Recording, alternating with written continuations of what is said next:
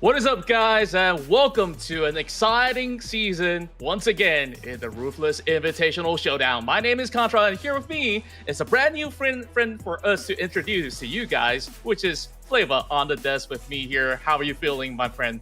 Oh, they're feeling great, and it's great to be back here again at the Ruthless series. Season 7, it's been a long way, and of course, I believe that each and every one of you guys who's currently tuning into this live game is up and geared, ready to witness some PUBG Mobile action happening today.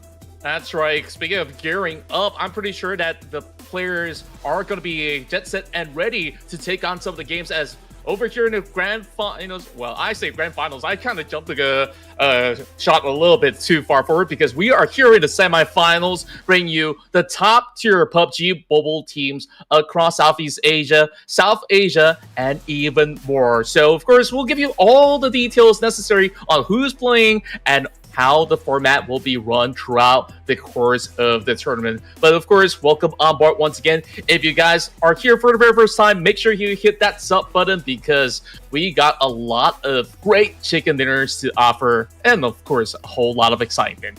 And of course, on top of that, be sure to actually support your favorite teams, whatever it may be, in the comment section. They need every single bit of your support. And of course, at the end of the day, at the end of the whole segment here at semifinals, we look forward to see which 16 teams will end up making their way to the grand finals. But before all that, of course, just a little bit of highlight for you guys. There are 24 teams being featured here in the competition, and we look forward to see all of their performances as all of them will be featured here today. But of course, before all that, Contra, let's have a look at the point system. And on top of that, of course, a whopping $5,000 is on the line. It will be a standard point system where 10 points is offered for the chicken dinner, and the number slowly decreases from second place all the way up to 8th. Any placement are after that, it's just going to be a clear 0. So teams will be looking for elimination points to stack up the tally. So if you guys are familiar with the system, this has been run for most of the PUBG Mobile esports ecosystem. So this will be implemented here as well for the entire showdown. And of course, we're going to be looking at the schedules here. Today is a beautiful day. It is Thursday, 1st of August 2024. It is going to be day number 1 here at the semifinals. And all this will stretch out all the way up to Monday, the 5th of August. And after the conclusion of all that, we're going to be starting our grand finals on August 6th. That's right. So our 32 teams will be playing throughout this course of the week, all the way to the weekend, and of course up till Monday to find out which are the 16 teams that will advance forward to the grand finals. So they will be separated into groups in order to get just about equal amount of play time, and we will find out who exactly will be playing in the tournament. Oh yeah, and then of course, we look forward to see which 16 teams will be featured here on the grand finals. 3 days of PUBG Mobile action from 6th to the 8th of August. And of course, Contra, on that 8th of August, we'll get to know who will end up becoming the winner and champion here at the Ruthless Esports Invitational Showdown Season 7.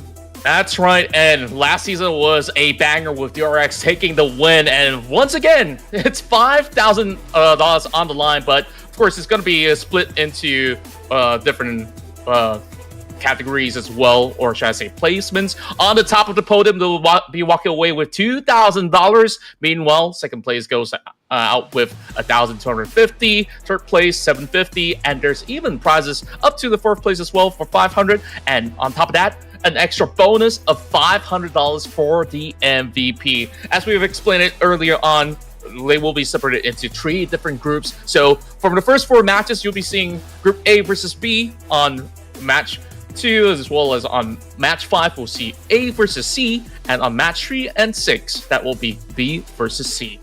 Oh yeah, and of course, I do believe that that's going to be quite the format going to play. And let's have a look at the group divisions. And as mentioned before, we have 24 teams being featured here in Season 7. And these are the groupings right here. So we have Group A on the top segment, Group B in the middle, and Group C at the bottom. And as mentioned before by Contra, these teams, all of them will play all of them will be playing 4 matches per day. And they have different pairings going on throughout the whole day. Yeah, I really do love this particular format where teams will really have to prepare for so many different strategies going up against an altercation of different teams throughout the course of the tournament. So it's always going to add a layer of different flavor hitting into each respective matchup, despite them, playing perhaps the same few maps like Miramar as well as Erangel. So it's definitely going to steer the pot a little bit more. Now, there are really stacked rosters of teams here in each respective groups, and I just can't wait to see what happens from here on. Of course, you got your favorites coming from South Asia as well as Southeast Asia, but now with a little bit of a seasonal break for them for quite some time from their own PMPLs, so things definitely have look to be a little bit more shaken up from recent times. So I wonder how the power rankings will be looking like throughout the course of the invitationals. Yeah, but of course, we're coming up straight and fresh from the Esports World Cup, which just concluded itself. Now, of course, beyond all that as well, we also want to highlight on some of the achievements of some of the teams in the recent, or should I say,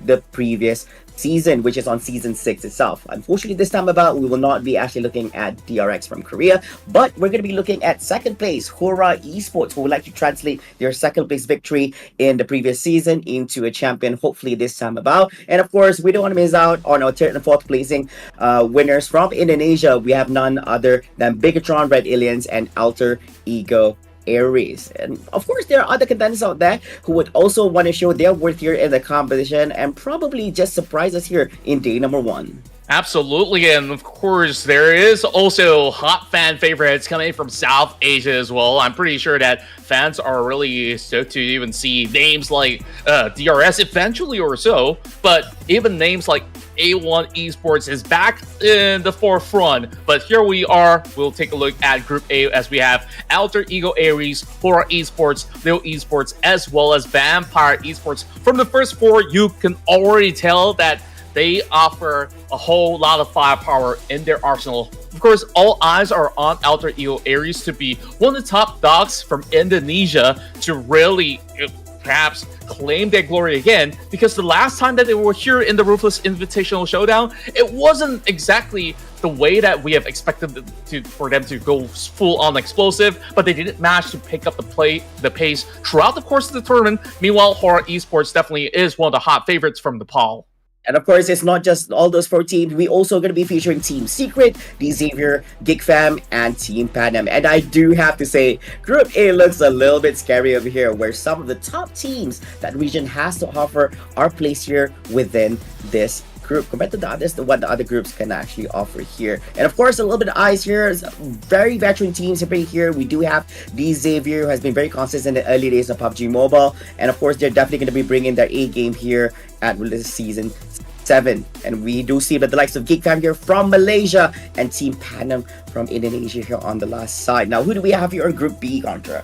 Group B is definitely going to be looking to be very, very interesting, as we got RRQ Ryu stacked up against DRS Gaming, 52 Esports, and Voink Donkey ID. Now, of course, all eyes are on RRQ Ryu as well as DRS, as you guys definitely know the players in and out of the field, and they are definitely the superstars of Nepal to be looking to actually claim the top spot, but they really have to prove themselves yet again when dealing with some of all these other teams coming in from Southeast Asia. Now, if we're going to be looking at RRQ Ryu, I'm looking at players like No Mercy to be able to hold up for their own. And on top of that, there's even more coming out of Group B. All right, of course, we're looking at the additional 4 coming from Group B. We have ASI8 Esports, A1 Esports, Roy Esports, and of course, Sem9. And of course, these guys, now a little bit of highlight here on Team Sem9. They have been performing quite well. With the new addition here, they do have Yuhai playing on their side of here, and definitely going to be carrying that Malaysia pride here for this competition. Group B looking a little bit solid over here. Curious to see what kind of gameplay they could be bringing this time about here.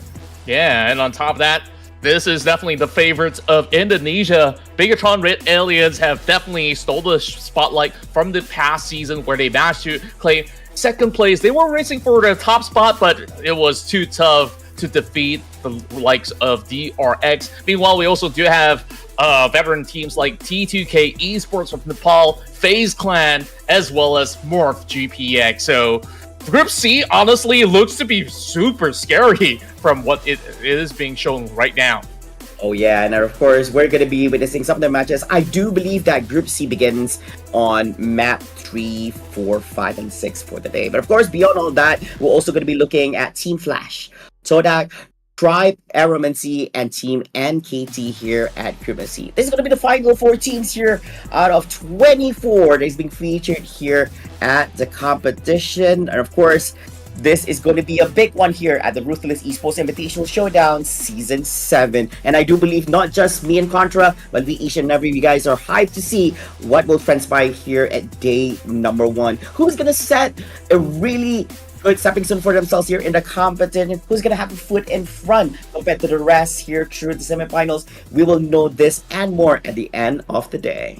That's right. It's time for them to gear up once again. And speaking of gearing up, we got something really special for all of you guys as we are now partnered with GearUP Booster, where you can basically download their app and it will help you reduce whatever lag or pain issues that you had while playing PUBG Mobile. I'm pretty sure that's really helpful, especially when you are closing in, trying to claim a chicken dinner for yourself. You don't want lag to get in your way. So make sure you download GearUP Booster right now. Link is in the chat box right down below. So if you guys do see the chat box, click on that link and you'll be able to get it absolutely for free, no charges. So with that being said, getting ourselves ready for this invitational, of course, a brand new season means a brand new expectation on the line for what's really gonna be happening in moments time as we will begin our round in Erangel and we will rotate it with Miramar. So this will go on for the upcoming 6 matches. Oh yeah, and of course it's going to be Erangel Miramar, and Erangel Miramar throughout the whole day, not just for today, but all the other days as well. Now this is going to put everyone to the limit here as these are some of the biggest maps that PUBG Mobile has to offer. So I believe that everyone is well familiarized with what the map has to offer and how they want to approach these maps according to who they're going to encounter. Some want to play it a little bit active, a little bit progressive. Some want to play it a little bit passive. It depends on the kind of strategy they want to bring here. And of course, for this match number 1 here at Erangel in 2 minutes time, we're going to be featuring Group A and Group B. It's going to be a wild one, Contra. I can definitely feel it. Yeah, absolutely do love to see some action between Southeast Asia versus South Asia. Now, I'm still banking on hopes that DRS will be able to score huge here from the get-go, but it definitely won't be a daunting task going up against all these stacked rosters out there, especially Alter Ego Aries. So I just can't wait. So, well, we do want the production to have just about enough time to prep the players. So just in a moment's time, we will begin our very first game. Now, usually what happens in the first game is that teams will try to establish controls in some of all these areas. Now, I'm wondering whether or not, will they clash from the get-go? Will they try to hot drop each other and claim a territory of their own, exert dominance, or will everybody just mark a safe spot? We'll wonder what happens later on. I do hope on the first one because we would love some amazing actions happening from the get-go. Of course, no one watches PUBG Mobile would want anything passive going out from there and expect all the action happening later on. But of course, we do understand that these teams need to be a little bit more strategic in the way that they want to approach each of these matches as well. But as time progresses, we do believe that those kind of situations do happen as they do understand their current standings within the rankings, and they do want to make some changes in their plans, as some of them are trying to play a little bit passive as they want to protect their positions, and for some of them they need to play a little bit more aggressive to scrap around more points for themselves, either through kills or through placement points. All this and more we will see. Yep, and it's time for predictions before we move directly into our first round. So last season, I didn't even get a single one right. I hope that we will manage to do a lot better this time around. So along the names out there, there's HORAA Esports, there's AS, I8, and so many more. It's really hard for me to pick, but I'm just going to be throwing in a guess. Just my first game. I want to go for DRS somewhere within the span of 6 games today, but I'll start with AS, I8. All right. Well, DRS works too. It's fine. Let's put DRS. It's already in. I think I'm going with I8 on this. I do believe that I've seen how they performed before this. I believe that they can actually perform this time about for this particular one. Yeah, I do feel that they can actually pull this off for this particular game itself. But of course, it's still too early to tell. I don't mind, missing out on this. Probably they're able to actually put in a really good performance for this particular round itself. Even if they don't get chicken dinner, I believe. Yeah.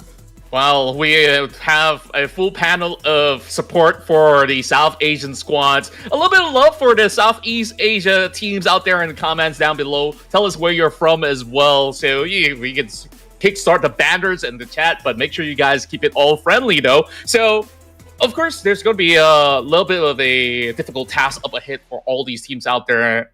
Alter Ego is definitely one huge name that has a hit list on their backs as well. So I think that this will definitely be a little bit of a feel of how things are going to go for the rest of the tournament. It's just something to set the bar right for our very first game here in Erangel. Oh yeah, and of course I do see some of the support coming on from all the fans here in the comment section. Show them your love, and do remember at the end of the day, all these teams would want to look back at all their fans and supporters out there. Every single one of you means a lot to them, and of course, for the teams, all the best, good luck, have fun, and of course, break your A game here because there's a lot of people who's actually tuning in and watching in to see how you perform here in day number 1. Now, consistency is very key of here, Contra, because it's not just about how you perform here in day number 1. You are required to actually perform as well as possible throughout all the days that you'll be competing in, so that at the end of the day, you accumulate enough points to make it into top 16 to the grand finals. Absolutely. That's the golden C word, right? That we'll be using a whole lot throughout the course of the show. Whichever team that remains to be consistently scoring points, whether if they do it in the form of placement points or just farm up on all these elimination numbers, we've seen a very distinct playstyle coming from not only the South Asia side, but also from Southeast Asia. There are teams that don't really care too much where they end up. They really want to go out for the hunt from that early game till they drop out of the matchup. But it's a really high risk and high reward type of playstyle, which if you do find that momentum can actually swing throughout the course of the entire day at the very least. I mean, maybe somewhere in between there might just be roadblocks up ahead. Yep. But when they play for placement, you might walk away with too little elimination points as well. So it's kind of like, how do you balance both of them?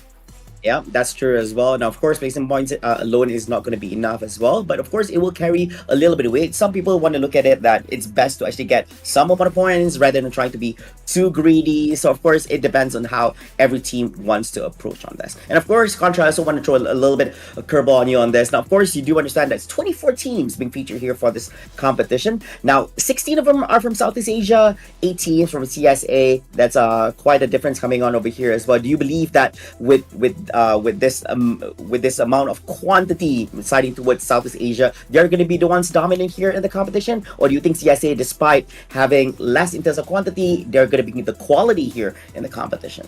I always believe in quality at the end of the day, where it's really about showing up. You could be either from SEA or from the side of CSA, and you might actually see, perhaps by the end of the group stages, one side might even triumph over the other, or you might actually see a good balance of both as well. Some of the teams that I do believe will have enough track records to actually pull off a run into the grand finals. I think with expected teams like HORAA Esports, ASI8, even 59 Esports and A1, these guys could actually put up quite a fight in order to proceed into the finals. As for Southeast Asia, it's kind of like a 50-50, right? Sometimes you see even big names, they actually drop the ball very early on and they could not really climb back up. But if there's any name out there that's consistent, it's BTR. So let's hit right into our prep before we go into our very first game. Now, speaking of Southeast Asia,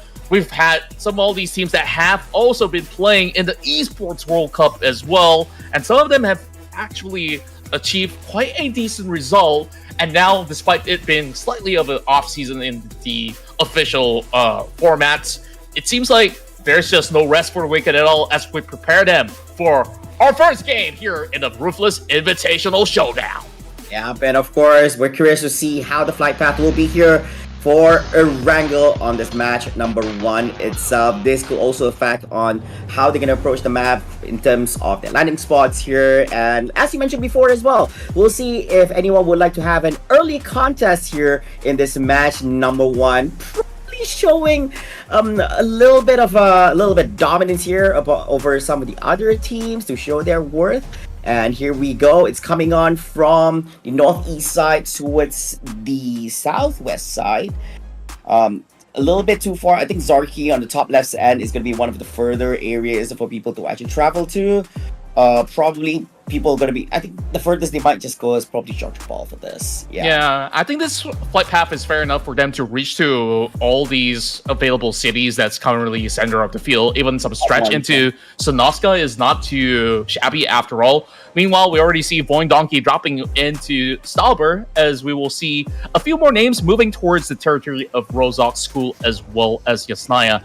Now, I really do wonder if there's going to be any contest at all in Milta, because last season we see DRS constantly being pressurized by teams from the PEL region. The good news is there's no PEL region this time around, so DRS will claim Milta for free, but we already have perhaps some casualties going up around already inside the city of Yasnaya. There is a battle taking place. It's A1 Esports taking on another squad, which we will have to take a closer look in a moment's time. But oh boy, Pochinki looks a little bit crowded as well. Oh, I do see we're actually witnessing on HORAA here. Probably now that's going to be a big contest, especially in some of the biggest teams that the competition has to offer here. But of course, at the current moment, no trade-offs yet. But look, let's have our attention a little bit on the map over here. Of course, we've shifted out away from it. It's okay. That Storm here and A1 having this early approach on the map. Sky and HORAA side, I do believe that he's already taken position here within the building. So, and the outside perimeter is going up with the inside. The initiative is more towards the one currently on the outside side. And I do believe a lake here is actually very, very close together with Sky. Do they have information on this? Oh boy. Oh, look at the feed as well. GeekFam has managed to take down a player out of ASI8. This is why I don't really like doing predictions, but here we go. Damroot coming in hot with the DBS shots. And we'll be able to find one, but we'll be wary enough to know that there is another player out there. It's going to be iNoob, hoping to drop a grenade into his shelter. But will it actually find it perfectly, though? It goes all the way to the bottom, and ASI8 is the first one to bow out. Well, I guess I made the wrong prediction over there. I thought the production asked if who's gonna get out first. But anyways, wow, Geek Fam, wow, showing their fangs over here, but it's not done yet here. A1 going on again, HORAA here within the building, and just gonna be winning out this trade-off at the current moment. Sky having a little bit trouble here in terms of health, needs a little bit of assistance. Malik, got a few seconds more. Can't be too aggressive on this, might just find out, but they're within the next room, throws in the Molotov. Not able to connect with anyone there. They're all pretty much stuck over in a corner of the room, and they're already preparing whether or not if they do make the jump. And if they do, there's going to be A1 members waiting on the outside as well. Pressure coming on. Great taps coming in from Sky to find one back as the trades are looking to slowly even things out. HORAA Esports still looking for more, but it's only an S1 shotgun that's on his hand, so it's only good for a single shot. But if you do land it correctly, it will be just about good enough. So Malik really holding down the line. They should actually go in for a quick pickup. Shouldn't be too much of a hassle for the moment. Meanwhile, they are taking the rooftops already. It's still 4 versus 2. How are they supposed to go about this? Oh, Yep, it's very hard to approach. I think in terms of numbers, A1 has it slightly better, but HORAA, they still want to fight this out. Despite they can actually make an exit and just disengage from this. But I do believe that only one of them will come out alive from here. Tries to win for the jump shot here. Ooh, was wow. To connect, and the nade actually hits him over. Malik in a tough position. So surviving through. And of course, from that trade-off, HORAA Esports is going to be placed in 15th place, getting eliminated here. A1 is going to live another day here and continue their run here in this match number 1. Wow. Quite the battle that we had earlier there, but it's still looking to be a little bit messy. It could have been a little bit cleaner from A1 Esports. You saw that grenade. It actually clips onto their own teammates instead of actually securing the final blow. So at least they didn't manage to have any of their own players being eliminated. So that is going to be the good news for A1. And on top of that, they also will secure the first phase of the circle. Meanwhile, plenty of teams are still around the edges as well. Though Vampire Esports will probably will have a little bit more of a rough rotation into the areas of play, but it's still going to take some time before we see bigger altercations to go about. Meanwhile, of course, this is Team Secret of Vietnam. They do have a lot of veteran names such as Break as well as SOAS, one of the longest players to be playing throughout the PMPL Vietnam circuit. And now they're going to be starting off from Novo.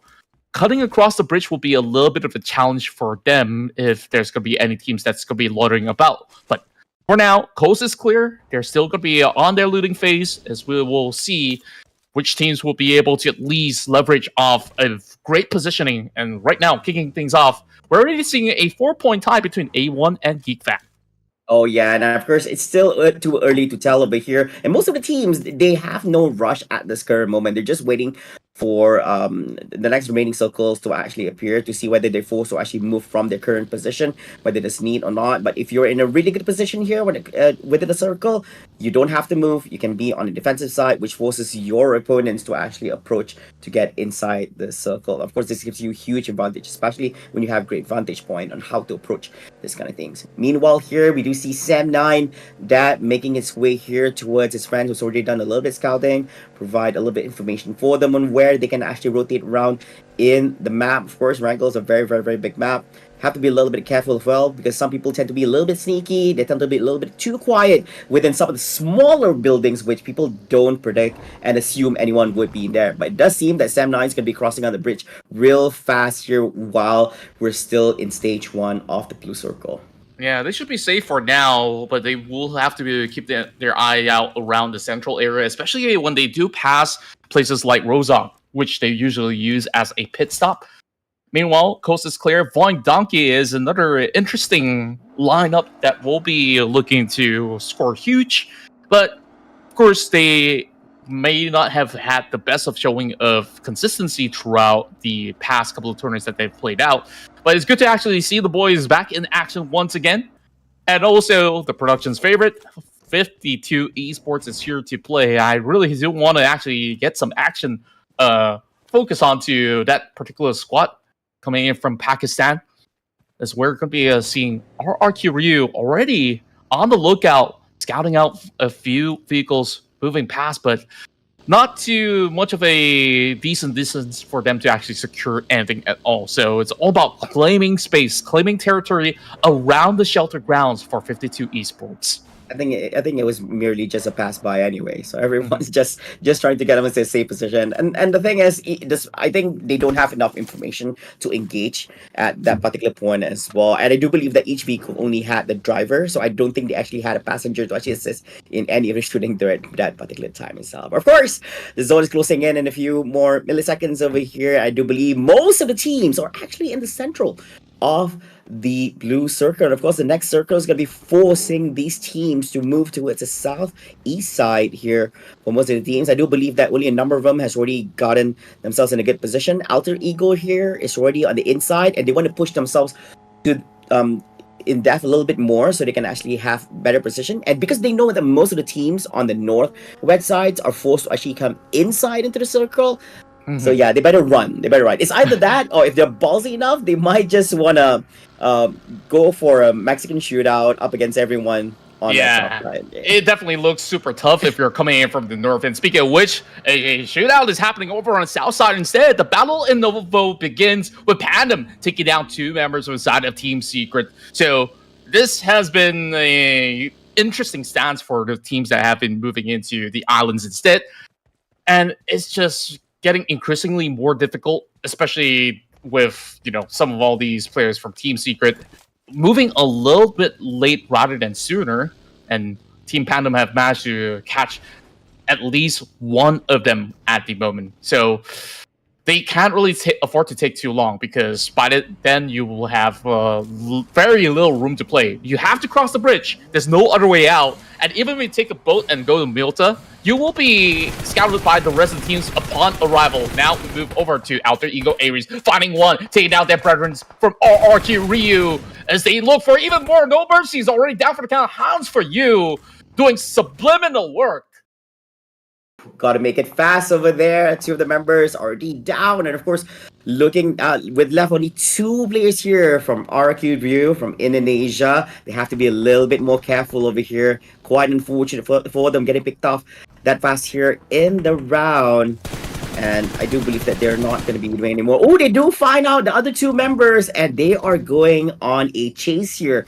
Contra, will they be able to actually get them? We will know in a few short moments. And I do believe that they are going to disengage. It's not a great idea to go in and chase at, you know, at this point, you might just get hit in between a crossfire from the other teams. So you have to be really, really careful. Yeah, and Alter Ego Ares has been planted here over onto the Lumberjacks from the get-go, right? Like, they are the first movers out there, and they have that advantage to really see who's moving in. And you can always rely on the trusty hands of players like Hans, as well as, of course, the legendary Rosemary. And I'm looking he's going to be able to find another in the back as well. A trade happening between 52 as well as DX. As Lambo's going to find one, but not enough to actually take out the rest of them. A1 Esports driving by, and we'll be able to escape from the wrath of RRQ Ryu. Snape still hoping to catch one out. It's going to be OP that will get his revenge on Lambo Gaming. Calm down, stay calm down. The guy's just passing by. Oh, he got him. Wow. Wow. Persistent. He has beef. He has beef with that guy. And there's no way he's going to make an escape. I really thought I was just going to let him go. I mean, he was trying to juke his way around with the vehicle, but then unfortunately that was not enough. Gets picked off over here. Yep, that's going to be one good picked off over here from RRQ. And of course, we're looking at Alian for 52 Esports here, making its way, trying to find his way around and getting himself a really good sweet spot here in the map. DRS, of course, behind the building as well. There's no one on the inside here. Yeah, I really did like the fact that even with those kind of small little fights that happens throughout the course of a rotation, 52 Esports have been able to reset so quickly, and here comes another one. As I was talking about a reset, this time Vampire Esports swarms right in. Too easy, holding on to a tick of health, but will be dropped down as Schwebs storms into the building. Newsy's looking for more as well. It's been a long time since we see Newsy. Is he gonna make a grand entrance here? McNade's coming in from the side of Chilliwacky, finds a Leon. It's not just gonna be a one team that they're dealing with, it's a 3-way warfare. There's a team from up top as well, but 52 Esports being pressurized. So it's really down to T24 OP to make the big difference here, as Aaliyah is already out. Nades after nades.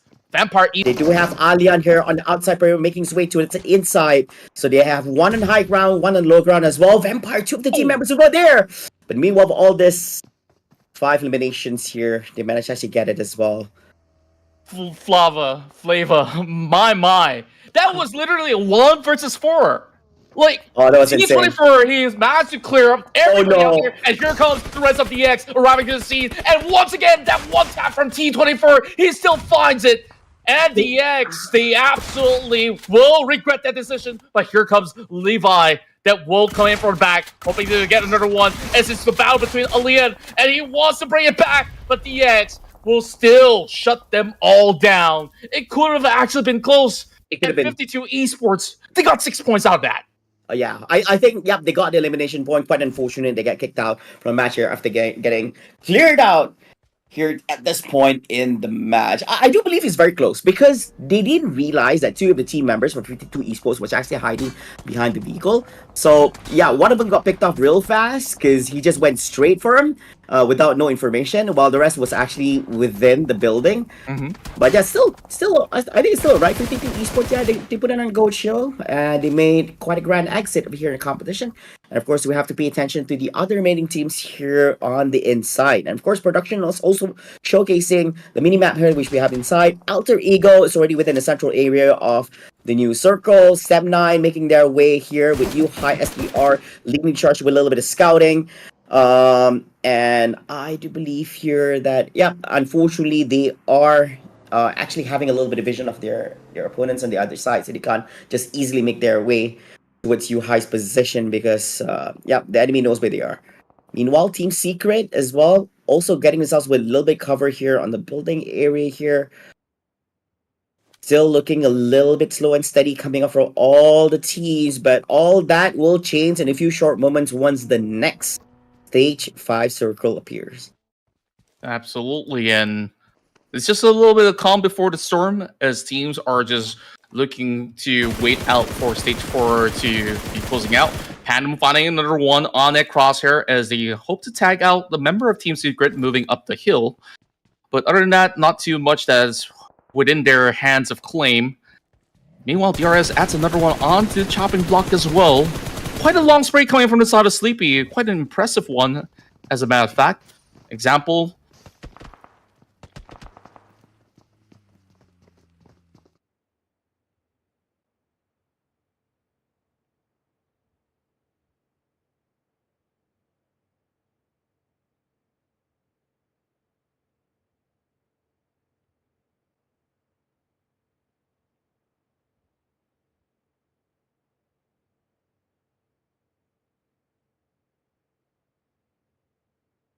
Yes. So I guess that's going to be the idea over here. Yeah. And of course, yeah, I think this has got to be one of the best screens we get to see. Like, get to see the individuals getting eliminated here in the competition. And of course, we're back again here with Inside the Game. Team Secret, they do have quite a number of team members here still alive here in the competition. But they don't have much to work with because they only have 3 left, 2 of them with very low HP, and they need this is how going to be approached it. Step9, 4 members still, no elimination points yet for them. And Sleepy is going to get a whole lot of points out of that as they take on the members of Geek Fam. Bombardments happening across the field here between Pandem as well as Team Secret as they've been hugging around the edges for the longest of time. And Team Pandem, they're just looking for a way out here, but there's just no clear entry point. So long as they do get the trades right, then it will be a good ordeal for them. To give that a 1-for-1 trade happens. Jiki holding down the line from the flanks as well. He does have a couple more nades, and we'll see whether he will do a little bit more. Billbot will be facing off against Team Leo as well. Oh, this is just helter-skelter from the south side. Oh yeah, it's very hard to actually fight against this, especially when you're actually in the low ground going up against a team that's currently in the high ground. Not a great idea to approach this, where your enemy can just screen you out as much as possible, especially with the blue circle coming in. Nate's being thrown out, and with such an angle, it's a little bit hard to land. Not impossible, but still a little bit tough to actually land on here. Yeah, so both of them are trying to gauge where they actually are. But if you look at in terms of numbers, it's a 3v2 situation. 3 in the Pandem side and 2 on Team Secret side here, based on the visual that we're looking at. For Team Secret, they don't actually have to engage it. They can just disengage, make an escape. Or they can just screen them up as long as possible, forcing them into the circle that will be approaching. They go, oh, instead, it is going to be straight kamikaze from Team Secret over here, and who's going to be coming out on top? Unfortunately, get traded off And that is not the outcome that they're looking for. Team Secret gets eliminated in 8th place with 0 elimination points. Yeah, Boing Donkey absolutely surprised with their ambush from the back as well. And now there's more than 5 teams over on the south side to take claim of the entire area for themselves. Now, Team Pandem has gone in for a full reset, so this is going to be a familiar opponent for them, as it's going to be an Indonesian battle over south. Meanwhile, Leo versus DRS. DRS so far has been creating a mess over onto the far eastern side, as they get kept so many teams out there, and now suppresses one member from the side of Leo. They're turning back and hoping to take this fight. A lot of smokes have been deployed coming from the side of 6 as well as Sleepy. So far, Sleepy is doing a massive job throughout the course of this battle, and those nades are slowly chunking them out as well. Zafa hoping to find one. Big HP bar depleted from the side of DRS, but that does not deter Sleepy from getting himself into a better area of play. But Leo Esports doing a massive job to reclaim the territory. Oh yeah, they are grading their position here in the competition. They're definitely not going to stop anytime now as well, especially with what they have at this moment. They do see it still happens. I think it's looking fresh. Not looking good for DC. I only have one remaining here left here. How's going to approach the meanwhile, DRS Sleepy. Gotta be careful. 2 of the team members here. Leo is approaching onto him just behind this barricade. But DRS is going to get eliminated here in 6th place. They get a good amount of placement points. They do get 3 elimination points for themselves here. That's right, and added on top of that, I believe that was like 4 to 5 eliminations coming from DRS, so a very decent run heading into the first game, and here we go, into the top 5, which consists of majority of the Southeast Asian teams, because this SA teams, they got caught off mid-rotation for the early stages of the game, but this isn't exactly the easiest of battle, as they're playing across this pretty much tough terrain around this lumber hill. And nobody can play directly in the center unless if you're already there, you just gotta camp out until you have to be forced into a battle. Meanwhile, Team Pandem, they move in from the south side, already securing 5 elimination points onto the back, looking for more against the side of Leo with only 2 members left. Smokes deployed, but I don't think it's gonna salvage any of those vehicles. Team Pandem will slowly deplete it. Whereas Team Pandem, they can basically play for position as well from the back. There's a lot of area open up and towards the center if they want to proceed forward. Yeah, and of course, Team Alter Ego looking fresh here with still 4 players on their end compared to what the other teams has to offer. Sam9 still has 4 on their end here. 2 of them not looking too healthy compared to the rest, and I think they're in a very, very comfortable position here. Top 5 teams here. Which one will be bagging in this chicken dinner? We'll see in a few short moments. Here we have Dab also on the inside. The Gilly here on Candy Noob. Team Sam9 do still have 4 of the team members. Some good supports as well from his side. 20 more seconds left. Fasakossi comes inside. Does see the finisher on Leo. Gets chipped bit by bit here by the sidelines. He couldn't have a good look at who's the one being a little bit naughty here by the sidelines, but he has to make his way away from there. They really do have to play for the safest options available, but Leo is down and out. Great eye coming from the side of Sam9 to secure that ordeal. And now into the top 4 we go. Sam9 has been playing it pretty much passively in the early game, and now with a great position to play with all of their members pretty much at work depth, is going to be able to find another one in the back as they spot out Dimsy, taking him down. Now that's only 2 members left for the side of Pandem. The biggest competitor here to deal with here is actually Alter Ego Ares, which is on the opposite side. Yeah, and of course they have some really good grounds for themselves. They don't have to worry too much on their end. Meanwhile, Paragen is Xavier going up against 4 of the team members of Team Sam9. Oh, what will outcome? Will we be seeing the clutch of the century? Or will this just be an obvious outcome here? But do they even have information? I do believe that Sam9 says they're not making any form of approach, meaning that they don't have information that he is actually there. Meanwhile, Pandem, 2 more members left. Altego and Sam9 does have 4 members on the hand, looking healthy and looking fresh. Looks like the most promising that you're bagging in that chicken dinner here in this round. But of course, still too early to tell. You might just be surprised by Pandem and Xavier. Can't call it yet. We're gonna Alpha take 7? them all Yeah. before That's they happening. actually. Oh, I'm so sorry, Flavor. I didn't mean to cut you off. Anyways, carry on, carry on. Oh, no, but still, I think it's just great. Alva is having that amazing high ground vision here. Gonna give a lot of information to his teammates. Indeed, and he's got a perfect bird's eye view of the entire field as well, so he's just got to be very wary to cover some of all these quarters of the field, because he could be shot from anywhere at all. Deb's going to find another one in the back. Sam9 completely depleting the rest of Team Pandem.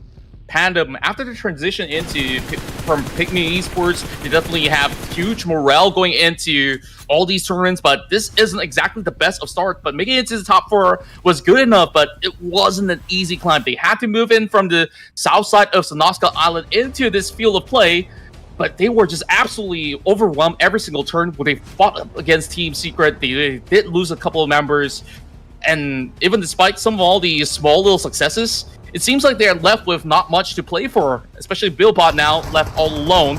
And the shots will be fired from the side of Sam9 as well as Alter Ego. It's going to be Rosemary that will claim it. And now we go into the top 3. We'll see whether if DX wants to chime in, because he's probably going to be hiding out to play for that positioning point. Oh yeah, and of course this is going to be a very crucial one. Xavier not looking too good here as he only has one team member left. It's going to be a battle between Malaysia, Indonesia, and Vietnam, and who's going to come out on top. Looking at team members of Alter Ego, they do have a really good position up there, but I do believe 7-9 does have this information. Alpha 7 as well as Hans for you. How are they going to approach this from Excite? I do believe that Alter Ego has a much better high ground position compared to Sam9. So the next circle will force one of them to move into position. Especially when you're in high ground, you have more information, you can see more. When you're low ground, it's kind of tough for you to approach, especially the angles of you throwing out the nades and more. True enough. And they still really have to deal with the flank coming in from Rosemary, because he managed to shut down High Boy. And they have not really go in for that revive just yet. So Rosemary will take this opportunity to press onto the attack. That he's trying to lend a helping hand, but Rosemary has continued to be the bane of existence. So it's not all too clear-cut for the side of 7-9. They try to rotate to spread their wings a little bit more, but even with the spread formation, it doesn't seem like they've managed to actually catch a glimpse of any of these members of Alter Ego. Even when they did knock out Alpha, the reset has already fallen true, so things are still not looking all too clear yet for the side of 7-9, especially with them having the least leverage on compounds to work with, whereas Alter Ego Ares, they have a compound of their own, or multiple compounds to begin with.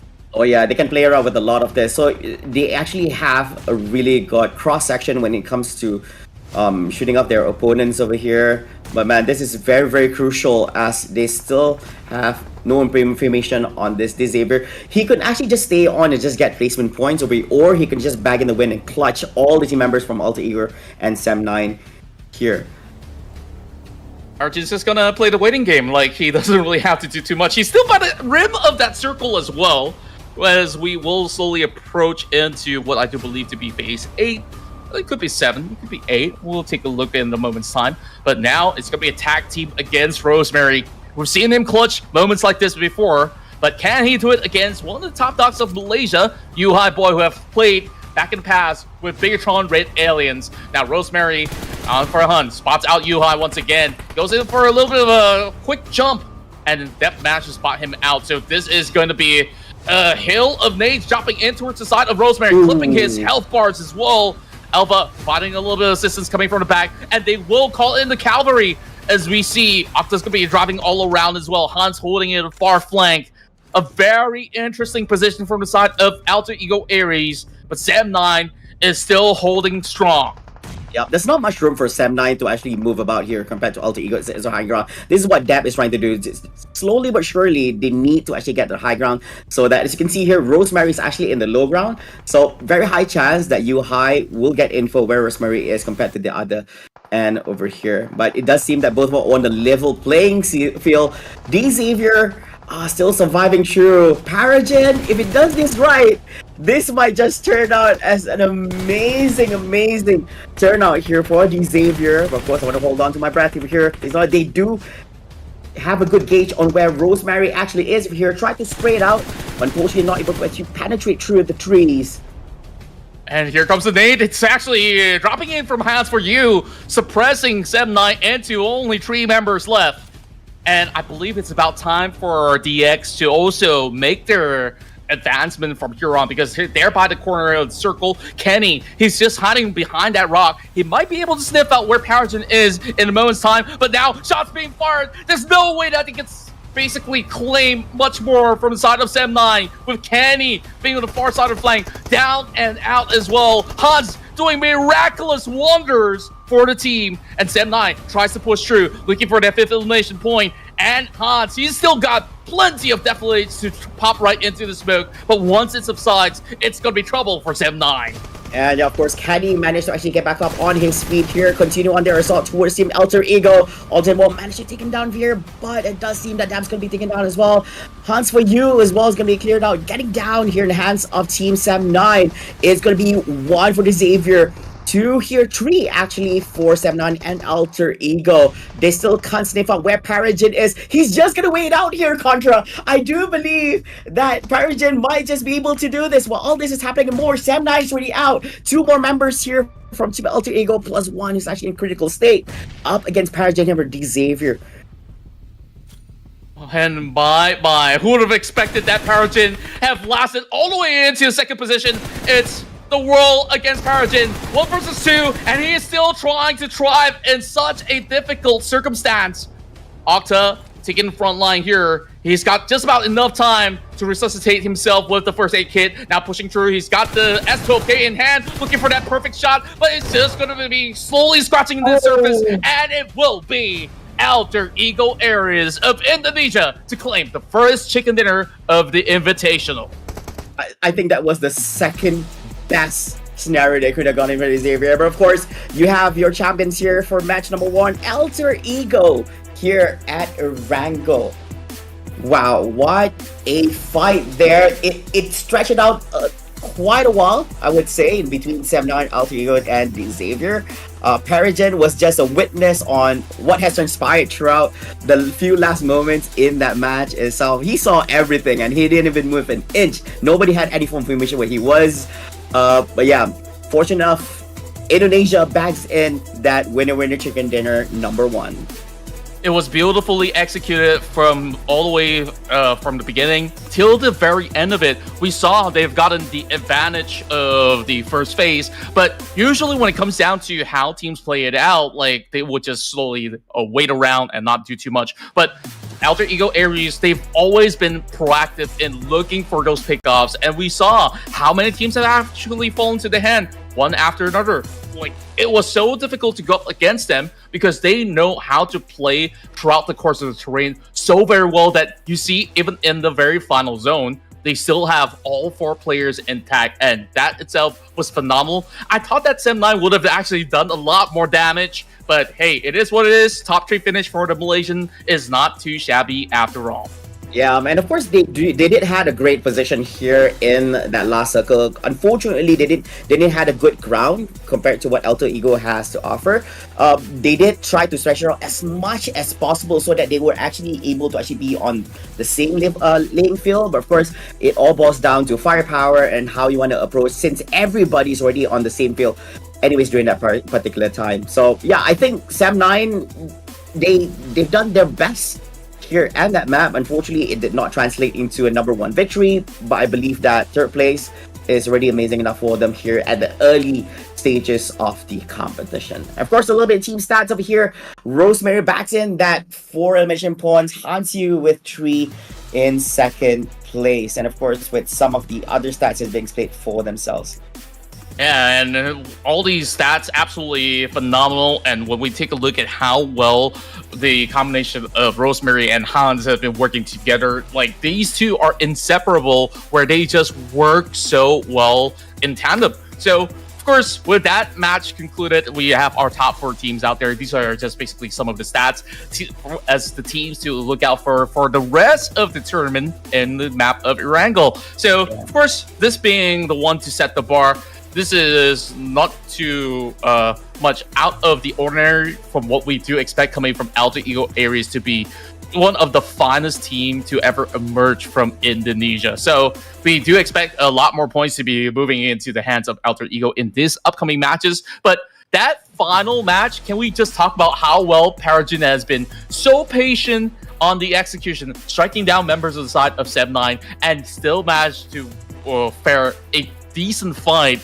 bringing down some of all these members of Alter Ego to size. As you can see, 4 elimination points was absolutely one of the best that they could actually manage, especially when they got so many members taken out from that early game. Yeah, I do agree on that. He was a ninja. He ninja'd his way all the way to the podium finish over here. No doubt, I think that was a great way. I think it boils down to how he positioned himself as well. People might say that, he was just lucky, but I believe that, positioning yourself in between 8 opponents, like 4 on the Alter Ego side, from 7 side, it's not an easy thing. And of course, we also want to shout out here for MVP. Comes to no surprise, which is none other than Rosemary FPS from Alter Ego Indonesia. Excellent for themselves.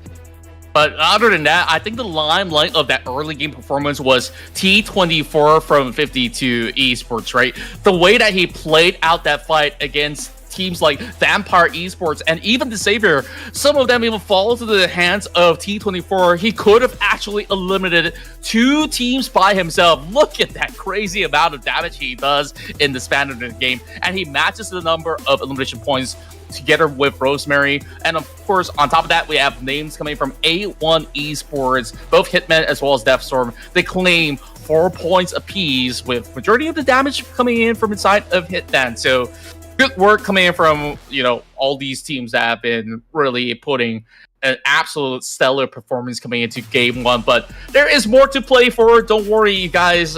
If you guys just joined in, this is just the first match that has just concluded, with Alter Ego Aries sitting at the top with 22 points, as we will slowly see the shift of the table in moments, in a couple of games to go. But for now, it is based on the very first game's result, which is currently displayed on your screen. Oh yeah, and of course that's quite a big amount of total points here being bagged by Alter Ego. First and second place, we do have 7-9 here. They have, despite them being third in terms of placement, but due to the combination of rank points and elimination points, they are currently in second. And the Xavier getting himself in third place with 10 points. Of course, they are in third compared to Phantom, despite having the same amount of total points. Depends on who has the higher. I do believe it's higher. I think there's different ways, like how you measure. It's either elimination points and then placement points and last placement points. Yeah, I believe that's 4 of the ways to measure in the tie. Yeah, and on top of that, these are some of the stats that we do have coming in from the concluded round. And a little bit of a limelight onto Snape as well, to have one of the longest shots out there, close to 300 meters of distance, as that will have been how RQ have been able to actually snipe some of all these players out there. Man, he probably had to squint to actually get that point on top, but impressive stats out there, including 13 headshots from the get-go. I believe that these numbers will increase when it comes down to our upcoming match moving into Miramar. Yep, and of course, that's only our first match of the day. And if you think that's amazing, wait till you see what their team has in store just for you in the upcoming match. 1 down, 5 more to go. And as what Contra mentioned just a while ago, we're going to be approaching Miramar next. We're still going to be sticking in with the same groups here, Group A and Group E here for this match. So be sure to be on the lookout on how your favorite teams will be performing in this roundabout. We do understand in the early stages here, some teams get a little bit too early, Contra, not be able to actually showcase their true colors here yet. Probably this could be their time to shine here in Miramar. Yeah, absolutely. And some may say the first game is always a warm-up round, but no excuses moving into Miramar. It's only going to get a little bit more difficult when it comes down to how things are going to be played out. And speaking of sluggish, do you guys have really sluggish internet? Do you always have lag when you play PUBG Mobile? Fret not, go ahead and check out the link in the chat box, because we have GearUP as our partners that will eliminate your lag as well as all these ping problems for you guys. So it's absolutely free. Check it out. We'll go on a short break, I do believe, and we will come back for our second map.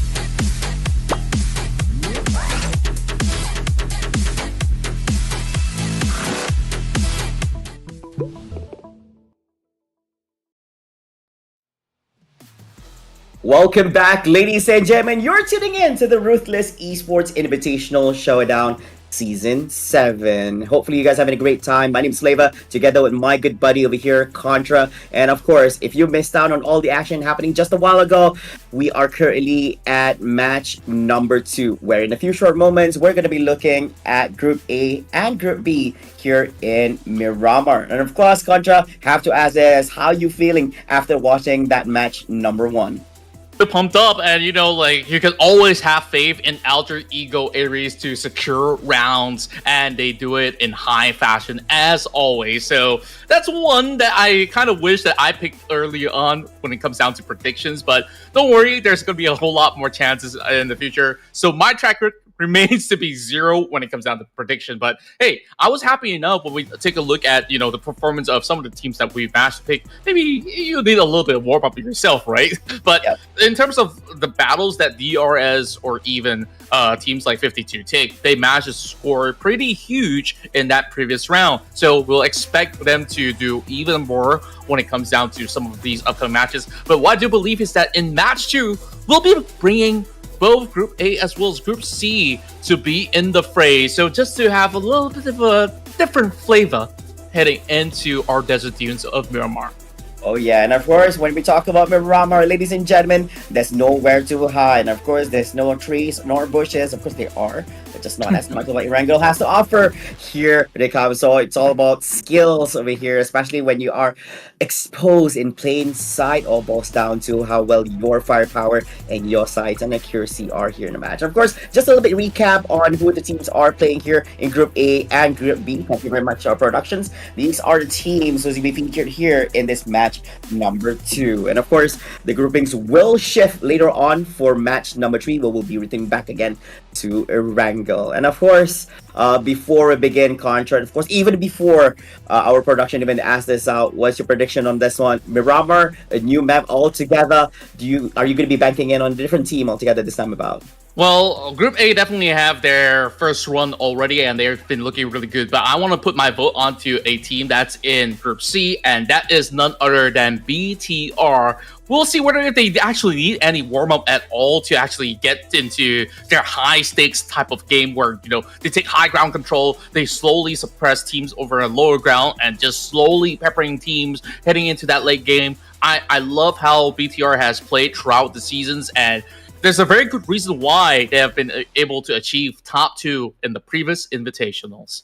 Of course, since you already picked up John, that actually was my choice. But anyways, being a gentleman over here, when I sure that's a good mix into the predictions. I'm gonna go with Sem9 on this. Now, of course, they came out 3rd place early on. But of course, after totaling up all their points, they became in 2nd. I do believe they are able to actually shine here in Miramar for this round. About who knows? Probably I'm wrong, probably I'm right. But all this will be answered very, very soon. Curious to see as well. And we do see T2K here, a prediction by the production team. I'm not even sure whether this is a collective decision by the whole production team or is this just by one guy. But I'm guessing that Marsha knows what they're doing because, yeah, they have a whole team out there who's actually creating all this that we're looking at. All the visuals, all the production value, and more.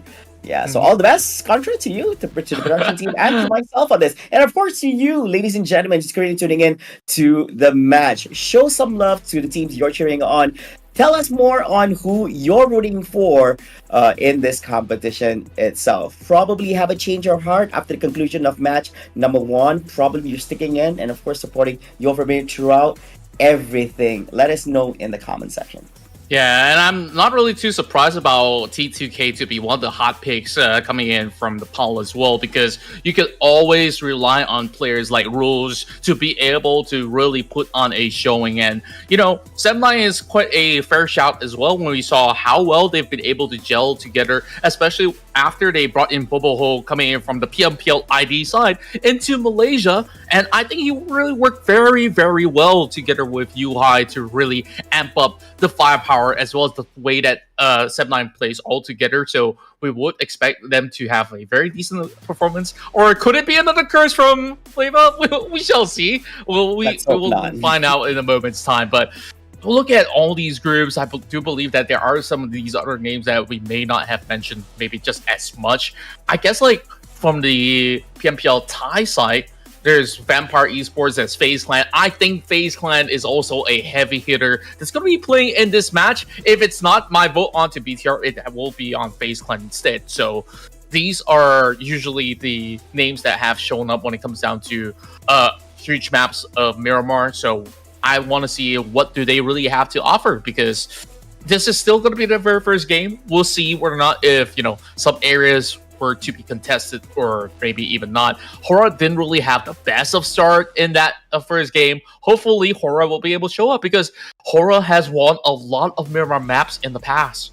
Oh yeah, that's true. And of course, I think they didn't actually had a great start to it. Once you go up against some of the top teams that the region has to offer, one of them will come out on top and the other will have to fall earlier on. I'm guessing, I really like the point where you mentioned that we probably would expect some early encounters happening on, but I didn't expect it to be that early from some of the big teams that is being featured here during that particular match. So let's see if Miramar is going to be the same case over here, or probably people are going to go down their own path towards their own drop spots and just play their own game, and we'll see a bit more action happening on in the mid game once we'll go through a few phases of the blue circle. And of course, ladies and gentlemen, production has given us the thumbs up on this. We're going to be jumping on the game. This is going to be match number 2, Miramar for Group A and Group C here in the competition. So Group B is going to be your spectators here in this match. They're going to be watching on what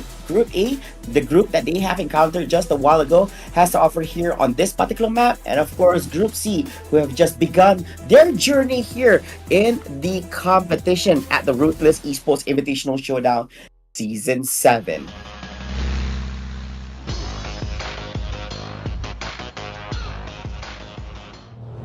And here we go into match 2, ladies and gentlemen. This is the Ruthless Invitational Showdown. Make sure you hit that sub button right now as we bring you another fantastic chicken dinner to go. As we will see the flight path starting up from the southwestern corner, or should I say southeast corner of the map.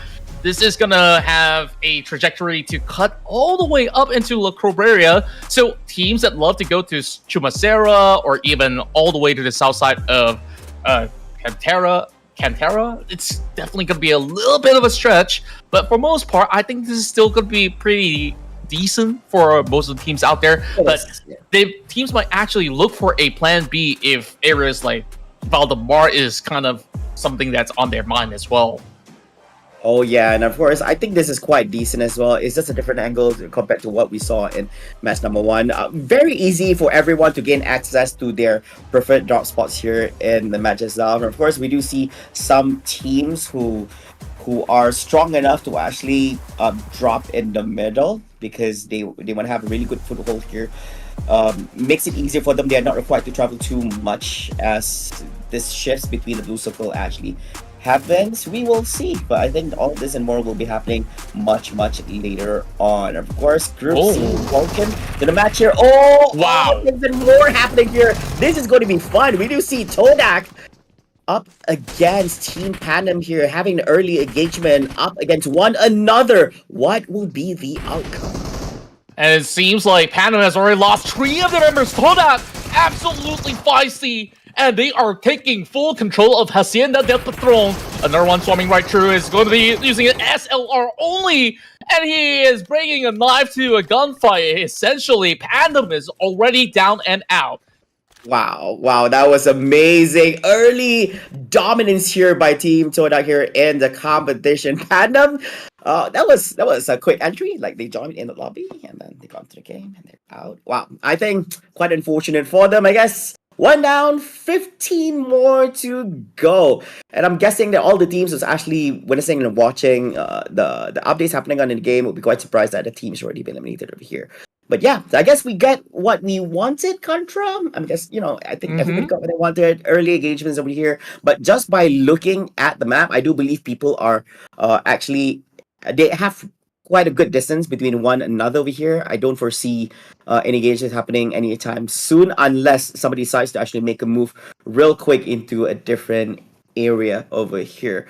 AST quite far over here on top left side here. So we'll see if they're going to be having a tough time or a good time making their way to their next destination, depending on the blue circle.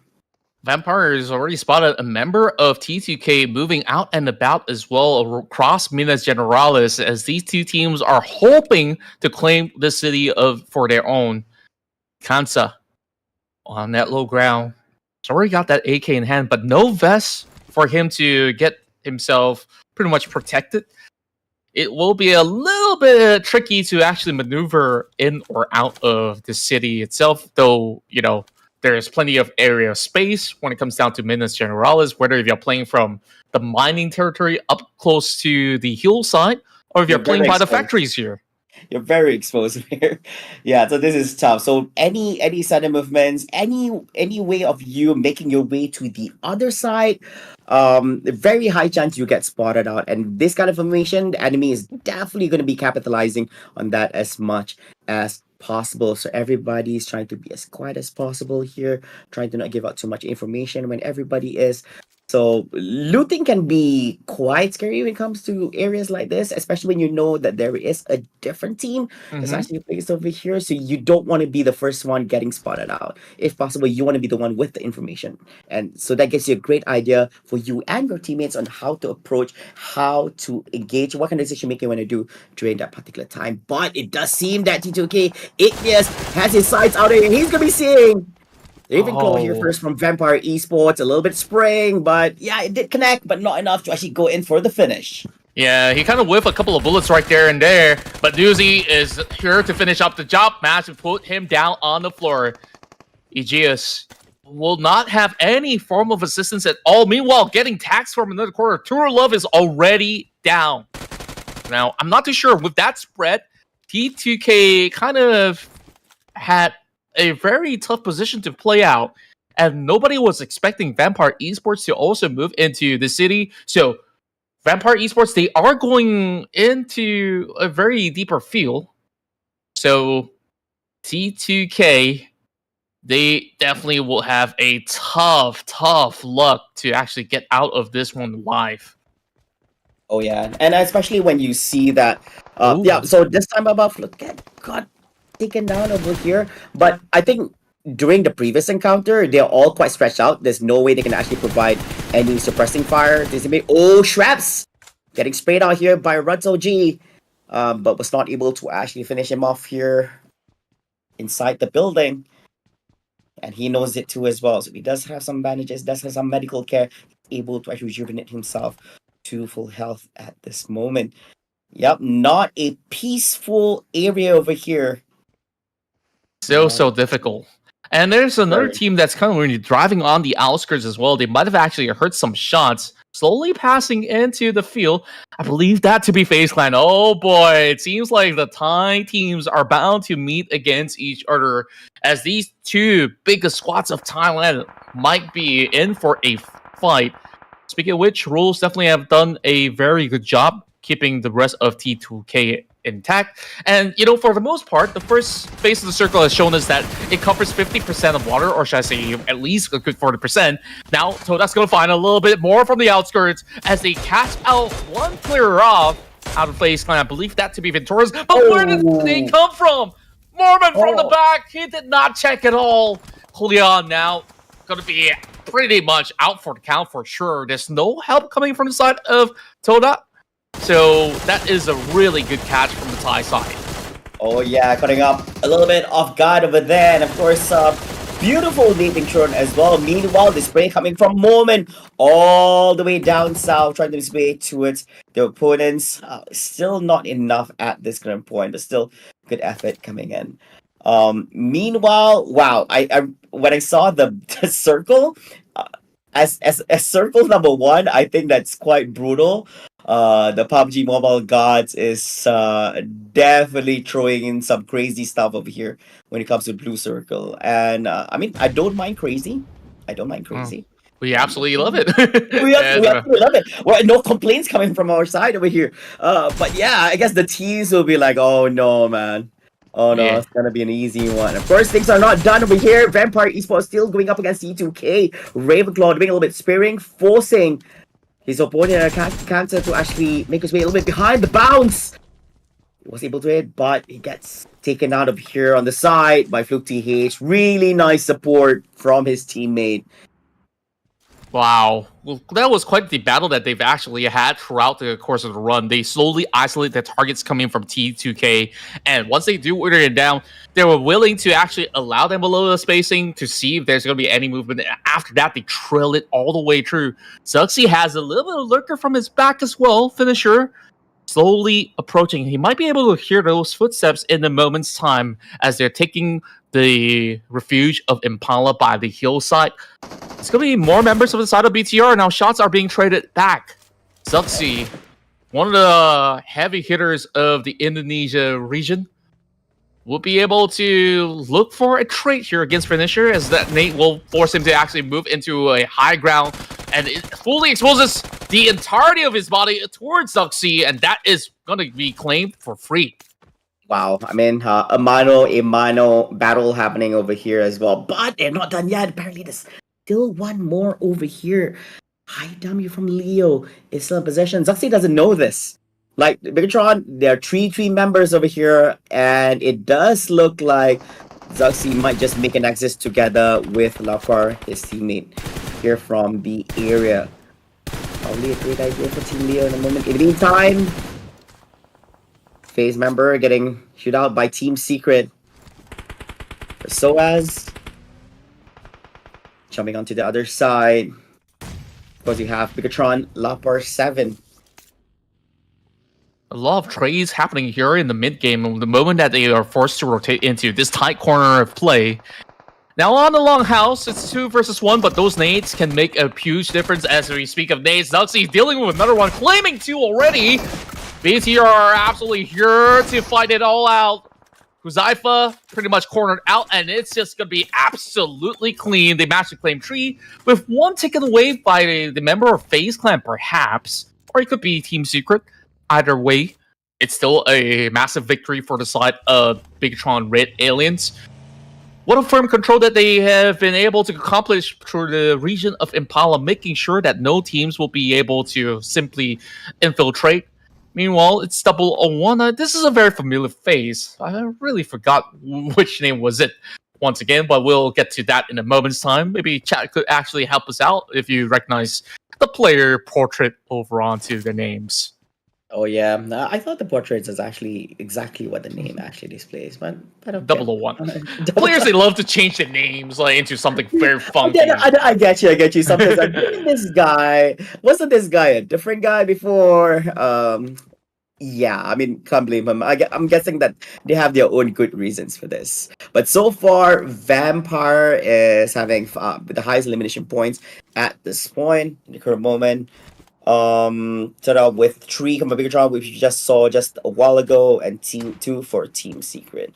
I don't quite recall Team Secret's performance in the previous round. I do believe that they were eliminated some way midway through the match. I'm guessing that this is their redemption time. They definitely want to do well here, so they can accumulate more points here in day number 1.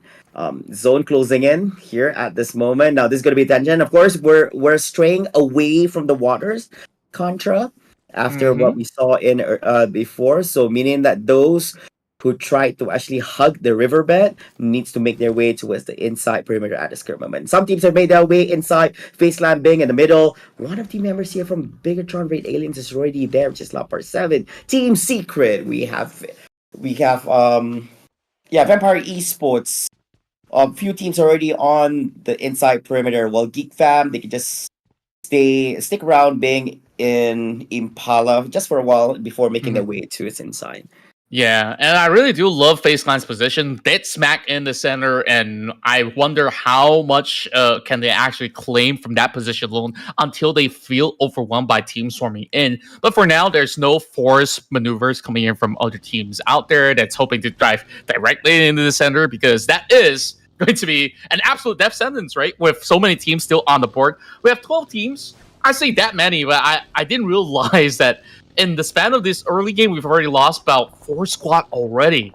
So that is absolutely a stellar round of points being gathered by teams like Vampire Esports from the initial bouts. And other than that, I think that the coast seems to be pretty clear. I think typical rounds of Miramar, we have pretty much a little bit of a stall time between, phase 1 all the way to stage 4. But we're already seeing teams getting into action already. Shots being fired. It's going to be ASI8 that will claim one. It's Meow Meow all the way from downtown.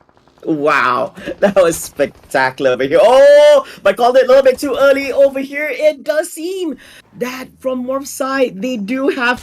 He didn't check this 6. Quite unfortunate, but it got picked up in between 3 of the players here from Morph. So, yeah, made a little bit too fast over there by Chain. My. And, of course, just to correct myself, that was Tribe Aramancy out there that has been able to trade and bow out. HORAA Esports, though, 1v1 in this situation, and they managed to clip off the player of Morph GPX.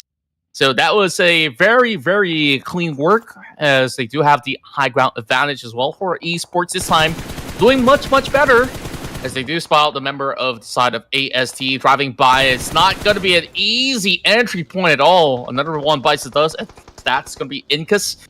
AST down with only 2 members left as they try to bypass into the corners of the map. Sky goes in for a quick pickup, and they should be pretty much good to go, but there's just so many teams that will have to secure themselves the territory. Meanwhile, on the side of your screen, there is a battle happening right now. DX having Nate running through the fire and flames as they are dealing with a commotion of their own. And of course, good information that we do have 001 is Satar from Bigatron Red Aliens. So thank you very much to, of course, Snake for giving that info. But this fight continues on. The Savior, pretty much half this member of Alter Ego cornered up. Hans, where can he go? Where can he hide? Oh, He can take a no. leap of faith, and he's still going in for a trade. But from the back, Nate will secure it after all. Oh, that was so dangerous because they had another team member downstairs who's waiting for him, but decides to actually get some cover inside the cabin. And yeah, no trade-offs. I think Xavier is safe from that one. Meanwhile, Vampire Esports, they're moving on together over here. Not looking good here for MKT, get picked up as well. Yet another member from HORAA is also down at this moment in an open field. This is gonna be quite troublesome. All that spraying and praying is working out here for them. Team Flash, exceptional work here, having the high ground advantage over their opponent, and HORAA Esports will be eliminated here in 10th place and 1 elimination points. Actually forgot how crazy Team Flash can actually play, and they are definitely one of the most aggressive teams hailing from Vietnam, and they are already stacking it up to 5 points, racing up against Vampire Esports' record of 6 at the moment, and there's going to be a whole lot more to go across the field right now. FaZe Clan still firmly planted towards the middle. Team Flash, they can basically play up this current position and wait for the zone to subside. And when we take a look at what's really happening around these corners of the map, it seems like there's not really that much area of play for the side of Team Secret. They're just hugging by the edge of the highways, hoping to get a little bit of cover. But where else can they go? There's no compound. They're going to be pretty much on those flat grounds. There's going to be a whole lot of guns aiming at them later on as they move towards the stage 5 eventually. But for now, we see majority of the teams that are still surviving is from Southeast Asia. Oh yeah, that's true. And of course, Team Secret doesn't have a choice. Time will tell. It depends on where the next circle will be, on how they're gonna make their move over here. Definitely not a really good position for them, but we'll see how they're gonna be approaching for this. Meanwhile, it does seem that Zuxi has his eyes on down route from Team Geek Fam here, getting sprayed up on the side, but still surviving through. And it seems down route is down and knocked out here from the game, making it 5 eliminations here for the side of Gitron with Aliens, and it's still going on for more. Geek Fam eliminated with no elimination points and 9th place here. Wow. Wow, this is just insane. And we're not even over yet. Still more action here for Bigaton Raid Aliens. People are just coming to them and don't even realize it. One of the team members here from Team Secret just passed by and like chill.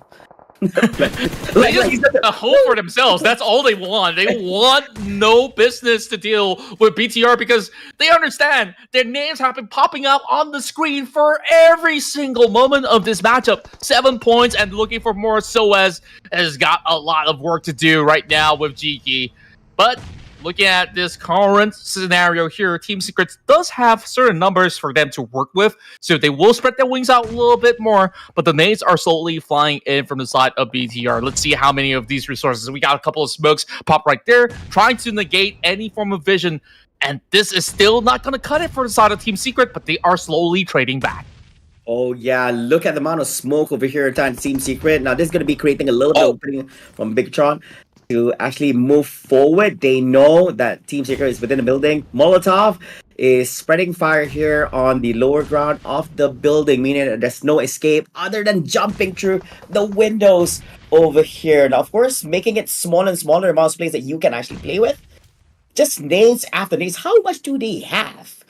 They do have a plenty, but with that catch on to Lapar, Team Secret is feeling a little bit more confident to take them on. It's going to be a 4 versus 3, and they're absolutely going to be eyeing out on the far flank, on the hillside as well, if they master catch the tower. And what they do, now they only have to rush into the longhouse to clear every member of BTR.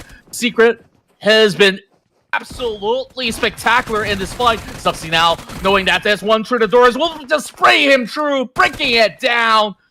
But is that going to be enough? Is that the turning point for the side of BTR? Shots now fired from the side of Break. He spots him running out. We will be able to avoid that grenade, but this is a fight that Team Secret is still willing to close out, but they will take their time for it. Wow, 2v2. Still not over yet. It started off with 4 fresh 4v4 action here. But of course, who will win this trade-off? We do see that Zuxi, together with teammate here, is in the longhouse. Team Secret, Break, and max level 69 divided into the left and right segment, so meaning they can actually do a little bit of crossfire here. They can trade off information, but if one of them gets knocked out, the other couldn't actually provide any from cover. Meanwhile, we're looking at FaZe Clan here, having a little bit of vision, a little bit of shootout up against Vampire Esports on the other side.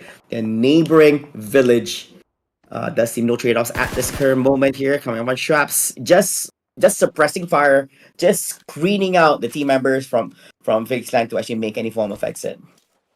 Yeah, it's such a tough spot to be in for some of all these teams out there. Like we did mention that FaZe Clan, as much as they are smack dab in the center, once it does shrink over onto certain areas of the map, they will be pretty much isolated with eyes all over onto that particular compound where FaZe Clan is. And absolutely, like you said, they need to make a move, but where do they go to? Where can they actually travel safely? Do they have enough vehicles to actually form a convoy to maybe sacrifice one member and just try to book out from the rest? It seems like Team Flash, they spun out Vampire Esports from quite a distance too. So let's see if there's going to be any catches at all coming from Team Flash. Not looking good for Team VPE here at this particular moment. We will see if they're going to come on the live from this particular, as the enemies do know where they are. Now, of course, the circle's getting smaller and smaller at this point. Everyone is within the perimeter. We do see that Team Secret and Bigatron, they have not resolved their beef and issues yet. It is still a 2v2 match happening in between them. Vampire Esports on the west side. We have FaZe Clan on the southwest side. D Xavier, of course, as usual. Paragen still alive out there. Let's hope that he does not have to endure the same play as what he had to go through in match number 1 in Erangel. A little bit spraying here. Zuxi. I'm guessing that, they need to screen out one of them. I do believe that Team Secret is actually on the outside perimeter. So if the circle gets in closer, Team Secret are going to be the ones who have to make the move first, Contra. They do, and smart move coming in from Zuxi to make that jump to take a quick peek of that window as well to identify where exactly Team Secret could be. He might have actually took a glimpse out of some movements, but they will slowly lose track of that as DX are slowly withering down Paragen. From where? I don't even see Paragen in the map, and he finds one right out there in the open, looking for more as well. Shots being fired over on the side of Bigatron Red Aliens. These two teams are not safe in the hands of DX, but somehow Team Secret is being shut off completely with a strike from BTR. And that is what? 10 points already claimed from the side of DX. And on BTR's side, 9 elimination points in the span of these past couple of minutes. Absolutely ridiculous numbers from the Indonesians. They will take it.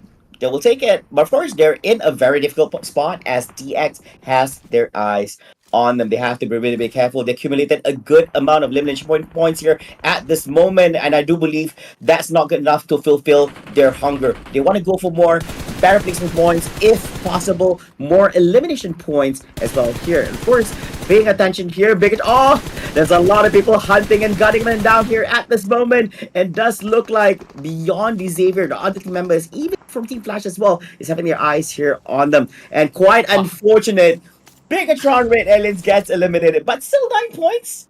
9 points. Solid performance over there. They held out as long as possible. You know how many teams had to pass through them to make it into the circles? Like they were gunning the whole time.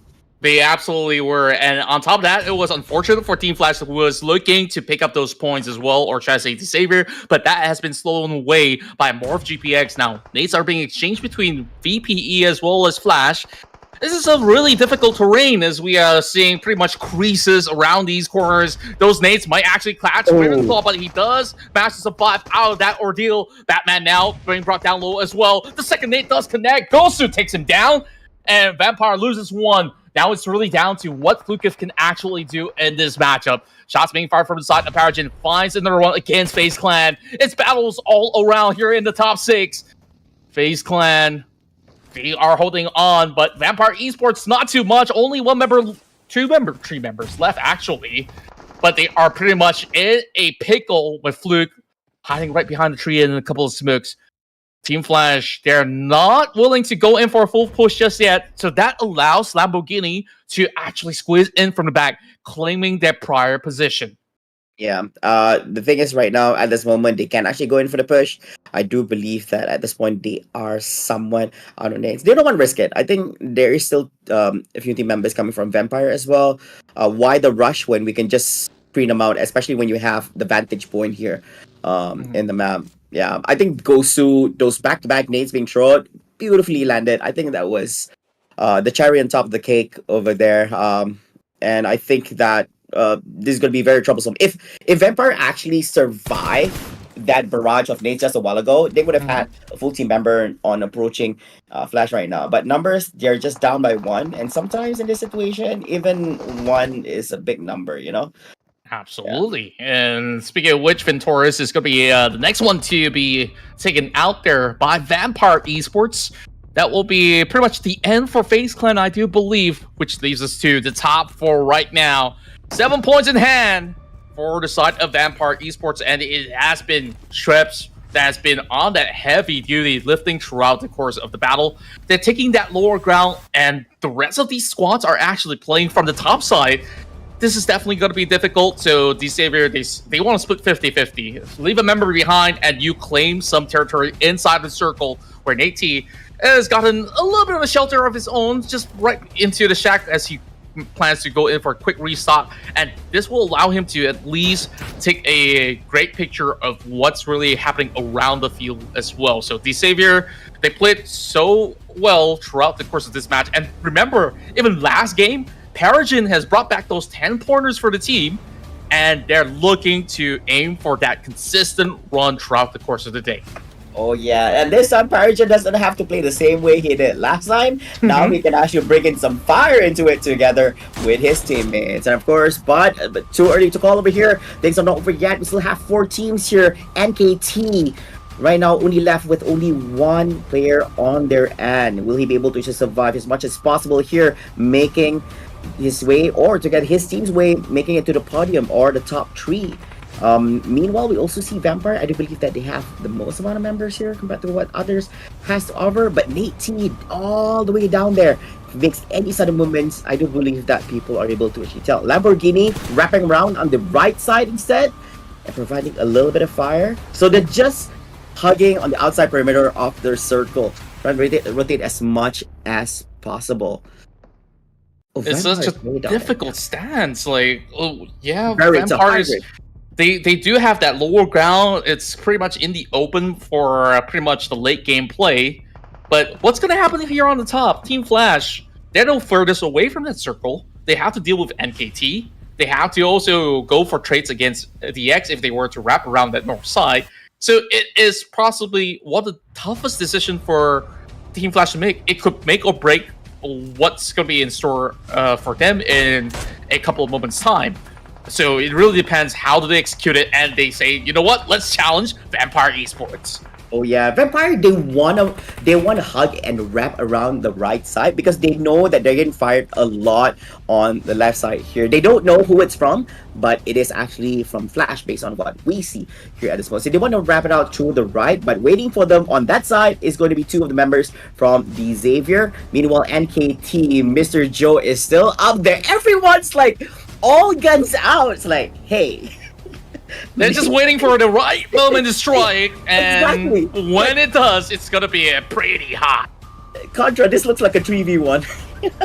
It really feels so. I mean, Mr. Joe is in the same predicament. I'm on their side, and I'm joining them. We're shooting you guys down on this. But of course, that's not actually the case over here. Team Flash, they do have some great covers happening on. Of course, the circle is gonna force everyone to make their way into their new positions over here. Meanwhile, while having their eyes on Vampire down there, DZ making a move, throwing a little bit nades here from the downside. They do still have 3 members over here, not looking too healthy from their end, so gotta be really careful. Mr. Jones, so close! Gosu doesn't know this. Like, he's still hiding here. He's still hugging. We were able to actually catch him off guard. Oh, let's see if he can basically pull off a sneaky play against the entirety of Team Flash. Big nades falling in. This could be a really good chance right now for Mr. Joe, but he hopes that the the nade does not land on top of him, and that does catch. Both goes to beautiful toss coming from Lamborghini to catch a double, as they will secure it for sure. KT has also been spotted out and have been in the dust, and it is the Savior that will go on in a full rampage, knocking every single door down, and Bowser's the next one to fall. The Savior now relying on these two members, but it is Vampire Esports' chance to strike. The nade does land onto Flukev, and that's going to catch two as well. The king of nades of Southeast Asia, the Savior, is turning the tides around. Can they turn it all completely? And it will be the Savior that takes the chicken dinner. Oh wow, the king of nades indeed. Oh, that was brutal. They took out NKT by accident. They didn't actually have information that one of the team members of NKT was actually there all this while, but they were throwing nades towards the direction of Flash, so they got 2 for the price of 1, and all they had to do was clear out Vampire Esports at the end over there. So the Xavier is your winner chicken dinner champions here for match number 2 in Miramar Contra. What a spectacular finish for this match number 2. I did not expect that at all. You saw they were pretty much pincered against the blue, and they were just taking the corner spot of the kill. The Savior, they were taking every battle at the very same time. You had to deal with Vampire Esports. They dealt with Team Flash with just nades alone, and that was phenomenal. The perfect usage of those grenades being shown by Lambo, Paragon, as well as Nate. Of course, Levi has also offered some fair share of ordeal, but he got taken out somewhere in between the entire skirmish. But my, what a spectacle that was. It was blowing us off of the scene. So let me get this straight. Second in Erangel, Paragon just, getting placements points for himself, and now winning winner chicken dinner here in match number 2. That's definitely gonna put them in first place here, most definitely. And you add that up together with the amount of elimination points they have garnered here in match number 2, that's going to put them way ahead from what everybody else has to offer. Kudos and congratulating Team Xavier's spectacular gameplay over there.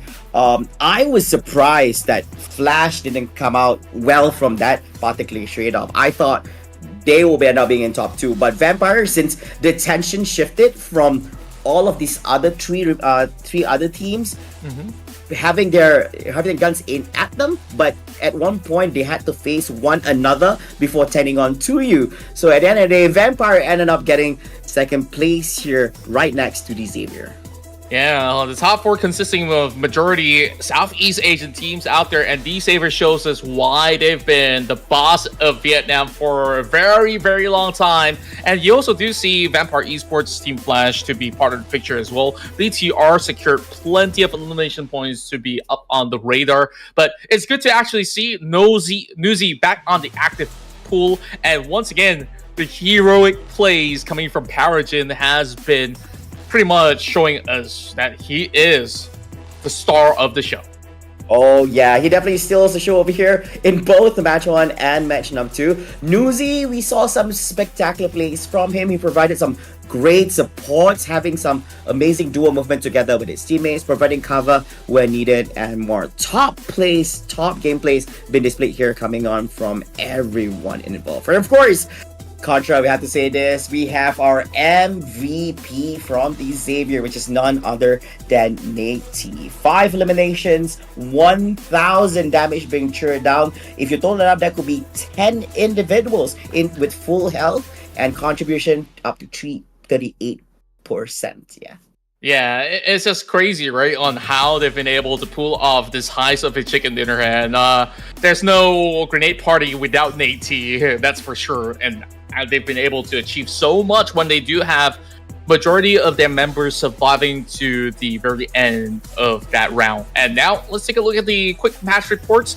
Now, Mr. Joe has definitely come a long way to make it into the top 4. If only he could basically trade in that stance against the rest of Team Flash, it would have made it a lot better. But we also do have names like, well, look at Nate T, right? Yeah. You got the most limbs, most damage, and grenade elimination points. I thought he would have actually gotten even more of those grenades out there, but man, he's Lambo greedy. did a lot.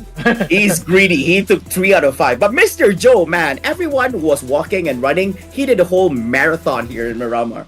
All right, so I think that was just insane coming out from him. And of course, Contra, after the conclusion of that match, we're going to be looking at the match rankings from everyone, totaling all the points, the rank points and elimination points. Of course, we look at Xavier, who's currently in first place, 10 points for winner, chicken dinner, 13 elimination points, 1 more than the previous match.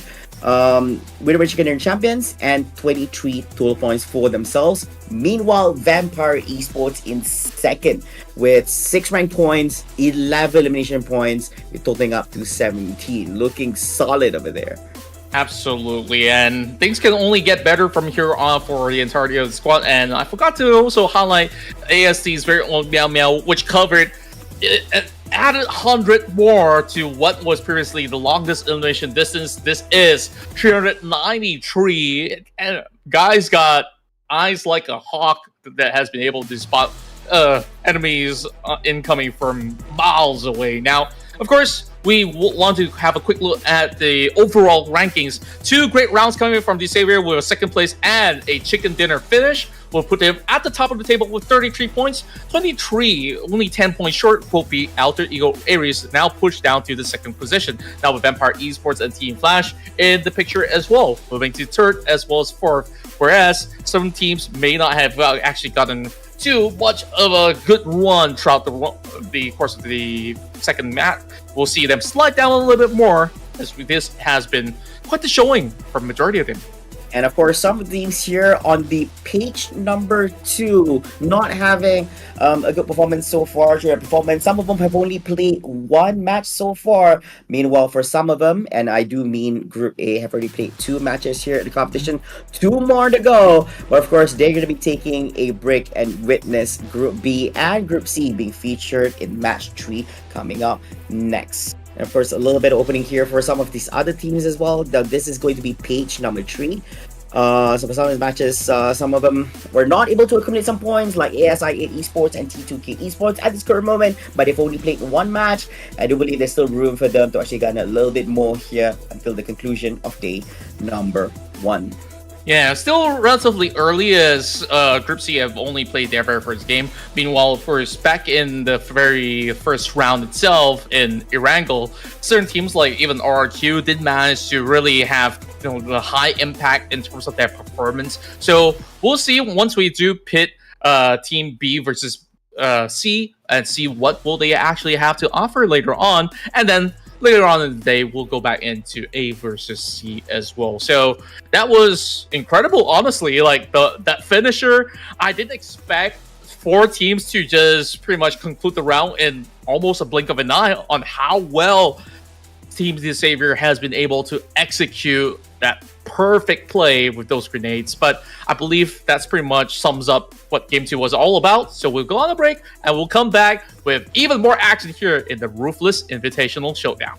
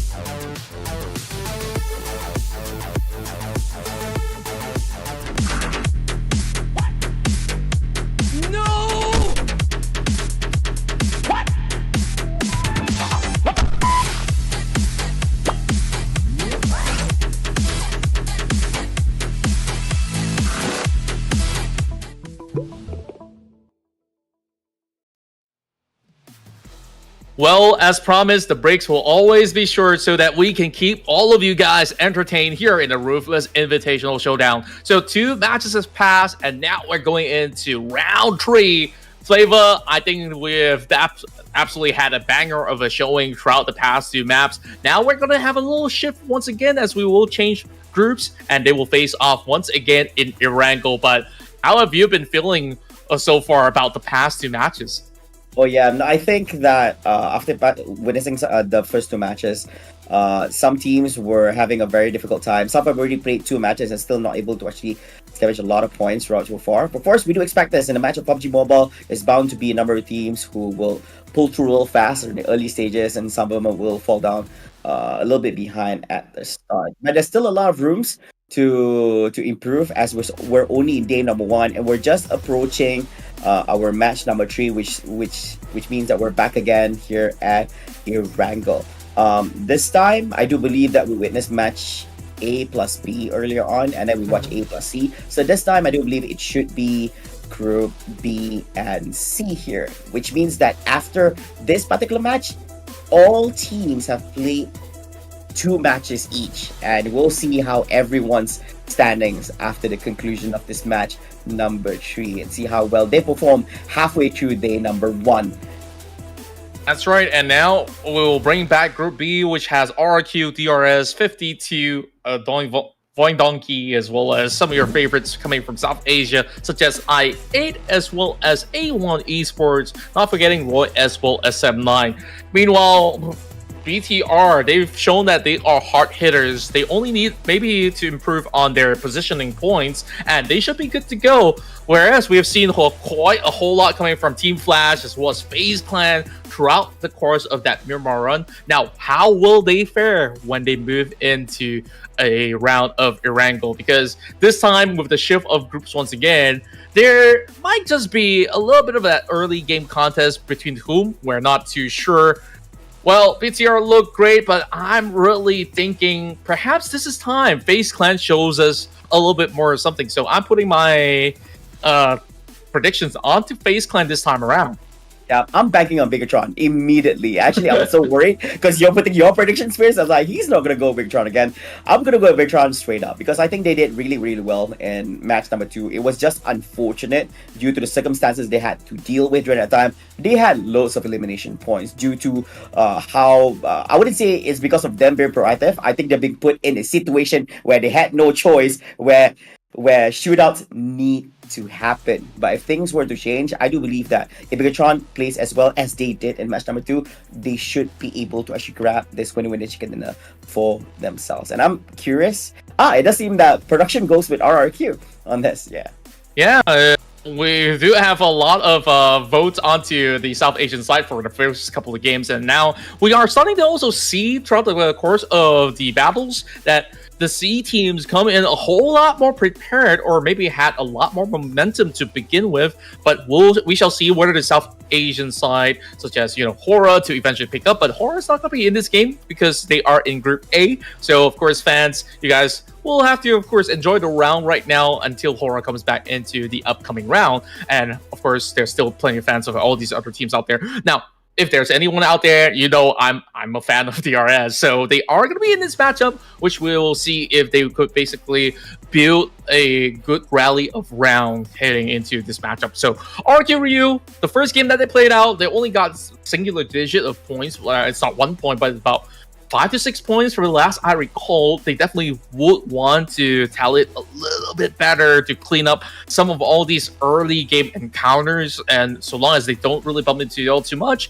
I think it should be a very good ordeal for these 3 teams that has been mentioned. But of course, we could always be wrong. You guys out there, you guys might actually know better. Put in your own prediction as well in the chat. And speaking of which, since you guys are waiting for the game to start, why not whip out your phone right now and download GearUP, because GearUP can help you guys to reduce any latency issues so that you will experience good ping as well as have lag-free experience when you are playing PUBG Mobile. So download the app. It's absolutely for free. It won't really interrupt you while you are playing your matches. So I believe that we are going to be good to go heading into our third matchup flavor. So when it comes down to, teams are building some form of chemistry or even synergy into some of all these rounds, who do you seem to be paying attention to other than the ones that you voted for?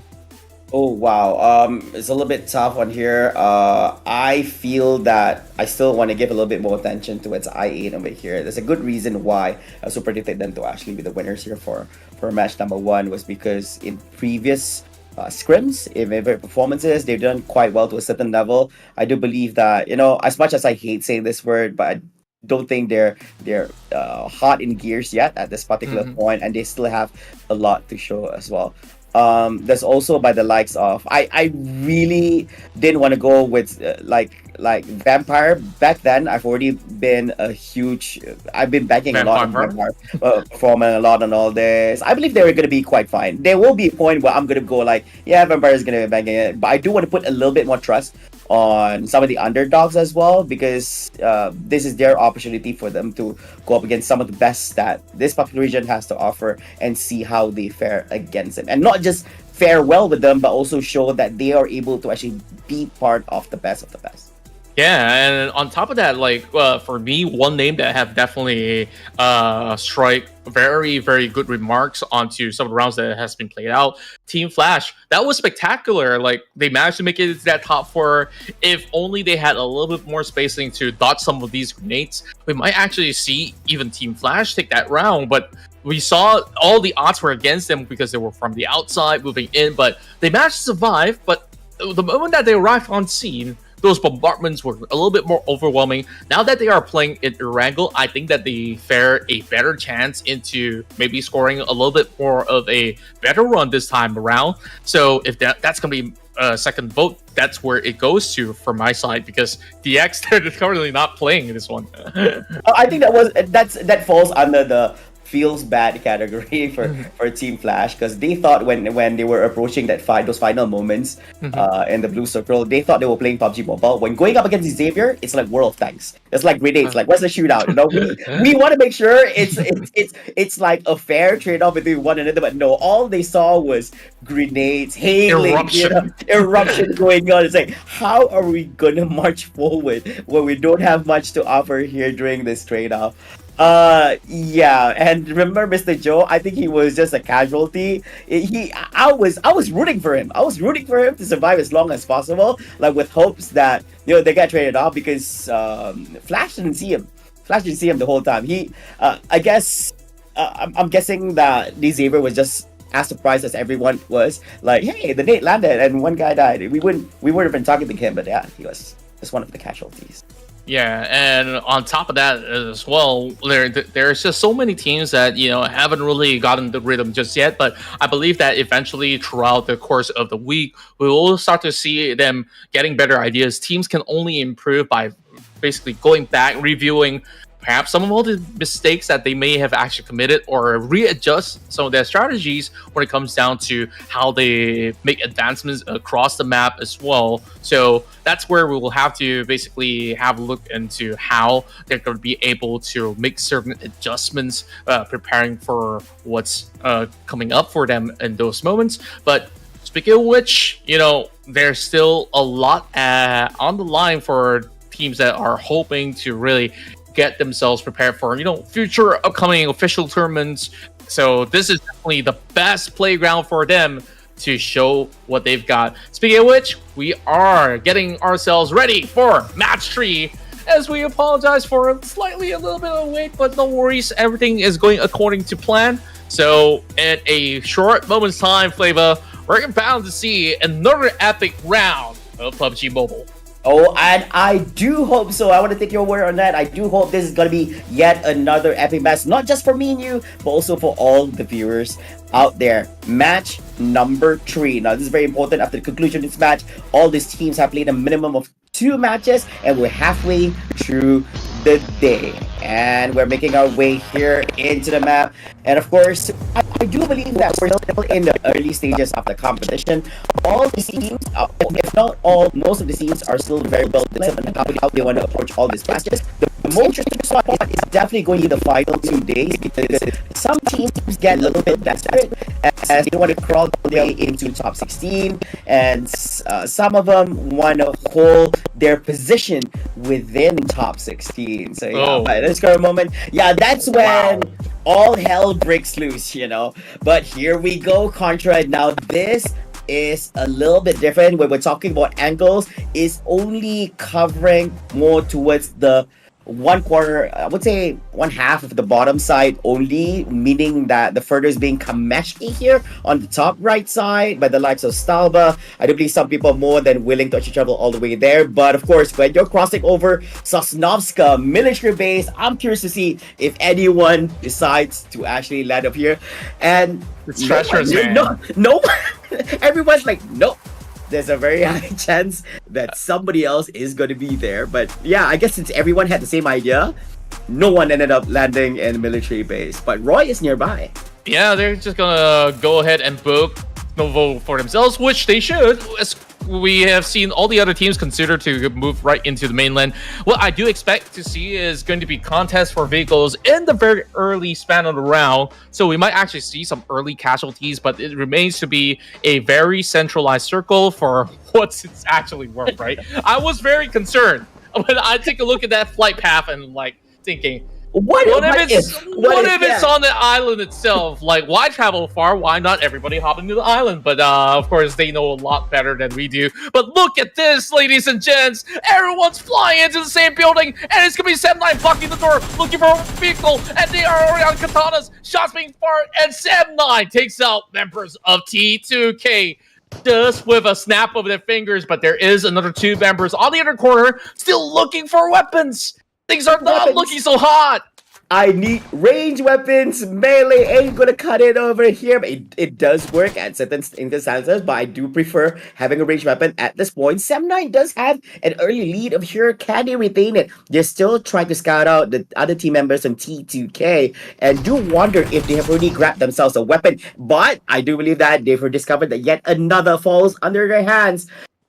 Still no weapon, and even the other guy doesn't have a weapon. That guy is making a run for it with a weapon, but still, yeah, he's running. Like I can imagine, he's running. There's no way you're gonna win out that fight without whatever type of arsenal that you have. I mean, if you're at a football club, yeah, sure. Good luck. Imagine with the BPL. Imagine 4 of Team Ares M9, like all of them had vehicles, 1 each, and start chasing him down with no weapon. Oh, that's gonna be coming up from a scary story. But meanwhile, beyond all that, we're gonna be looking at this particular trade-off of here. Team AST up against FaZe Clan. They're sharing these buildings together, but of course, they're not good neighbors. Contra, they hate one another. Meow Meow's all the way down there, very very close. Yeah, hate is I would say it's a strong word, but they're definitely noisy neighbors. So right now, Tribe Aeromancy just hoping to try to wither down some of the members of FaZe Clan. Runs across, finds one, but there's another one by the doorway. As FaZe Clan slowly greets them, this will be pretty much a straightforward ordeal for now, as they have gotten just about enough SMGs to work with and slowly getting Onsens back on track. But same could be said about AST. They can go in for reset as well, so they can continue to fight on for a little bit longer. And BTR already striking RRQ. Yeah, and of course, this is still early. This is still early on of here. None of them are gonna back off anytime soon right now. They're just gonna hold on as much as they can to here. Nobody's gonna let up on this particular area. Only 1 will come out alive, and the rest will be eliminated. Of course, 3 of the team members over here, side of AST going up against FaZe. It does look like, in terms of number, it's siding towards AST. But FaZe, they do have the likes of Moment here on their end. Will this be a positive outcome for FaZe Clan, or their enemy is gonna get the upper hand on this? Probably gonna be the case of whoever gets the first catch by the stairwells, and it's AST that has been dealing decently with this challenge. Not only keeping themselves intact, only losing Meow Meow, but they are slowly tagging them up as well. I believe that there's not going to be much resources coming from the side of FaceClan. Goes in for the quick jump shots. And it's going to be Onsens trying to pop a shell towards the staircase. None of them have any defilates to work with maybe a frag grenade or even Molotov, so it's going to be hard to zone each other out. This is going to be a long battle till somebody runs out of bullets. Speaking of which, Mormon with pretty much extra 3 bullets onto the clip, and of course a full 25 on that micro Uzi. Oh, Mormon's already going out because they want to find more resources, because they understand we can't take this fight for far too long. Oh yeah, of course they do have information that FaceClan made their way to the other bit. They're gonna be jumping, they're gonna parkour their way towards the other side and bring in the fight. But as usual, FaceClan does have the high ground upper hand over here, meaning that Team SD is required to actually go up the stairs to actually bring this fight to its FaceClan. They're not even done yet. They hate each other that much, huh? I mean, it's points here that you basically secure, so you just want to ensure that you back all 4 of it if you're AST. So they're not letting up. And here comes Nate's coming through. Mormon's going to be able to knock Jane down. And that opens up the floodgates, but it's still going to be a trade coming from Para GD. Oh boy. What's he going to do? Onsens, or should I say Mormon, would have actually found another one in the back. It's going to be a knock going over the side of Para. And that allows him to go in for the save. Mormon looking for a little bit more, but he is being pressured to not go in for the rescue. The pushes are set right in. Onsens 1 tick of health, and he does shut them down. Wow. A big comeback. The plays, man. I was about to say that ASD has the upper hand because they don't really have to go upstairs. They just need one guy to just pressure this guy, because they only have 2 people. So if one of them is down, he doesn't have a choice. It's either you start gunning or you start resuscitating your teammate. Meanwhile, you can have your friend to help bring up your other friend. But instead, he still wanted to go in for a full-on fight. So I think that should not be the way how they approach that thing. But I guess things are already done and dusted. So the game goes on. FaceClan comes out. It wasn't unscathed. They had some losses on their end. Got damage done, but still gets to live another day. So meanwhile, while all that is happening, of course, we're going to be looking at Team DRS. Here, still looking healthy from their end. Yeah, it seems like everything has calmed down by a whole lot after that skirmish. But we go back into that for a quick bit, right? I think that there was one thing that AST could have done better is to perhaps put everything on the line instead of sending one member after another, because you're dealing with all these shotguns, which is usually 1 tap or 2 tap at max, depending if it's a DPS. So if they full send it, maybe they would have had a little bit of a cleaner trade. Might lose 1 member for sure, but it could have been perhaps a little bit cleaner for them than to, allow FaceClan that upper hand. Yeah, that's true. But I guess, like you mentioned as well, I guess it's all done and dusted anyway. So I guess they had to play with just that at this current moment. But meanwhile, man, I can't believe that we're still looking at the circle right here. It's very funny that since the flight path was leaning more towards the downside of the map, and then the circle goes on the upper side instead. So all those people who are on the other end, I do wonder. Oh, Bryce already made it safely across the bridge. Anyways, we missed out on this part earlier on because we were too focused on the other team fights happening. But people are just making their way to the inside. Meanwhile, Bigatron, Red Aliens, as usual, always under heavy fire for some apparent reason, and this time they're meeting up together with Team Flash. And they do have heavy artillery to offer as well, so that will send 1 member of BTR down and out. Satar, he's going to see if he could manage to get at least some long range of trades, but he's only on that SMG. Team Flash, relentless, claiming 1 point for their own. It's just the very first point, but they have actually opened up a wide area of play around these quarters, and they could safely traverse their way through into perhaps shelter or even farm. That's the ideal location of the upcoming phases. So teams are definitely going to be moving on to wheels to get themselves a better standing into positions. But here is a trade between A1 Esports as well as Roy, who Noaz has got this guy locked into a rock and a hard place as the rest of A1 Esports hoping to go in for a quick pickup with the vehicle driving by, but gets them pretty much all in danger. That vehicle's gonna blow up, and they are now stranded in the open. Oh yeah, they're hugging it, but I think they do know that at any point now that thing might blow up, so it's very, very risky to actually be within that perimeter. Meanwhile, while all that is happening, it does seem that Death Storm is down at this current moment, and all this spray coming on from No SMG is working, as his objective mainly initially was actually to clear out the vehicle, but he gets a player as well, so I guess that's a big win for him. And here comes the cavalry. His team members is also here to provide a little bit support for him, and they know there's still one more guy there within the smokes. True enough, and they will absolutely prey onto these stranded players of A1A Esports. As Semline has got troubles of their own too, as teams are just meeting each other off of those mid rotations, and absolutely unidealistic when it comes down to how teams will usually play it out, as they put themselves into a very risky position. But Semline, they got themselves a split going on. Only one member being knocked down, looking for a revival, but Semline, off of our screen, have actually claimed 3 players already, and they're definitely looking for a little bit more, but now needing to deal with the situation where Yuhai pretty much out in the open. I think they will just let him be. There's no point of going in for a save.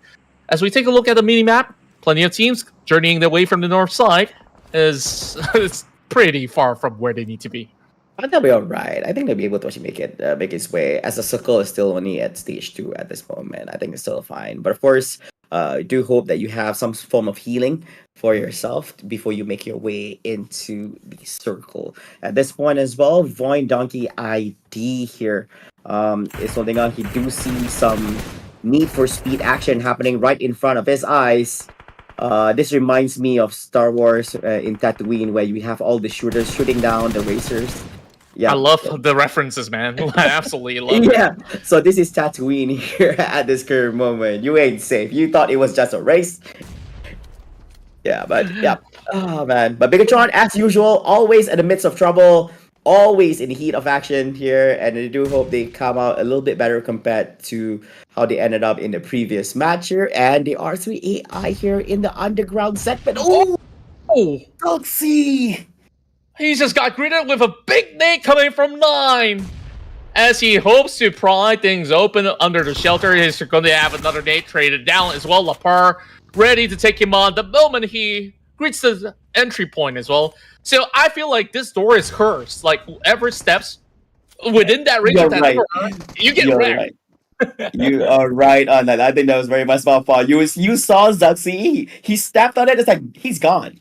He's gone. It's a booby trap. But yeah, it's a booby trap. But then he's back up again because Lapar provided him with the support here. Team members gonna make their way out. There is still another team member down there underground here. Oh, but I guess he's still Big John Ray Aliens. There's no reason for them to actually go underground. Anyways, it's very risky. It's a bottleneck for them to actually enter. So yeah, it's best to just exit, I guess. Absolutely, because they don't really have full intel on how many more members are alive. Meanwhile, as they try to move around the shelter grounds, they got spotted out by Team Flash. Now, Team Flash, they are circling like eagles, hoping to hunt out the aliens. Now, that's not something that you would actually include in a movie. Eagles and aliens and Team Flash, they just weather the storm, takes out members of the side of BTR. Now, there's only one left. So I felt like they bit more than they could chew, especially after dealing with A1 Esports. Now, only a nade comes in from the side of Rowdy. Team Flash might have mistaken this to be another member on the side of BTR. Oh no, okay, but still, it's okay. It's okay. Yeah, I think they're just doing a wraparound here. I don't think it's a safe time for him to actually go upstairs anytime soon. I do wonder when he's gonna make his exit. But meanwhile, also production's also showing the mini map here on the right side as well. Circles circling in with a few members. A few teams already made their way on the inside. There's a few, I think more than half is still on the outside perimeter and just waiting for the right time to actually make their way inside. The circle does hurt a little bit. The circle hurts a little bit because we're approaching stage 4 at this current moment. So gotta be a little bit more careful. They definitely will try to traverse across the field safely, as Toadout is in the middle. As we see 2 tires are being popped from the side of 9. Thankfully, he makes the cut arrives onto the scene on the outskirts of farm. No cover whatsoever. Have to rely on these vehicles as shots will still continue to be fired from top side of the hills. Very, very tough predicament for the side of Toda. You can't exactly enter farm as well because there's already a team that's inside of the warehouse already. Roy Esports, they have a perfect bird's eye view of what's going to be happening around these quarters. So FaZe Clan, as you can see, they are in that warehouse, but they want to keep themselves in harm's way. So they don't want any form of vision. So it's good discipline being shown from the Thai side. Yeah, I think they're picking from a very safe position as well within, because the thing about warehouse is that it's very spacious. So you want to cover, you cannot cover all angles. So because you give, like, you'll be quite exposed. So I think their position is quite alright this current moment. But man, this looks juicy over here, as it does seem that a battle is taking place at this current moment while they're having their guns being aimed at Toda, but they also have their own problems happening within the vicinity right here. Contra, they have their own troubles. While all this is happening, does seem their RRQ is eliminated in 14th place. Has been a really tough run for inside of RQ. Not really bagging any points at all in this particular matchup. Meanwhile, as the fight continues, it's Morph that tries to take control of the hill. Will actually go in for the exchange, as we do see the rest of ASI8 also taking shots over the side of FaZe Clan. Exchanges happening all across the map as teams are being gate-kept from entering the next phase of the circle. They start flying in as ASI8. They clear up FaZe Clan easily so, and that is one way to just clear off the entirety of the warehouse. 4 versus 2, nothing much that can be done from the Thai side as we carry on forward. Team NKT, they've already lost Mr. Joe. He was the last member surviving into the top 4 in Miramar, but this time not so much. DRS now also getting some tags, and it is just wild on what's really happening across the fields of Erangel. Oh yeah, this is the beauty of things going on. Meanwhile, NKT trying to make their sweet escape away from DRS, but nothing's escaping Sleepy here. He is spraying all over, and of course, it's definitely hitting the target. And of course, putting them into a little bit of pressure. Team NKT, they have to glide and slide through the corners here to make their escape, because Sleepy is safeguarding. He is literally saying, "You shall not pass." And look at that name picture as well. Beautiful. That is right on a beautiful, beautiful play. I almost thought it was golf, by the way, of the fact. Like, he was doing it so well. If you give him a club, he might be able to actually hit a hole-in-one time to time. Yeah, exactly. I totally agree on this. Man, while all this is happening, there's only 2 teams here within the circle. ASI8 together with Toda. We haven't seen much coming from ASI8 and Toda because there's been a lot of actions happening on with the other teams instead. We will see if we'll get to see any later on as they are currently inside. Flash once again, Batman here being one of the focus in the match together with Bao. So it's going to be a battle between DRS Gaming against Team Flash. But I really want to say that in this round itself, it's been a great recovery for most of the South Asia teams heading into this matchup of Erangel. But look at Team Flash. They've already got 10 points. Where exactly did they manage to shut so many players out? And it's mainly the heroics coming from the side of Gosu and now hunting out DRS. They're striking from all corners of that, finding X on the ground already. The DRS, they've been doing really well. Now they really have to rely on Sleepy, and the cleanup crew has arrived. Sleepy, he's surrounded, and what can he actually do about this? Shots after shots, and he does find it. Beautiful spray from the side of Sleepy. Can he shut off the side of Team Flash? They just arrived, and he gets knocked down. So close, but no cigar. Now it's down to Batman. But what on earth was that? Sleepy has done so much damage to Team Flash. But a lot of damage, but still not enough over here. And Team Flash, they're not done yet. They're still rotating through, trying to catch the final member here. But it does seem that DRS doing pretty good over here. Domination with 5 eliminations for themselves. But Team Flash is going to be the one eliminated here, Contra. Quite unfortunate.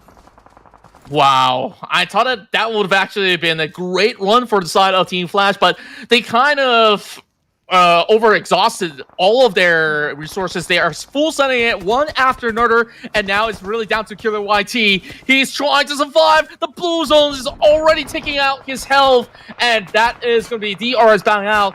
I wish I get to see more of DRS because that was an incredible play, not only done by Sleepy, but also Killer YT to really trace them all the way through. Sleepy made a 360 shot. He was less. He made a 360 while shooting. It was like, I shoot this guy, I shoot this. Like I have to cover all corners. All angles. All angles. Like I have to do this all. Imagine on gyro, you just spin around your chair. Like that. I don't know how Sleepy does it. We need a replay if we can. That is insane. I think it was just quite unfortunate that it didn't. I mean, he did so much damage, but at the end of the day. Yeah, it didn't. I think the trade-off, it didn't side towards him and his team over there. Wow, but still spectacular gameplay coming out from him. And guess what, Flava? Like, this is only stage 5. We're only down to 6 teams. Teams are looking so aggressive thanks to the flight path that displaced them into very weird corners of the map. Thanks to the circle being pretty much in an open field here in the farm. It's not easy to play. As you can see, only a few players out there have certain compounds to work with, whether you want to hide in the Harry Potter tower, or if there's maybe some shacks around the fields. That could be the endgame scenario where they could just cover themselves up till the very end. But here we go, top 6 already. That member of Roy, with nowhere to go, just a tree to hide out for, is going to try to trade back against Doda. Looks very familiar, this scenario, but yeah, Roy is definitely not really in a good spot here, and they're gonna bow up this time in 6th base. Not too shabby, and of course, we're left out with only 5 teams here, with Void with 1 member left, Bigatron 1 member left. I8 still have 2 members over here. Oh no, Toda I8 has 4 on their side, and Toda has another 3. Now we finally get to breathe, Flava. Like, it's been an exhilarating round. A very, very active participation from all 16 teams. Very different than what we saw before.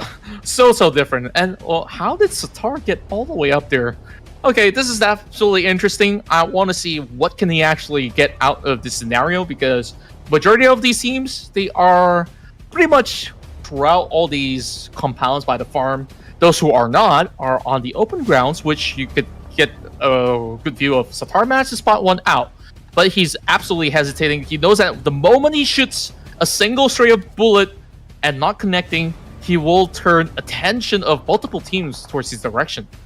I applaud Satar's effort to make his way all the way up those stairs to be where he is at right now. Good luck going down. Let's say I think you don't want to be in that position where everybody has information on where you're at.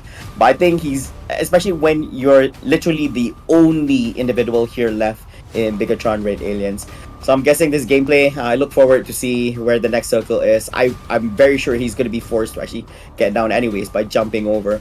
Meanwhile, ASIA is looking pretty good here. 4 team members left.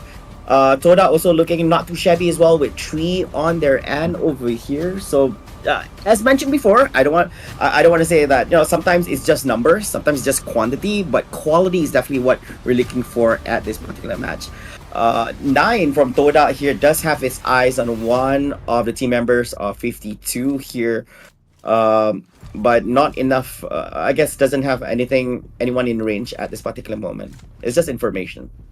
Yeah, they're just taking each safe corners for themselves right now, hoping for the next zone to appear maybe a little bit closer into the direct center of things, and whoever gets the hard shift correct, they would have maybe a little bit more leverage. But when it comes down to ASI8, they have advantage in terms of numbers. They are the only ones to have a full squad still surviving to tell the tale to the very end. The other being told out with 3 members. But even sometimes with numbers advantage, it depends on your location as well. It may not always be the an advantage when it comes down to these endgame scenarios. 52 playing it very, very safely. I do like their approach on how they're just hugging by the edge of it all. Doda, I'm just surprised, the whole time they've been here. And yeah, exactly. Wait, they have not been punished. Wait, was it really here? Like when last we saw them? I know they didn't had much cover to begin with, but yeah, I was surprised because we didn't see much action happening with them and other teams. So while all that is happening, they are still alive. Yeah, okay. But I have to say this, ASI8, they're in great position over here, but quite unfortunate, a little bit too fast on there. While I was calling that, the circle is siding towards Toda, meaning that they are in position right here within the circle together with one of the enemy teams. Meanwhile, ASI8 has to make a move. Yeah, while they make a move, they also spot Satar.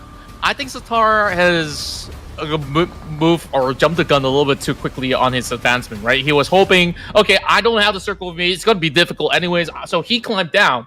Maybe if he stayed a little bit longer, let the rest of ASI8 to move in, he might be able to get 1 or 2 catches to end his own round. But it's been great for the side of ASI8. Nothing seems to be stopping them. This is looking to be likely an ASI8 matchup. So with that being said, we still have to see what does 52 as well as Toda has in store for us. Can they challenge the strength in numbers for the side of ASI8?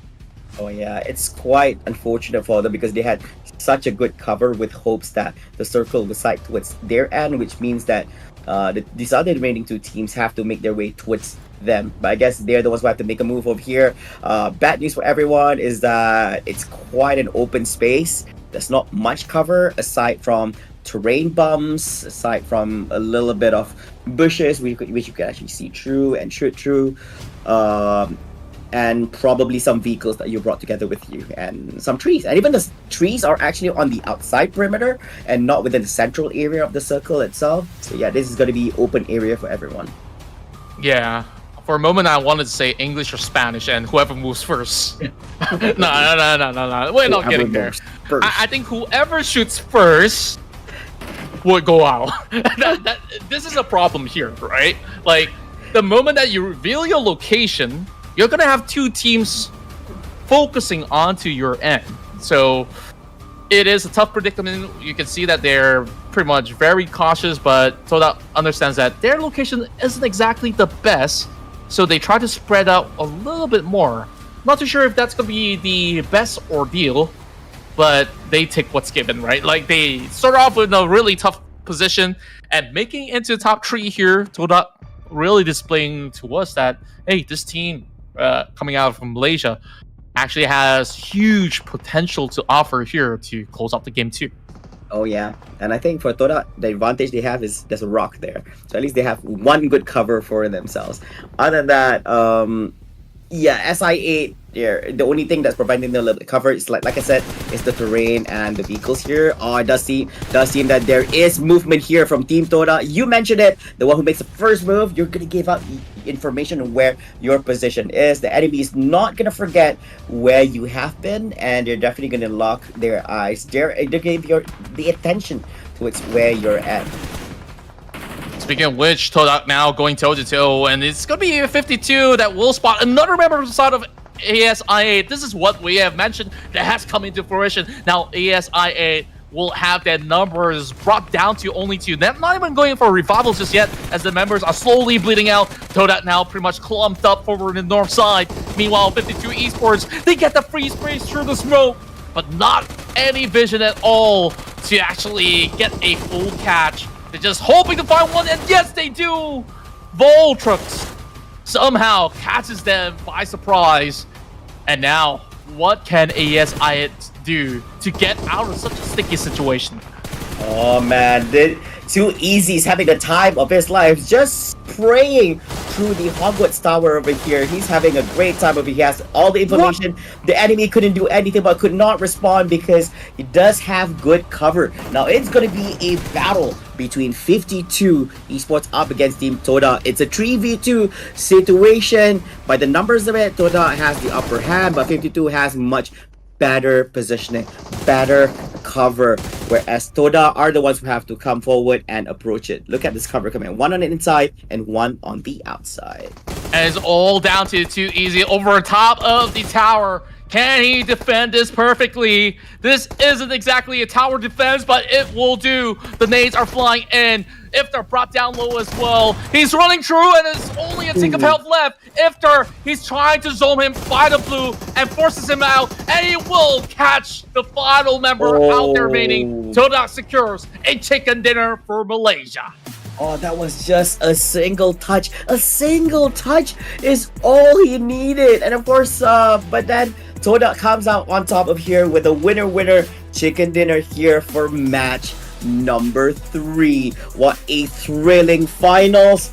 I really thought it was going to be SI8 be the ones bagging in for themselves, but quite unfortunate. I believe that the circle was definitely not in their favor this time around, forcing them to be out of their comfort zones and going fighting.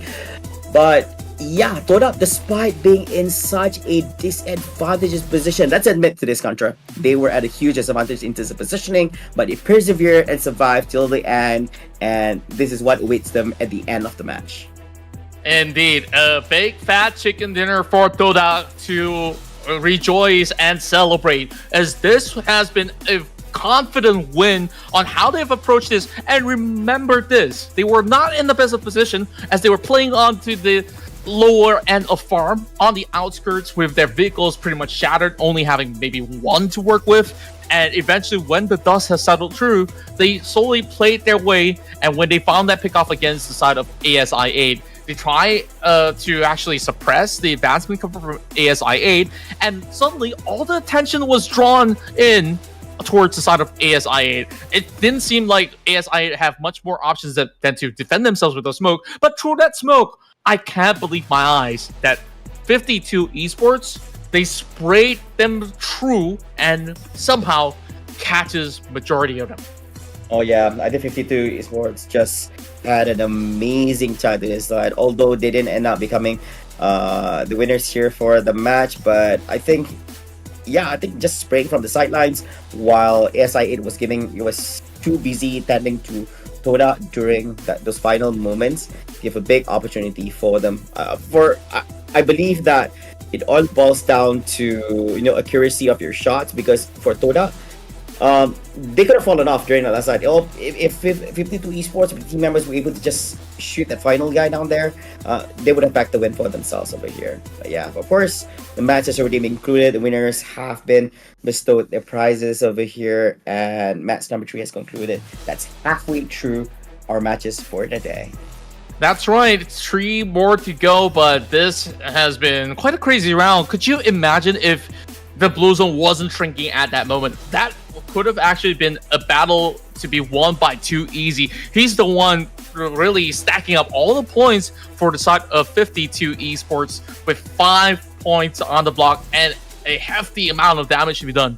1106 to be exact, as we have seen him really putting on a show. But not only that, I think the side of South Asian teams like DRS have also had crazy effort put in, such as Sleepy. We saw that 360 spray, which was absolutely crazy.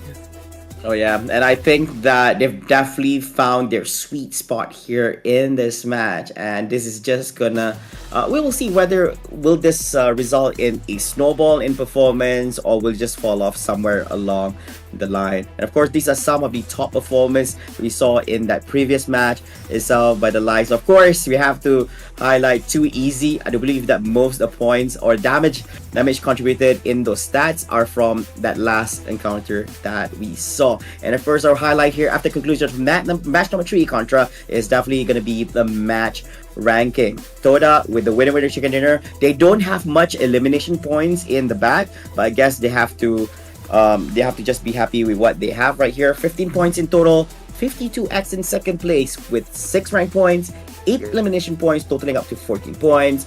And of course, FL, they have no rank points but 12 elimination points. Crazy. We don't need elimination points. Sorry, we don't need placement points. We got it. 12 is insane. Meaning that they place, I forgot what their actual placements was, but meaning that they place 9th to 16, because that's the area where you don't get any placement points. Yeah. But still able to bag 12 elimination points during that period. It's just absolute chaos in this particular matchup. As you can see, the stats, 181 grenades being tossed across the field, even higher ratio of headshot. Of course, a great coverage of distance coming in from the player on the screen. But now that we add all of this into the tally, Team Flash, they didn't really score any placement point in that match. Look at that.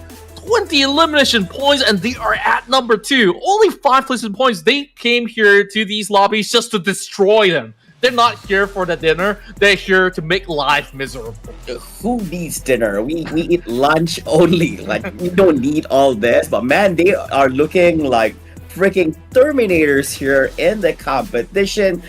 Even without chicken, imagine if they did get chicken dinner. Remember in match number 2, if they really had, you know, if things go well for their end in during that trade-off between the 4 teams, it'd be insane. But of course, at this particular moment, they're doing exceptionally well, having their spot here number 2. Of course, this is the overall ranking, and I really want to re-highlight this back to everyone that now all teams have fought in 2 matches. So these are the performance so far after being on equal level playing field in terms of matches. So Yeah. PUBG Esports, 0 points at the current moment. HORAA with 1 here at the back, and a few others who managed to get in single-digit points, but there's still room for improvements. Absolutely, and of course we see some good improvements heading into the team's second matchup in particular, especially for DRS, now making it into a top 10 finish as well.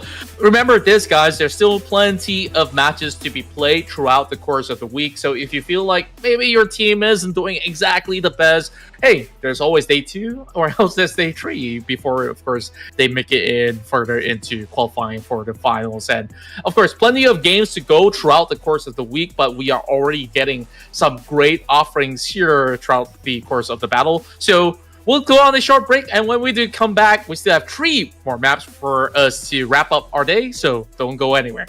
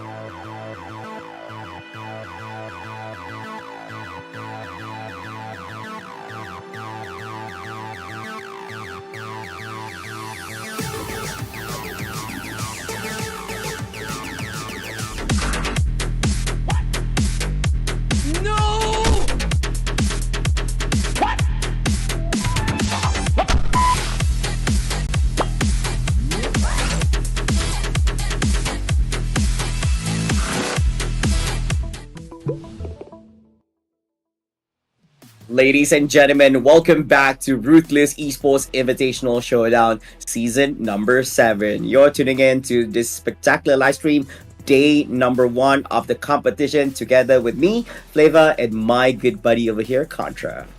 And I have enjoyed every single bit of matches that we've had so far, and I'm always happy to be here. And this time, also for fun facts, this is our first time casting together after knowing each other for how many years already? I think it's about 7 years or more. We've always bumped into each other as we saw each other's work. But yeah, finally we get to share, our virtual table together. It has been a great time. I hope you guys have enjoyed so far as well. Now we are going back into a place where it's hot, it's humid, it's Miramar for our 4th match of the day. Yes, I thought you wanted to say every other place in Malaysia. It's hot and humid too. True enough. But anyway, true enough. Yeah, but yeah, Miramar is the right answer for this. And of course, this time about, we're going to be back again together with Group A and Group B playing here for this match. Meaning that our top 2 placement teams, which is, I do believe it is DRX, together with, is Flash currently second after that, or? Yeah, I do believe that Team Flash is currently Flash is up in here. there. But I guess if in between Group A and Group B, it should be Alter Ego, in second. Yeah. And I do believe that they would be looking to regain a form of a lead heading into these upcoming matchups. But yet again, I won't be voting them all too early. I know that they are the hot favorites out there. I know a team that deserves all the support that they could have actually gotten, and it's HORAA Esports. Their first game, not the best of showing. The second game, I think, could have used a little bit more work as well. But now, moving into the second half of the day, where they get the chance to analyze what's really going on, they can plot out better. So it's HORAA Esports for me. I want to see them get a win. I'm gonna go with my good buddy Rosemary on this. Of course, Alter Ego is gonna be my choice for this time about right here. I do believe that they're able to actually bagging in this time. Of course, he's ready. His guns are all heated up, so I do believe he's gonna be showing a spectacular show. He's one of the most, I would say, not just top performer when it comes to PUBG Mobile. He's also very consistent in his performance as well. I would like to see him showcase this in this match. Of course, back again in Miramar this time about. They take a short break just a while ago. I'm guessing that they have already had their meals and they are ready to go once again back into the fields. Yeah. On top of that, I believe that there's also the Savior in the picture as well. To correct me if I am wrong, but if they do have a really high chance to at least secure a top 4 from the track record that they've had so far for today. And it looks crazy, right? Like Parajin trying to clutch an unsavable situation. He managed to get the top 2. And when he has his teammates around, that's a top 1 finish. So if they could reenact what really happened back in Miramar and now translate it yet again into this map in particular, things might actually look really good for the team. But even if it's not so, I'm really hoping that, even our productions vote onto Vampire Esports could have actually had a cleaner run, because we saw, in the early game, they had to deal with some visitors coming in to the city of Minas Gerais. So that kind of give them a little bit of a curveball to deal with in that early game. Other than that, I think if given a chance, VPE has a cleaner rotation into the course of the battle, they might be able to achieve a whole lot more. But HORAA Esports, I think it's about time they show up. It's been, a couple of rounds being played. They should have actually gotten a rough idea of how certain teams have been playing throughout the course of the matches, if they have been watching, of course. So, of course, giving a little love to the SA teams, because so far, the first 3 matches has been won by 3 very different teams across Southeast Asia, and I'm hoping to see, the resurgence of the SA squads to really bring it into another level, because I've hyped up about a couple of plays that play from Sleepy of DRS, and there was another play happening from, I believe it was members of the side of ASIA. That really got me pumped up. Oh yeah, and of course, I think 52 Esports, they also have a little bit more. Oh yeah, I think they're doing quite okay. It's just that Still not enough here in the competition. I do believe they have so much to offer in the upcoming matches. And just a reminder to everyone, here at the semifinals, we have 5 days in total. Today is only day number 1. So each day we have 6 matches. All teams will play 4 matches. There's so much more games to play. So all teams still has, if I'm not mistaken, 22 more matches to play in totality for yeah, 22 more matches. That is a lot. So it's not just about doing well here in the first few days, but also to be as consistent as possible to make your way into the top 16 by the end of day number 5. And of course, Contra, I just want to affirm to you that yes, you're right, Vampire is actually there and they are currently here in Group A to play. So very curious on how all this is happening. Quite some strong contenders in Group A. Alter Ego Aries, yeah, with the chicken dinners over there. We have the Xavier over here. Yeah, so strong contenders happening on Group A. One of the scary ones, I would say, compared to Group C. Yeah, Group A is my horror group here in this competition. They absolutely do look scary, I tell you that, but who can basically weather this storm? It might just be some of all these players from Group B as well as C, because I think that equally it has been very challenging, but we shall not waste too much more time because we're getting pretty much the Jets ready to kickstart our second half of the evening. If you're joining us, this is the Ruthless Invitational Showdown happening right now, match 4. Oh yeah, and of course our main highlight at the start of any map is definitely going to see the flight path here by the plane. What's going to be the approach? It does feel like this is going to be a good one for everyone. Passing through La Cabria, so it's going to be from top left all the way down. I think this is very much fair. I think the only weird flight path was actually match 2. Yeah, wait, it was, I think it was match 2, yeah. The match 2, I think it was somewhat bearable, but like the ones back in Erangel. My bad. It was match 3, yes. Yeah, when it was after 2 minutes, I did it worse so far. But we saw, I think, yeah, match 1, 2, and 4 is pretty fair. Now, this enables all the team to get to all the spots that they want. Now, of course, for those who would like to stretch out to the further areas, you have to make a little bit more effort to that. But this is very fair when it comes to flight path.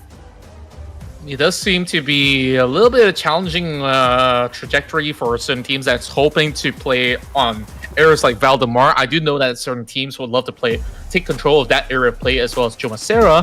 So that's going to be a little bit out of bounds. But what is this party going on in the Hacienda again? Oh, Team Panem versus DRS. Who's going to take the cake here? 2 members down from the side of DRS as they're looking for a little bit more. They have to hold the line against Maxius now on approaching, and they strike yet again. Maxius finds it all, but it will be tough with 2 members still standing in the way. 2v1. Is Angor going to be able to get it? He does get a knock. Down to 1v1. Does he go for a revive? I think they managed to actually resuscitate one. A Joel! He goes in for the jump shot. Takes down DRS. Oh, that was insane. Guns blazing at the start of the match over there. And a quick elimination. 1 down, 15 more to go. Of course, all that and more as one of the team members from Roy Esports gets taken down here. Make that 2 actually in trouble. And does not seem like any of the team members are nearby to actually assist them at this point. Oh, man. I guess that every single match in Miramar will expect one thing for sure at the moment. Like, battles in Hacienda is the right way to start the tournament, right? Isn't it? So I think we didn't join the discussion where they actually planned this to happen at the same location. I'm not sure if it's planned because it's been 4 different teams onto the same area of play, right? Like, the first 2 we saw Toda versus, I can't really recall right now, but now we get another 2 different squads. Like, whoever plays in Miramar, whichever squads of the 4, they're just going to be going for this quick run. Who gets sent out to the lobby first? And Porsche, they do find 1 member on the side of 7-9. Superboy. Superboy, yeah. Ooh, quite unfortunate over there as well. So one of the members of Team 7-9 is currently down at this moment. Yuhai is inside the big. Bobo Ho is also somewhere nearby together with Kenny. No, Parsh is all alone here. down here, I do believe that the other team members are somewhere nearby, but not based on what we're looking at this current moment. It has been a great start, for the very least, for Team Pandem, and now they have another visitor online, Voing Donkey, over onto the lower grounds, trying to find any form of stragglers inside of the building. But it doesn't seem like it's been pretty much the cleanest. Voing Donkey loses one member to its side of Team Pandem. So it was not over and done. We have a party erupting once again.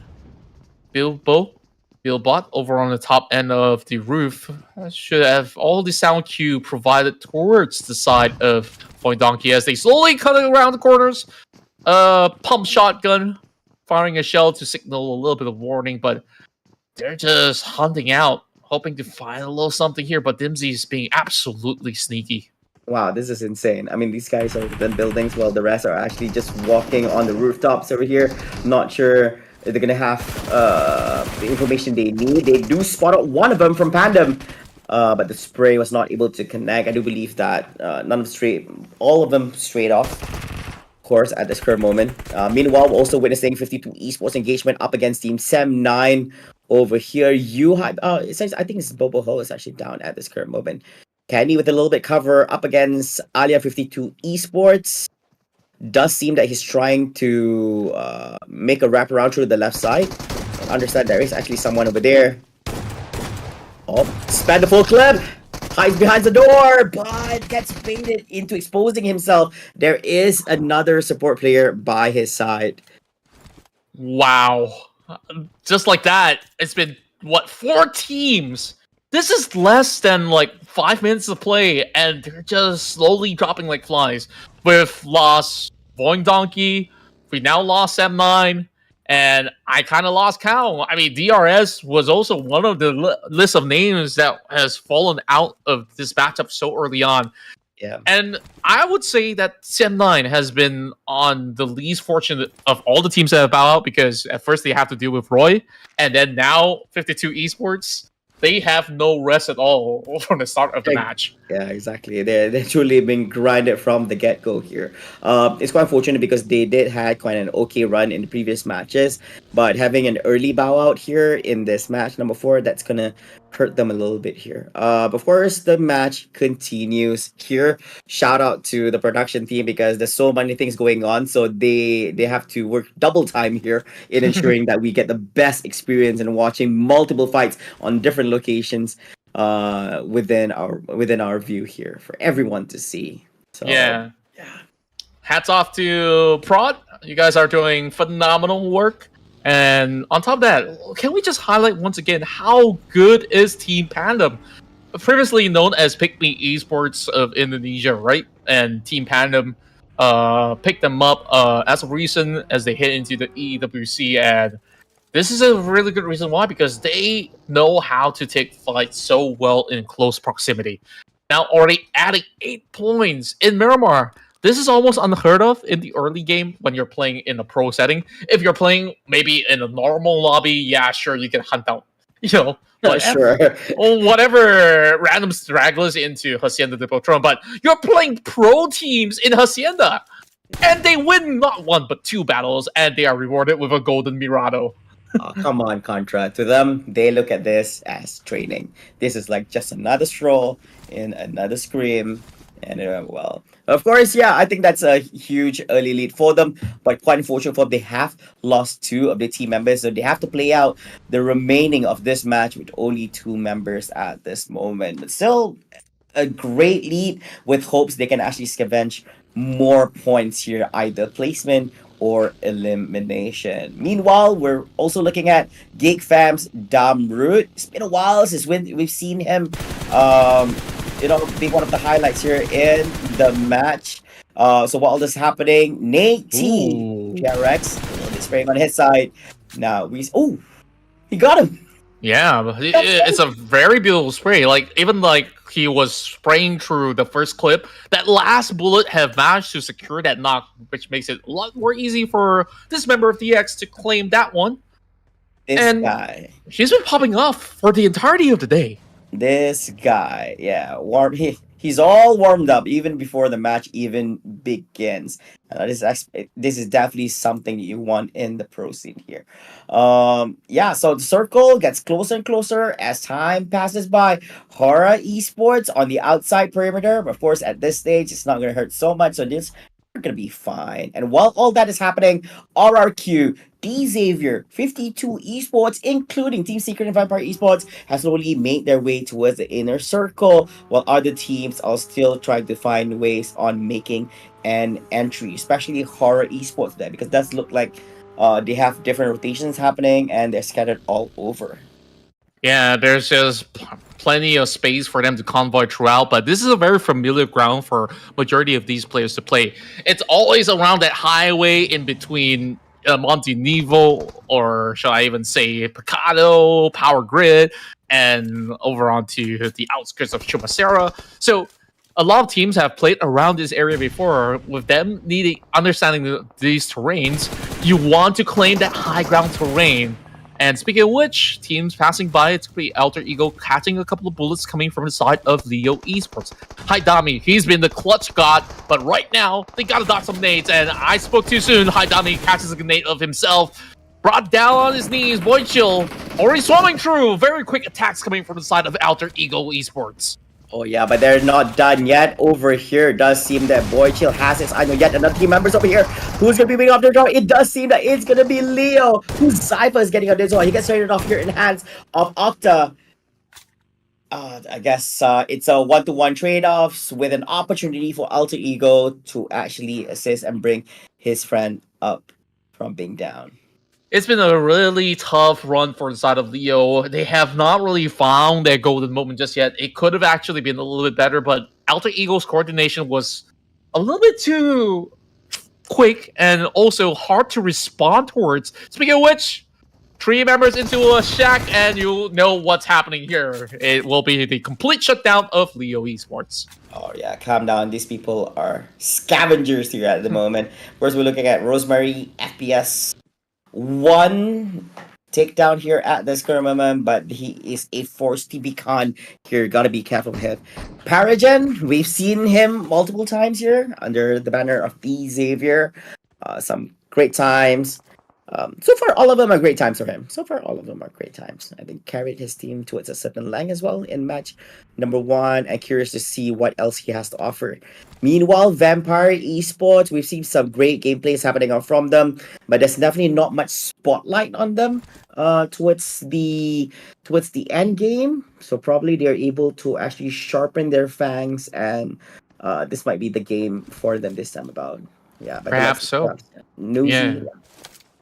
And speaking of Vampire Esports, of course, this lineup definitely contains a whole lot of potential because of how many veteran players that has been around. Some of the superstar names, such as Nuzi, making a big comeback into the scene. I wasn't expecting Nuzi to actually start in the roster because he's always been the substitute for how many seasons already, and now bringing him back, it's great to actually have him, but he still has a lot of work to catch up to all these other players out there. Sinister finds Elva, so that's one good pick off against the side of Alter Ego after they caught out a full squad of Leo early on, and A1 Esports tries to get the party started, but it's been a long distance of a trade. You probably won't really find all too much. Maybe some wear and tear to their armor, their hitwear, and that's kind of about it. Now it's RQ versus 52. Oh no, No Mercy tries to make his sweet escape there to get the vehicle. Alian did try to take a few shots on him, but it was not enough to take him or his vehicle out. Meanwhile, Sinister, he is currently down, while the team members from Vampire Esports is just looking down on him from below. Shrap's trying to make his rotations here together with his team members. I do believe the next team they're about to encounter is going to be none other than A1 here on the other side. Oh boy, A1. They don't really have a great position to actually take up this fight against Vampire Esports, but they try to hold on, whatever position that they could basically hold on to for the moment. Meanwhile, Schweppes already got that trail of smokes being set up, and will be able to claim one for free. It's going to be a full send coming in from the side of Vampire Esports as Deathstorm have managed to suppress the likes of Schweppes, but there's more to go. He has to avoid getting run over by these vehicles as Newsy tries to prey onto him as well. Here comes Ravenclaw as they do have 2 members to take on him as well. Great trades. Can Nine find it? Yes, he does, but it's a 1-for-1 trade after all. Oh yeah, I think that's quite ballsy on Straps, making it 2v1 situation for him. So of course it's a huge disadvantage. We got trade off from this, but it's all not done yet here as we still have Newsy, the PUBG Mobile Mihawk here in action, screening out. Oh man, AI, they're within outside perimeter. Deathstorm is currently in trouble, and of course he wants to screen out Hitman as well, but he is currently within the blue circle area, so has to be really careful, and this could be the option for A1 to screen him out instead. Yeah, great drive coming in from the side of the single member of the side of A1, understanding that this is not going to be a winning fight. He managed to also dodge a whole lot of bullets while he tries to make that escape, but Vampire Esports have absolutely made them suffer a little bit more, but they have also had their own trade-offs as well. It wasn't the cleanest coming from the side of Vampires after all. But over on the south side, how many teams are there? There's ASI, there's still DX that's also coming by. This is going to be a 3-way battle between the Southeast Asians. Oh yeah, I think that is coming to a very close one right here. There's still a lot of teams here in the match compared to what we saw earlier on, but not all of them are looking fresh. The only one with full team members at the current moment is only Team Secret, which we have not seen for the longest time. I mean, like, I would assume production had no reasons to look over them because Team Secret has nothing going on. They're like side characters here at this moment. But while all this is happening, Alter Ego, I do believe that they don't know this, but they actually have their eyes set on Geek Fam. And while we're talking about Team Secret, just as I was about to say this, Rosemary managed to snipe out one of the players off from the high ground.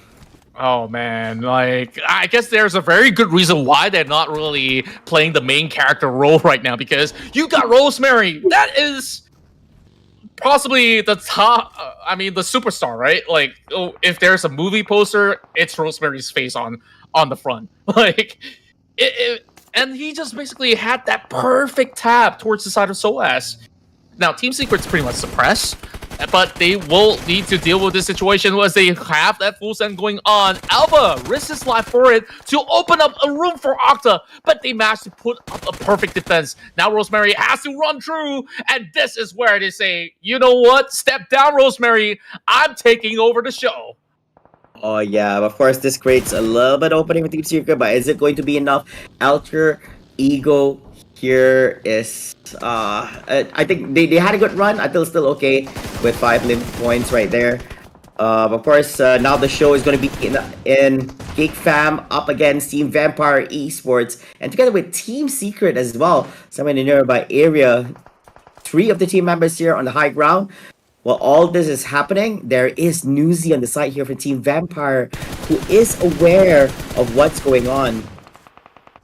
Beautiful spray from the side of Audrey as well. They are trying to catch out all these members from the side of Team Secret, while Break, he just full sends it as he tries to dance around these corners of the vehicle, but there's so little room left for you to hide out through the buggy. 1 member down from the side of Geek Fan, but there's still Audrey trying to hold on to whatever it's worth. Only Audrey here has picked up these 2 points, and these 2 points is sufficient. That's the best that he could actually get out of this outcome. Well, Team Secret absolutely popped off. They have that high morale after shutting off the entirety of Alter Ego, and they definitely want more. It's about time. And I think this is very much what they needed over here.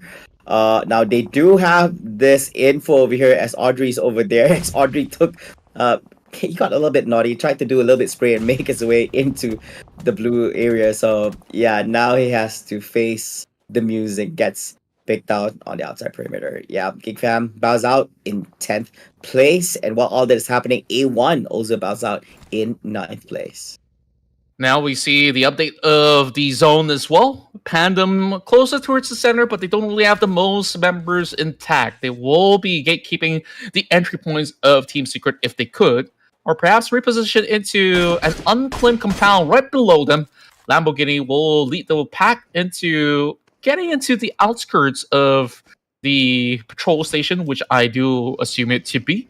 That will be a safe spot to play out for the side of the Savior later on, but they still need to hop on their wheels for these couple of members, as a team captain has already gotten the spot pretty much well secured. Newsy, however, he's surrounded. He's all alone. And what can he do about this? He's got no vehicles, and he's on foot. My, he's just got to pull something out of the rabbit hat. But he does have his buggy, and he found break. Okay, good catch. Beautiful work from the side of Newsy.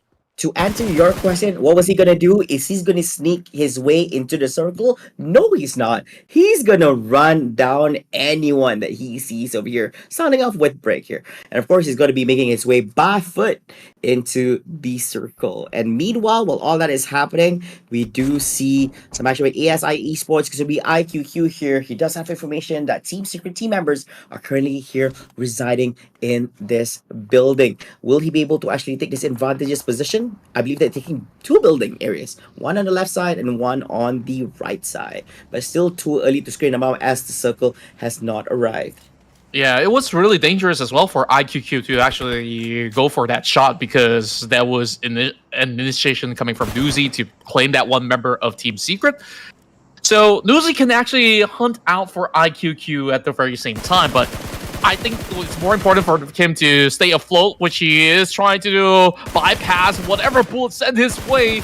One tick of a hit, help for, and somehow the final shot comes in from HORAA. Sky, out of nowhere, claims that one, and ASIA, they thought they had it in the back instead. Sky, that was beautiful. I mean, Newsy was so close to getting a little bit of cover from the terrain here at Miramar, but unfortunately that's cleared out here by HORAA Sky. Yeah, and the game continues back again. So of course we have Phantom. It's been a while since we saw them in action. Earlier on, they managed to wrap themselves with 8 elimination points in the early stages of the match. After that, it has been very quiet coming from them. They don't have much to offer. They still have two team members within them here, and we'll see how far they're gonna stretch out over here. HORAA, 4 team members. This could be their game, Contra. For them, D Xavier with 3 on their end, together 52X, Team Chicken, and ASI8, and RRQ. Yeah, looking at this current situation, still kind of anyone's game to play for HORAA. Got to shake off a little bit of that rust, because so far throughout the span of matches, they've only scored 1 point, and now finally adding another one to the block. They're just getting started here by having that great pickoff against Newsy. It's going to be Noob that will be able to find perhaps a little bit of glance, but they're still playing by the edge of the zone. This will still shrink towards the favor of RQ, which is why I won't count HORAA's chances yet until they can find a way to deal with RQ later on. Despite RQ being in those walls of a compound, I think with enough teams, they could be overwhelmed. So we'll see later on what happens on sixth stage onwards. Yeah, especially when you have that much of a cover, some teams are in a position where they're forced to enter. So when they want to rush their way inside, it could be troublesome for RQ. But of course, it's actually more advantageous for them because it requires the enemy to come towards you. So you have good cover. You're all in good sweet positions for yourself. It should be okay for them. Now, the thing is, making the entry into this one, when I saw HORAA's position, they actually have a good position there in the high ground. How they're going to make the entry into the circle, that's going to be quite an interesting one. Let's see over here. Now, ASI8, they don't have much cover to go with here. Look at this. A lot of it. Those wooden walls are not going to last very, very long. And they're sitting ducks. Oh, they are hiding within the smoke. And I don't think they can actually do much over here. They were left with 2 team members. And with these couple of members out there, how much of a beating can you actually take before you tap out, right? You know, what's really surprising to me is that Team Panem has added so many points on the block. Achil, being the great fragger that he is, adds more into the tally before the rest of Team Panem bows out. So that is going to be a total of 10, 11 elimination points that we are seeing coming from Panem through eliminations alone. Oh, yeah. Yeah. I think they bowed out real good right here. They may not have been able to actually get much better placement points, but yeah, they're pretty bowed out. But yeah, I think in terms of elimination points, they should be very happy with their performance here. Meanwhile, ASI8, IQQ here have their eyes on one of the vicinities over here, so he should be able to keep those people inside the building around as much as possible. Now, of course, HORAA Sky. Now, our attention is also towards him. He does know that there's still one team member over there, but because of the smoke, the area is a bit too big, so he's testing out his shots. He's just shooting with hopes that one of the bullets do land. Yeah, he's got incredible intel to actually work around what's really happening here. Like you did mention early on, this position here really gives all that they really do need to play that end game if they do it correctly. So long as this circle does not really shift too heavily for the side of HORAA Esports, this could still be pretty much within grasp in terms of a chicken dinner. Well, they've been noisy neighbors of RQ, but it doesn't really matter too much because all the other teams that are still not being covered by any form of compound or relying on terrain, they're the ones that really have to settle the score. And we have Team Secret versus DX, a classic Vietnam rivalry here within sight. 3 versus 1 with Jiki pretty much out for the count already. What can Max LV do? This is just so difficult with those nades flying in. Oh, DX, they gave him a challenge and they will just absolutely obliterate him off of the map. There's no room for him to actually make any form of escape over there. You have 3 of the team members on D Xavier just having their focus on you. That was very tough and quite unfortunate that Team Secret is eliminated over there. But of course, we're left out with 5 more teams here, and as mentioned before, Contra, look at this. HORAA still with 4 team members, and they are looking very healthy. So followed by RRQ and Xavier with 3 team members on their eye. ASYI8 and 52X managed to make their way into top 5 once again together, and we will see what the outcome will be here. Ryu, Fnatic. Oh, here comes HORAA Esports. They finally decide it's time to challenge RRQ. Just drives through the walls, and that's Crispy trying to respond. He does not really find any catches at all. HORAA knew that the only way out is to claim this compound for their own, so they will flood the gates here, claims a shack of their own, but the nades are flying in, looking to actually drop Sky, but Sky still survives. Here comes No Fear from the back as well, joining in. It's going to be Malik down on the ground. That is a prize to be paid for, as he is the first one to advance to deal with Crispy. Oh, that was a close one. Sky, I mean, that nade was insane. It's not enough to actually put him in down position at this current moment. Makes it into a, I think it's still a 4v3 situation here. It does seem that No Fear is down at this current moment, making it a 3v2 situation for them. Who's gonna come out on top on this? HORAA are the ones who's bringing in the fight to RRQ, and of course they want to make this happen. Meanwhile, while all this happening, D Xavier is in the sidelines. Will they be able to capitalize on this battle situation between HORAA and RRQ? And it seems like teams are taking advantage of the distraction that HORAA has actually caused, and they slowly close in. Look at 52 Esports. They're slowly marching up against RRQ, and RQ forced to respond. They have to throw those nades. They have to throw those Molotovs to find Alian, and they do. It's going to be Sky instead! That will suppress the advancement. Can they actually find another one over onto the corner? And that's going to be T24. Such a difficult position to play out from.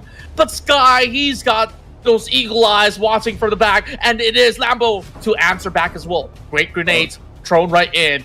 What a battle this is between all 4 teams involved. Oh yeah, it does seem that RRQ is paying the Xavier's Lamborghini to actually assist them in bodying HORAA right here. They will wonder, where's this one other guy coming from right here? I also want to highlight that entry coming up from 52X, not a clean one, I would say, and not ninja enough. The moment he came in, he got picked up real fast before making his way into the building. But first, this assault continues. It does seem that that particular location is the prime location to be. Oh, Lamborghini gets picked off here. Quite unfortunate for him, and he is currently down. 52 Esports is eliminated here in 5th place with 4 eliminations in hand. 4 more teams to go. Who will be crowned champion here? Lambo absolutely got excited knowing that IQQ was coming in from the back, so he was making a couple of hop, skip, and jump, but not really dodging all the bullets being sent his way from the side of HORAA Esports. Now, eventually, ASI has got to answer back. If he can take one down from the side of the Savior, that will buy lots of room for the side of HORAA Esports. But RQ, they storm the gates. They want in. They want blood. They can smell it already. Mr. Boro has to hold down the line, and it is going to be difficult, and Crispy finds it. Oh my word, RQ, decisive strikes all around. 2 members still remaining intact to bring in the pain against HORAA, as there are only 1 member left from each side of the map. And now it's between the Savior and RRQ. Wow, both sides just charging at one another. But at what cost, Contra? At what cost? Now we're only left out with only 2 members Team RRQ up against 3 members here from the Xavier. Now this is not looking good for RRQ, as Crispy is currently down for the count. It does require his friend to actually assist him in getting him up. And while all this is happening, is the Xavier gonna allow this to happen, or will the barrage of nades be able to actually stop this from happening? It does seem that Crispy will be able to actually get back up on his feet just in the nick of time. This is what we needed, an epic 2v2 to see who will take the crown. After all, is it going to be the Kings of Kings or the Grand Champions of Vietnam, the Savior, who's already got a chicken dinner of their own? Blue Zone setting in from the back, so there's only one way out. It's through the front doors. And RQ, they got to make this really important decision. They have no mercy over the top, finding some good eyes onto the member of DX, and it has to be Lamborghini, the team captain. Still tossing out those nades. Can it connect? It doesn't seem like they need those nades. They found him over the top side of the roof. So it's only Crispy left. It's 1 versus 2 right now. Full confidence coming from AT, tossing everything he has on the back. And can he find it all? Let's take a look at what's going to happen here. It's Crispy on the last stand. Goes for a spray. Makes it a 1v1. And here comes the rest of the Savior. Bringing another 2 members out there. And it will be 2 wins for today. And maybe more to come for the Savior.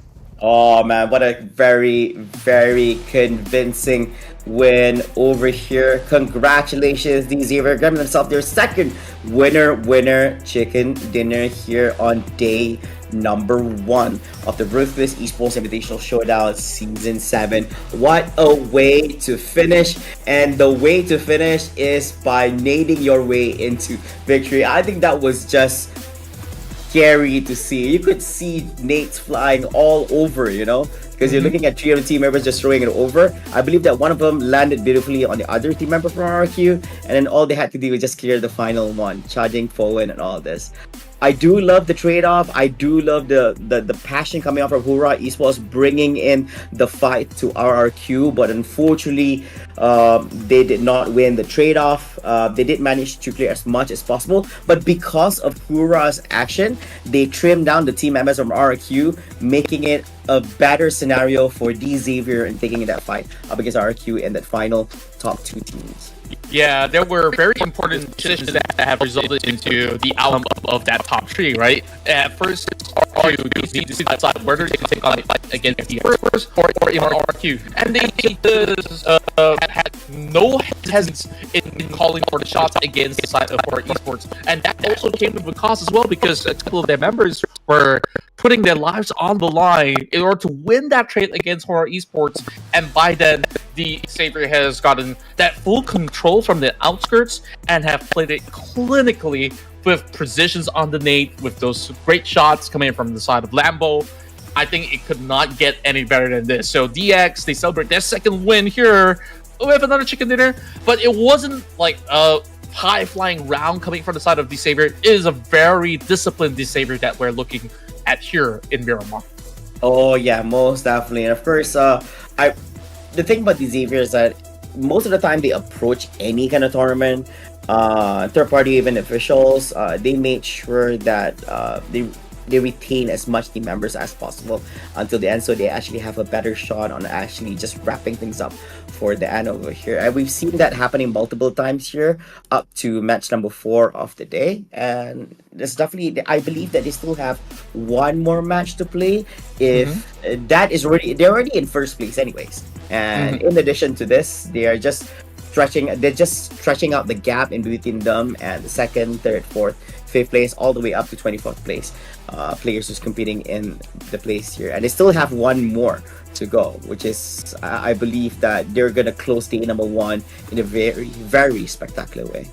Yeah, and time again, we've seen Nate thrive, and once more, he will be the MVP of the matchup. But even on that previous stats, we have been able to compare Paragen as well as Sky. So it wasn't just Nate to actually do it all alone for the team for the side of the Savior. So it's still a full team effort, as we saw how it has been very difficult for the side of DX to also play from the outskirts. But great damage done, great execution nonetheless from all the members out there. And as we take a look at the top performance, we have Achul with that 6 eliminations. It's because of Achul. He has won those wars. 2 wars in Hacienda del Patron, and they absolutely wiped the floor clean. Oh yeah, and I think from Pandem they've done exceptionally well in the early stages of the match. I think they have great firepower. It's just that I think they need to find ways on how they can also garner some placement points for themselves as well. Because I think if that goes hand in hand, they are gonna do so well here in the Ruthless tournament. Yeah, and of course after the conclusion of all that, here are the match rankings. 10 rank points here for the Xavier for winner chicken dinner, 11 elimination points, making up a total of 21 points. Pandem, well, 1 rank point, meaning that they got 8th place, I think. Yeah, I think they were in 8th place. Or was it 9th place? So 1 rank points, 10 elimination point, making it 11. RRQ with 6 rank points, 4 elimination points, making a total of 10. They are pulling the special, just like Team Flash. They say, you know what? I guess there's only one team that can get chicken dinners. Like, you know, screw those ranking points. We can just go for all these eliminations. And it has worked out. It was worked out tremendously for these guys. Oh yeah, so I think they're not here for the chicken dinners. Yeah, they're here for something else. Like, we just won elimination points. I think that's enough to put them in top 16 anyways. Yeah, but also I want to give a shout out to HORAA. Based on that last play and how they brought the fight to RRQ, I can safely say HORAA got balls. So HORAA, they do. They got balls. They got balls. Those are some Giga Chat balls out there. Yeah, and of course, we also want to have a look at the overall ranking. Man, oh man, contra the Savior. 54 points, close to double on what Alter Ego Ares has to offer, who is currently in 2nd place with 28 points, followed by 52 Esports in 3rd place. As you can see, they are on the rise. 52 Esports has been the best South Asia team that has thrived throughout the course of the day. And of course, moving up here is also ASI8 Esports. I think they're definitely building that momentum up slowly but surely, as they have managed to add that 14-pointer up there. Megatron Ray Aliens, I guess inconsistency in terms of performance, and also for the fact that they're not in this matchup itself, they will naturally slide downwards. Meanwhile, good push coming from RRQ Ryu. I think like predictions coming in from production has been pretty on point, honestly. They could have actually won it if it was any cleaner. Team Secret also popping off in this particular match. Now, HORAA Esports, remember them at the bottom with only 1 point, and now they have jumped 6 spots in that one span around. So they just need more and more rounds like this for them to make their way back into the top 16. So it's not over and done just yet. Very reachable for the teams that may not have the best of runs throughout the past couple of matches. Yep, and remember, the whole idea of here in the semifinal stage is to make your way into top 16 so that you make your way here to the grand finals after the conclusion of 5 gruesome PUBG Mobile actions. And of course, guys, don't go away because we've only concluded 4 matches. We still have 2 more matches to go before we end our day. But before all that, we're going to be taking a short break. We'll be right back after this.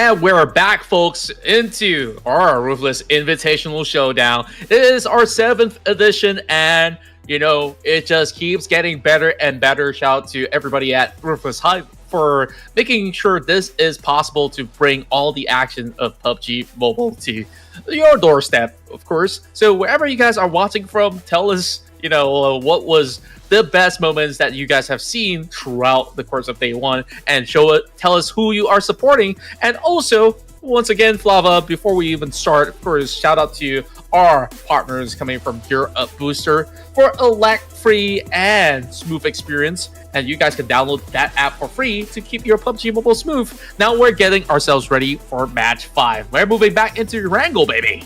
Oh yeah, and of course this is going to be our second last map for the day. For some of the teams, this is going to be their last match, as they've already played out, including this one. Should be, I believe that it is, are we featuring B and C, or is it A and C this time?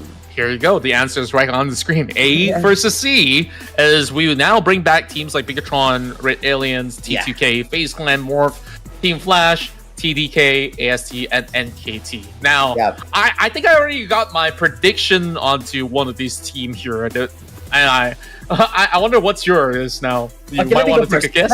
Let me go first, all right? I think for the past 4 matches, I'm gonna go with HORAA. So after watching their matches before, so yeah, I do claim yes, they got Giga Chad balls. But yes, I'm gonna go with them. I do believe that this is their time to shine, and this is their last match of the day, so they need to bring their A game. They need to prove their worth here in the Ruthless Season 7. I love that you joined in the hype train where I've managed to vote for HORAA. They were so close, yet, you know, just a little bit shy of getting much more than that. Now, my prediction here, since Team Flash is back in action, let me get it right there. Put it in the predictions for Team Flash, because the way that they play, it really feels like there's no answer. If Team Flash is coming for you, you can put your hands off your phone already, because you know they're coming in hot. So that's my prediction. I think that they have really stormed out a lot of all these top gunners out there, and they can offer a whole lot more. Now, production, I want to hear from you. This time, who would it be? I like how you say production. Oh, they got their eyes on Bigatron Red Aliens this time about. We will see. I'm not surprised by your pick on this, but yeah, it was quite unfortunate. I believe that it was either match number 2 or 3. They were so close on this, but quite fortunate that it just didn't favor them because they were going up against the Savior. I believe that there was Miramar match, so I think that was match number 2. But you're right, this could be their opportunity to actually claim that winner chicken dinner in that game. They had some unfortunate situations. They have great decision making as well, how they approach some things as well. I'm guessing that they're just waiting for the right time for them to actually grab their hands on that first place spot. This could be it. But I'm still banking on my boys from HORAA this time about. Yeah, I think like we really do love all these teams in specific, like without any bias at all. Like BTR is great, Team Flash great, Team HORAA so many exceptionally perfect. I gotta say, like, you know, this is just the start of the tournament, but I'm looking at the rise of all these teams hailing from Vietnam. Like, sure, I could take the easy way out and say, oh, DX is gonna get more and more wins. You know, I could do that, but I believe that there should be a fair check and balance as well, where we're also highlighting the, like, you know, teams that have so much potential to win. And I felt like, sure, I might have said that Team Flash wasn't really aiming for that chicken dinner, but if they can carry that ferocity into an end game, imagine the devastation that they can basically do towards teams who are, you know, slightly weathered down in that end game scenario, maybe with 3-2 members. So we shall see if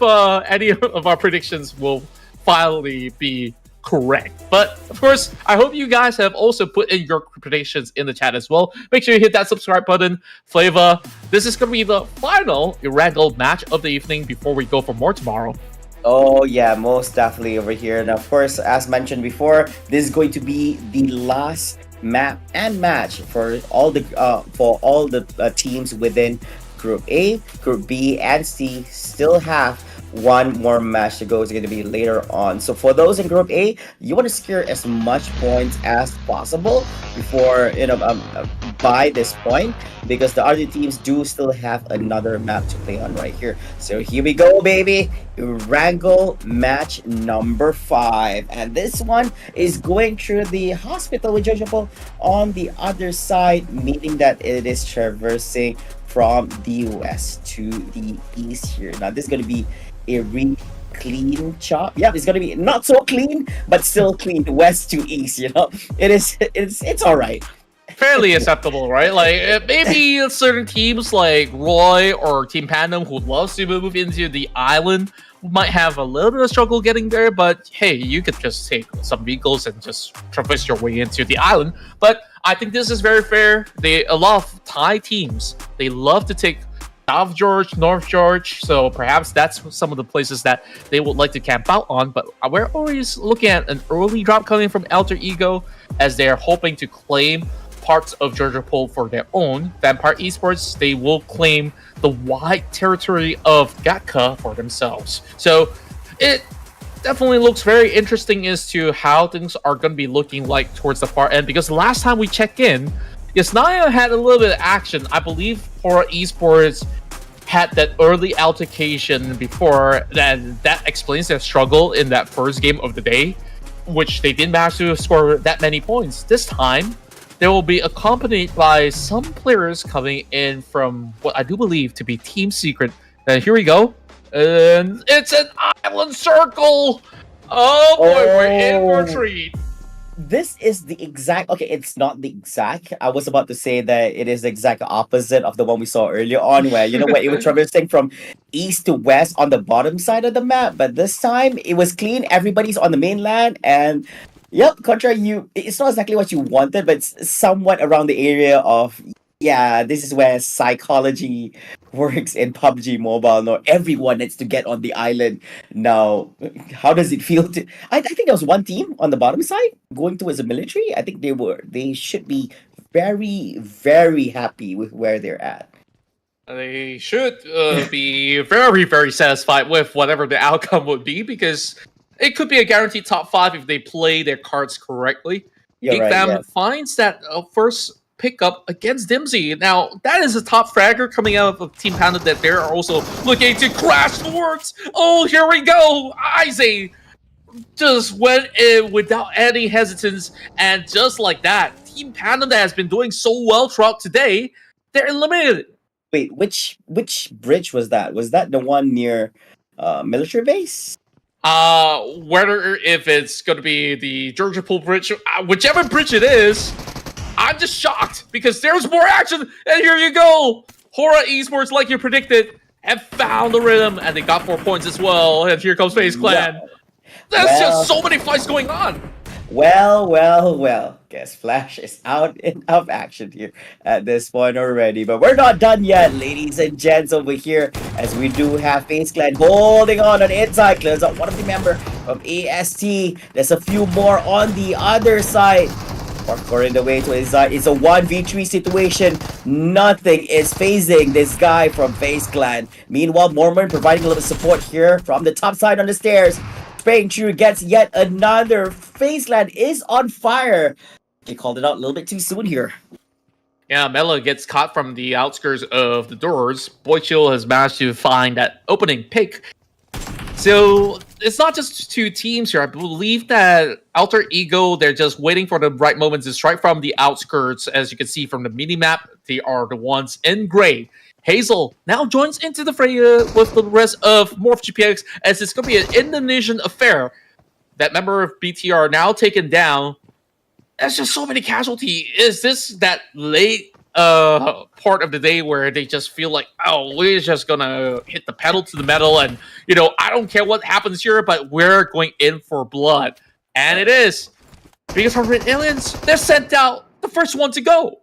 Domestic issues happening here gets resolved within PUBG Mobile. And of course, right now we're shifting our attention towards a battle. Alter Ego is coming up next. The Indonesian teams are under fire here as they are having their hands up right here, going up against FaZe Clan within the same building, we do have one of the Alter Ego team members on the other building, providing a little bit of a peek here from a different angle with hopes he's able to actually get someone here from FaZe Clan. But will be trade off. Wow. Wow. What a nade that was. Just through the doors, and that opens up that opportunity for Rosemary to strike. And what? He springs through the smoke, finds one, finds two. Rosemary is a machine. Oh my goodness gracious. FaZe Clan stood no chance. Oh man, I think that was a horrible outcome for some of the top teams here in the competition. So many teams get to wipe off the rear. Alter Ego is definitely gunning for the first place spot here in this match. You're having quite a strong start with 6 elimination points in their bags at this tournament, which is the most.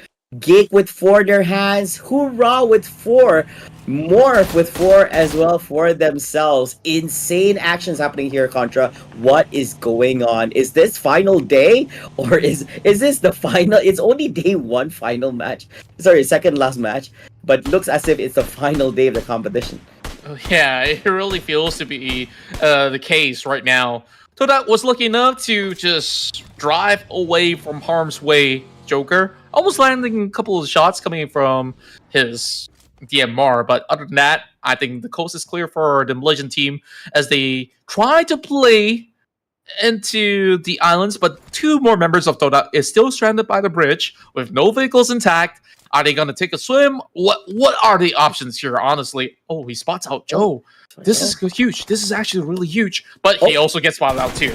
Yep, he saw his 9, so it's gonna be a trade-off in between these two. Who's gonna be Kill gets traded here? We will know in just a bit. Meanwhile, while all that's happening, 9s gets shoot out from a different angle here. It does seem it is going to be Joker here stepping it out. So he's in a very tough spot because there's nowhere for him to run because the bridge stretches out quite far. But Clean does seem that he's able to actually get behind Mr. Joe over here. A little bit too early to spray, I guess so. Probably give it a little bit time for him to actually get a clearer view of him. The spray was a little bit too fast over here. Giving an opportunity for Mr. Joe to actually get himself in a different position here. Cleon has been so sneaky, but now he gets spotted out, and Joker has been able to annihilate whatever pressure that was coming from Toda, but it trades back.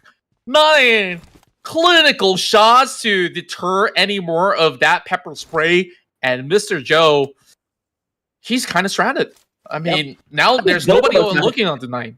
Joker stranded. Cleon is stranded as well, so yeah, I'm guessing a 1-1 to both of them.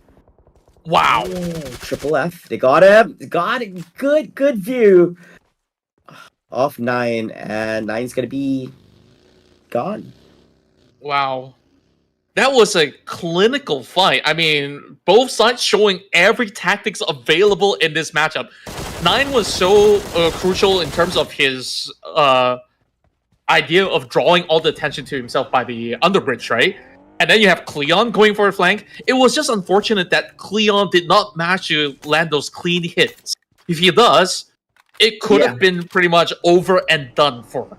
But you still have that member of if they're still standing in the way, so Todak can still breathe for a little bit more. Yeah, but I guess things have already passed anyway. So I think I guess they want to make sure they clear it as soon as possible because 9 was already in a bad position anyways. But yeah, look at this circle, Contra. Isn't this fun? A small surface area on the mainland, but most of them on the side of island. So that's going to be fun for the teams who really made their way to the exact side. Earlier on, I did ask about the bridge because I do wonder if the reason behind why that clash actually happened in bridge, because you would want to be the first to get on that other end because there's only one team there on military base. So one of them will hold one side on the left side and one will hold on the right side. And if you hold on to that, you're able to actually get elimination points, which is something you can actually get in the early stages of the game. And of course, you can also secure placement points by being in such an advantageous position. True enough, and that's what NKT managed to do over onto the far eastern breach over onto the south. Meanwhile, Leo now goes in for a full committed battle coming from Alter Ego. They are too far on land. They know that there's no other point into getting your way into the island, so just take on this full-on brawl. Boyshield does not really have that much health to work with, but he will stand toe-to-toe, will be shut off by Leo Esports. 7 points in the back for the Indonesians as they will just succumb to a 12th place finish. Yeah, no, I think they're doing quite okay here. So they're gonna bow out at this point into the match. For the other teams who are still alive, they have different hurdles, different challenges await them here in this match because for most of them, they have to make their way to the bridge. It's either you get yourself a boat, you wrap around and make your way to the island, or you find different ways to approach this. Meanwhile, Team Secret SOAS is slowly but surely making its way up. But of course, once you get to that top point on the bridge, you are exposed. There's no way for you to hide forever up here because it's not really a flat surface. Yeah, so this is gonna take a while. I mean, this is gonna take a while. He regrets his decision. Oh. Triple F. If only he spots the lurker, as this is secret strats coming from SOAS to just catch one, because NKT, they expect vehicles to pass through. They didn't expect that one Lone Ranger from the top somehow crawls his way through this iron bridge. Ninja SOAS absolutely baffles us. How on earth did that happen? Oh man, I think that was big mistake from NKT. They could have had a quiet, and after with that down, Joker is the only person who's holding on to bridge, while Mr. Joe and the goat is currently on the right side of the island, who is away, is not able to actually provide some support. If Team Secret has information, they could just rush through this, and they could be the next team which holds the bridge. But they don't have enough information, so there's not enough information for them to just rush through the bridge. So they're still on the other end. 3 team members. Meanwhile, SOAS is slowly making his way to the other side of the bridge right now, but still looking okay.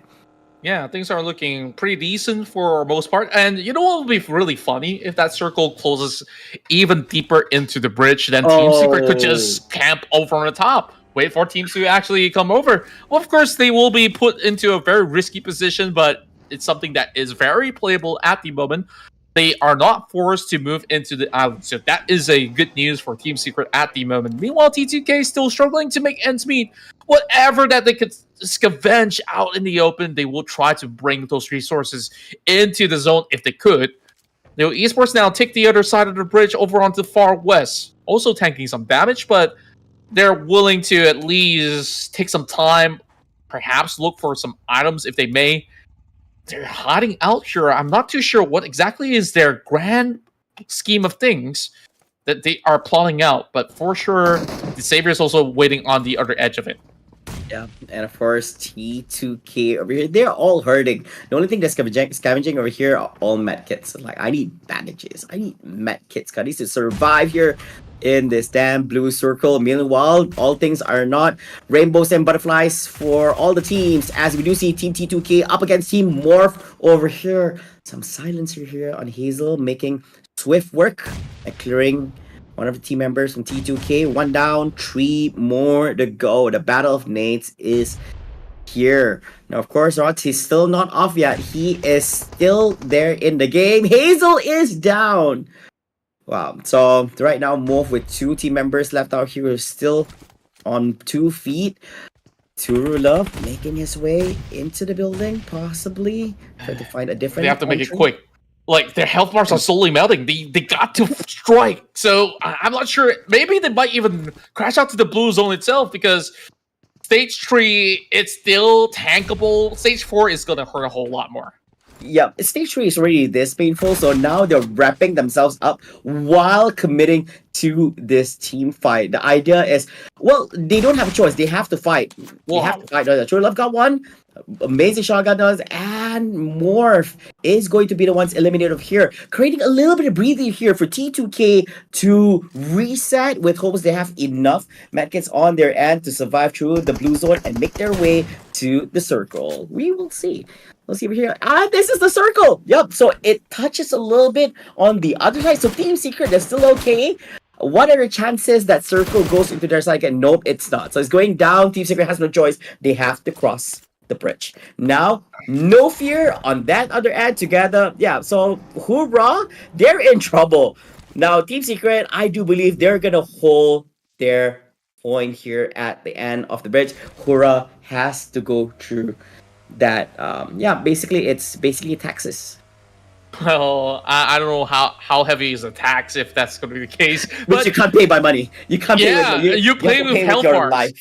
Health bars, like it slowly takes and takes and takes. But can Leo Esports survive? Like this is finisher on his last couple of bandages, trying to make the cut, but that's such a great idea where you could just still pop bandages while you still go on that buggy.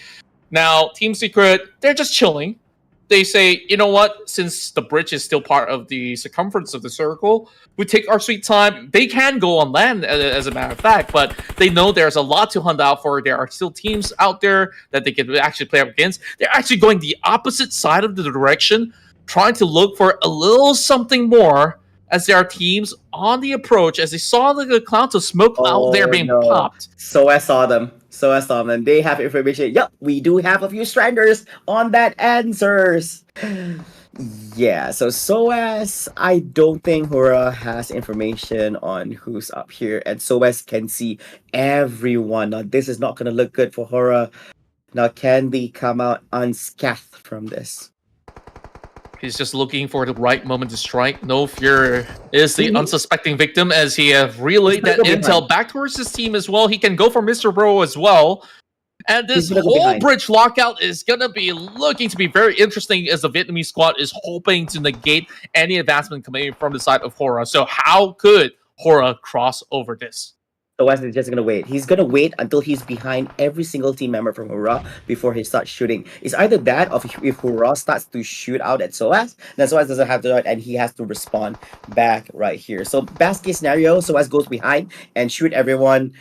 Because I think HORAA will be quite surprised if there is anyone behind them to do any form of shooting. Of course, this is all bait. All the other three members here from Team Secret are just baiting HORAA Esports while SOAS marches forward. And they have absolutely no clue. Smoke's now deployed for them to buy some time and space.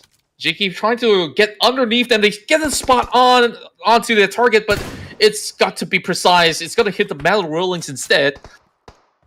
This is not looking all too good as well. I mean, the longer that Team Secret takes to eliminate them, they will eventually be overwhelmed because look at the forces going up against Jiki. Jiki could easily be taken out instantaneously if he gets close enough. They don't even need to get close with that perfect grenade. It looks sublime. Oh, yeah. Here comes the angle. I think that what do you call it? That Molotov is not going to do much because you're trying to stop Team Secret. Team Secret doesn't need too much forward. You need too much forward. Oh, this is what we're talking about. Now he is behind. Now this is going to be troublesome for HORAA because now he has enemies on the front side and also on the back side. But SOAS, quite unfortunate for him, he gets picked off instead. Now with no one behind them anymore, this could be the opportunity HORAA is looking for as they only need to focus forward. That bait and switch like you talked about, that setup, it could have been a lot cleaner. SOAS was knocked down. And I would say HORAA Esports, they were so sharp on their attack. And like I said, this is just going to get a lot worse the moment that they're allowed to that form of entry. But here comes Max LV. He managed to spot another couple of members of HORAA, suppresses them. But there is also a flank coming from No Fear as well. Break has got to make it quick if he wants to have a lifeline at this. Oh, the blue circle is coming. The blue circle is coming. This is gonna hurt really, really bad.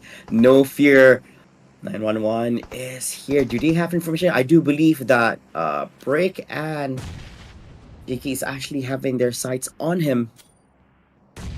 this is weird because there's so many things happening on the other side, but like I think our main attention is definitely here at the bridge because whoever controls the bridge, someone gets a huge advantage here in this match. Wow.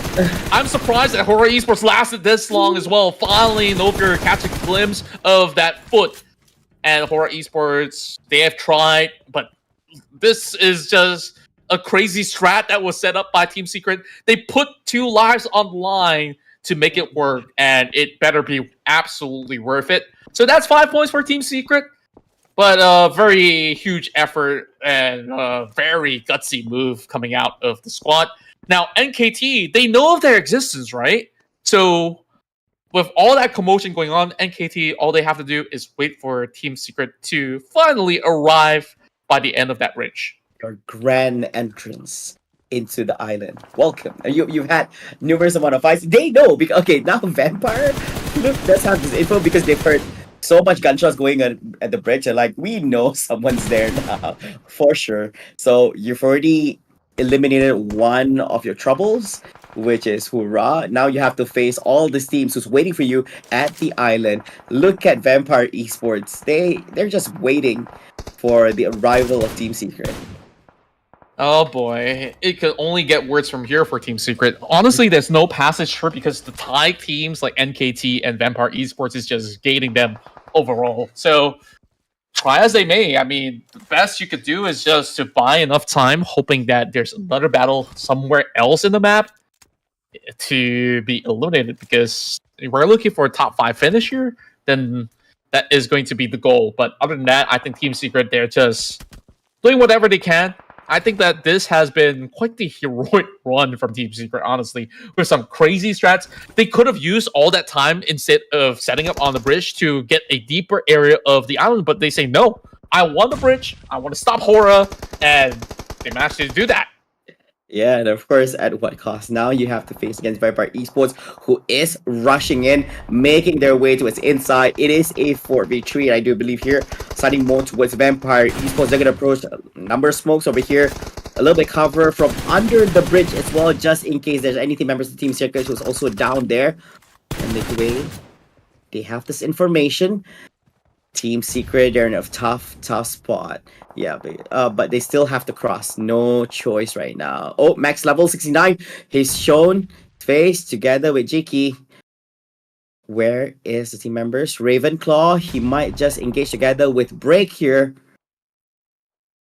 It seems like a lot of all these troll balls have been expended, but like it's so tough to actually land anything from that angle, so they are just drawing themselves out of whatever utility that they have in this fight up against Vampire Esports. Perhaps this could be a decoy for them to at least sneak one member through, and that possibly could be Jiki. Vampire Esports, they know they have nothing else going on, so they're very happy to actually take this fight. While they already reached the end of the bridge, they know that it's going to be tough to challenge NKT eventually. Speaking of which, I'm just surprised. NKT, they decided we can wait. We don't really have to rush things. We could be part of this party, you know? But yeah, we are there for the 3 a.m. show. Uh-oh. Here we go. There we go. Max level 69. Getting a little bit of spraying from his end. He can't move forward. Like this is his sweet spot over here. Jiki does have a little bit cover on the other side. Now everyone's downhill. It's like, okay, we can't pop up our heads anymore because it's plain lands up there. So if we show ourselves, it's gonna be a battle of firepower anyway. So one of the most accuracy will win. So let's not have that and try to position ourselves well over here. Team Secret's holding ground. I think they're doing splendidly here after a gruesome battle against their opponents just a while ago, and now they have to go up against the full force of Vampire Esports. This is insane. Yeah, and how many bullets do they still have left in the chamber? They've been spraying for so long, and you know, they took so long to the point that Toda has already turned back into this corner of the map. Remember that final member of Toda, I believe it to be Ifta? Yeah. He went all the way at the back of the island, and now he's back here. He's like, okay, eventually somebody's going to be joining into the fray. And they are finally taking big decisions. Vampire Esports got that big nade landed upon Ravenclaw. Beautiful stuff coming from inside of Break. He saved that special for this golden moment. Oh no! So Vampire Esports, they're slowly getting pummeled down. This is not looking all too good for the Thai team. They're making it count with every little thing they have. They're running out of any form of nades anyways, from Molotovs to frags. They're almost out anyway, so they're making good use of anything that they have. When we're looking at bullets, I think they're doing quite okay. Newsy barely has much in the chamber right here. It does have nade in hand. We'll see how this one is going to connect. I do believe they're trying to actually rush this as well. He's so close to the team members of Team Secret. Team Secret. So instead, Vampire goes under the bridge. Team Secret makes their exit through it, but remember, one of Totem is still behind. Wow. It's a painful way to go, but the ideas, the strategies that has been put out by Team Secret deserves a standing ovation, right? Like, they have been so durable throughout multiple fights.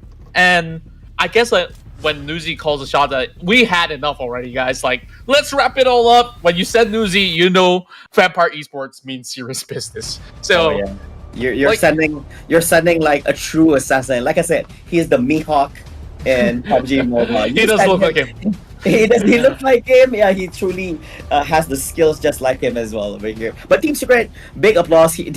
They survived for so long. You know, I think it could have ended badly for them. But yeah, I think I'm fine with them getting eliminated in such a manner. It is still an honorable exit here in match number 5. Of course, our focus is going to be back in this top 5 teams. We have Leo, T2K, Todak, NKT, and Vampire Esports over here. Vampire still with 3, NKT with 3, and 1 each for Leo, T2K, and Todak over here. Looks very promising for Vampire Esports, especially when they've already reaped what they've sown from Team Todak. They just took whatever loot that's already available. Bullets, nades, vests, if it's still functional, they're gonna grab them. Yeah, this is gonna take a while to actually wrap up the top 5 because we got straggling members from Leo, T2K, as well as Todak. Solo squad action going on. Meanwhile, 3 members from both Thai teams of NKT as well as Vampire Esports, which have regions of their own to control. Vampire Esports, they will run the risk a little bit as they have a little bit of a shotgun action. A little bit of dance coming here from Leo, but there's only so much that Lone Ranger can do. Yep, Leo is out. 4 more teams to go. T2K, Toda only has 1 member. Where are they? Now we do have NKT over here who's doing a little bit of fire on T2K's final member, which is True Love. A bit too far on that bounce over there. Chose yet another. Is this going to be the golden one? Nope, it's not. Let's pull off another one. So, oh wow, that one connects a little bit more. You see, out of nades, he does have a little bit more, but it's not going to expand anymore. Should be enough. But True Love is going to get back in health with some bandages and medical kits from his end. Yeah, that bounce from that grenade though, if that bounces any deeper for like a split second, he could have possibly gotten it. But he's saving those 4 extra grenades for that late game skirmish. Yes, true enough, it's been late game enough already as we are closing in the stage 8. The blue zone sinks deeper and deeper in the territory, whereas True Love is also looking for an exchange of his own. Now being forced to get out of the wall, there's only solo room, and he managed to dodge the grenade at the very same time. Does not have that area to just squeeze those bullets through from the side of the god. Now entering the Tiger's Den, NKT prepared to receive him with open arms. But the tricks are real. How is he Oh no. Oh well, yeah, he had a good run. Yeah, had a good run. Literally what it was, a good run. Okay, here we go. If there is next one. Yep, so now it's going to be NKT up against Vampire Esports 3v3. Yep, under fire. At this current moment, Fluke does seem, based on his praise, it does seem like he has a good idea on where the team members and NKT are at this point. Now, where are the other team members from Vampire Esports with their suppressing fire? They are well disciplined to just take better positions from this standpoint. NKT, they got all the compound for them to work with, but they are all funneled into the south side direction. So it's going to be pretty predictable. So the moment that they step foot outskirts, Pubg is ready to receive them with open arms. Now, grenades are slowly starting to pressurize the rest of NKT as well. So from that high ground, I would say Vampire Esports absolutely have the upper hand here. And guess what? You might actually get your prediction correct this time around. Oh yeah, I forgot about that. But anyways, coming up for this as well, it's not over yet. There's still opportunity for NKT to actually make something happen over here. With all the suppressing fire coming up, I have to agree, Vampire definitely has it a little bit better because it's all clear planes on the left and right side here of NKT. So the covers also give information on where they're at because those are the only covers that's available. But of course, there's still a little bit of space in between, so nade's not going to work all the time. But NKT doesn't have a choice. They have to make an exit. They have to start making it into a shootout rather than a trade-off of nades. And their nades are not as well as what Vampire's doing right here. Look at the nades. It's not even... They don't have the range. Yeah, it's not even... They don't have the range. It's too short. Yeah, Vampires are longer. Boy. Oh, that's what he said. And here goes. I was referring to the nades, yeah. NKT, they're all funneled into the corners of the wall, forced to step out into the open, and they are taking the fight to Schweppes, but there's too little to be done there. Vampire Esports claims another chicken dinner for Thailand. Oh yeah, congratulations here to Team Vampire Esports. They back in that winner chicken dinner, 10 placement points, and on top of all the elimination points they have had.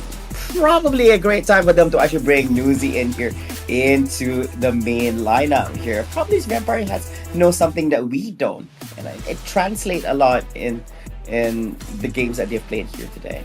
Yeah, just look at that pixel perfect portrait of each respective members. Perfect lighting, perfect execution on their gameplay as well, and got that mean serious esports pose going on.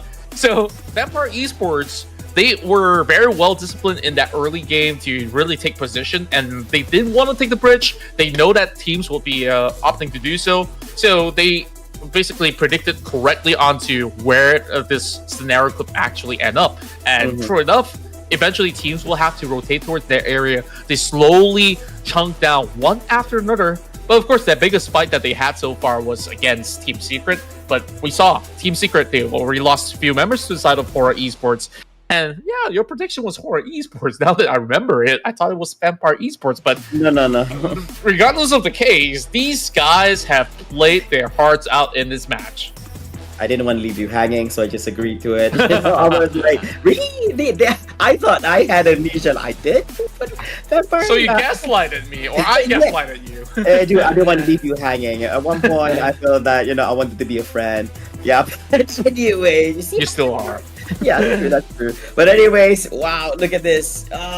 Amazing performance for some of the top teams. Like I said, this is an amazing start to the Ruthless series here for season number 7. And imagine this is only day number 1. We still have one more match to go. So Vampire, NKT, good news for NKT is that although they didn't come out on top of this one, but they still have yet another match to go. Vampire Esports, that's going to be their final match here today. So they have to sit back, relax, and enjoy the final match of the day. Witness what Group B and Group C has to offer. Yeah, and the one that have been able to get all the limelight with Schweppes, he was taking charge from even the fights with Team Secret, where you saw he was just putting his body on the line and putting himself at risk in order to get those high elimination numbers. Though it hasn't been much damage done, but he has always constantly pressurized all the teams that has been around the vicinity. So Schweppes definitely deserving to take the title this time around. But look at this match report. I'm happy to see Brick's name here because it's been an immense effort from Team Secret, honestly. Yeah, I think this is just insane. Team Secret, I know the main highlight's always been the last few minutes of the match, but still, I believe that our main highlight here for match number has got to be that battle that battle between Team Secret and the two teams at the bridge. I think that was just insane. Although Team Secret gets knocked out, but yeah, I think it has got to be right now. And they should not be sad about getting turned out in that particular situation. It was just rough on them. Yeah, they had a good hole. They had a great idea and on how to handle HORAA. It just didn't happen as how they envision it. You know, it was a great idea. One of them goes behind all the 4 team members, but then the spray was not that great. It got picked off all alone. It could have been a different outcome. I agree. I remember when you mentioned this. Yeah, it could have been a different call. It's just that the approach was great. It's just that the execution was not there. Yeah, I absolutely do agree on that as well. Now, of course, keep in mind that this has been the most difficult match to be played out. I'm not even surprised that certain teams, they walk away with 0 points or maybe a low single digit of points garnered throughout this course of the matchup. As you can tell, 4 players, they even suffered to the play zone and plenty of healing to be done throughout the match. This has to be the healing match. Like, teams that just wants a little bit of a breathing room and space to zen out. And we totally understand. If for those who did not watch the match, probably want to rewatch back match number 5 and understand why that surplus amount of healing was actually happening. But of course, forget about all that. This is the current overall ranking after the conclusion of match number 5. As you can see here, teams that have already played 4 matches here on that bracket, meaning that they've already played all the matches here for today. Meanwhile, for those who only have 3 matches being played so far, they still have 1 more match, which is our next upcoming match. The Xavier in first place, 56 points. Vampire Esports 43. So they're slowly but surely chasing down on Vampire Esports. Of course, this is page number 2, Sam9 in 9th place. BTR, Red Aliens in 10, NKT 11, GigFam, SI8, Leo, HORAA, and RQ in page number 2. Now, this is the page number 1 and page number 2 is the place you want to be, not just today, but of course at the end of day number 5 here of semifinals. That's right, and just look at how scarily close everybody has been. On the touching distance, 18 all the way down to, what, 13 to be the cutoff point? There's so many teams tied at 13, honestly. Even up to the second page here, you're looking at more of Boing Donkey, DRS, now being pushed down to that 19th spot, which we didn't really expect at all. But that's also with that 1 game advantage right now, because the final game will be played out in moments' time. And then we have FaZe Clan of all teams now sitting at 21, as we can see the drastic pushes coming in from all the South Asian teams as well to actually make that climb. Roy as well as Tribe will really have to work their hardest to get out of that dirt from that bottom of the standings. So with that said, I guess we had so many banters and chatters throughout, the past 5 matches. Let's take a quick break. We come back for our final game of the evening.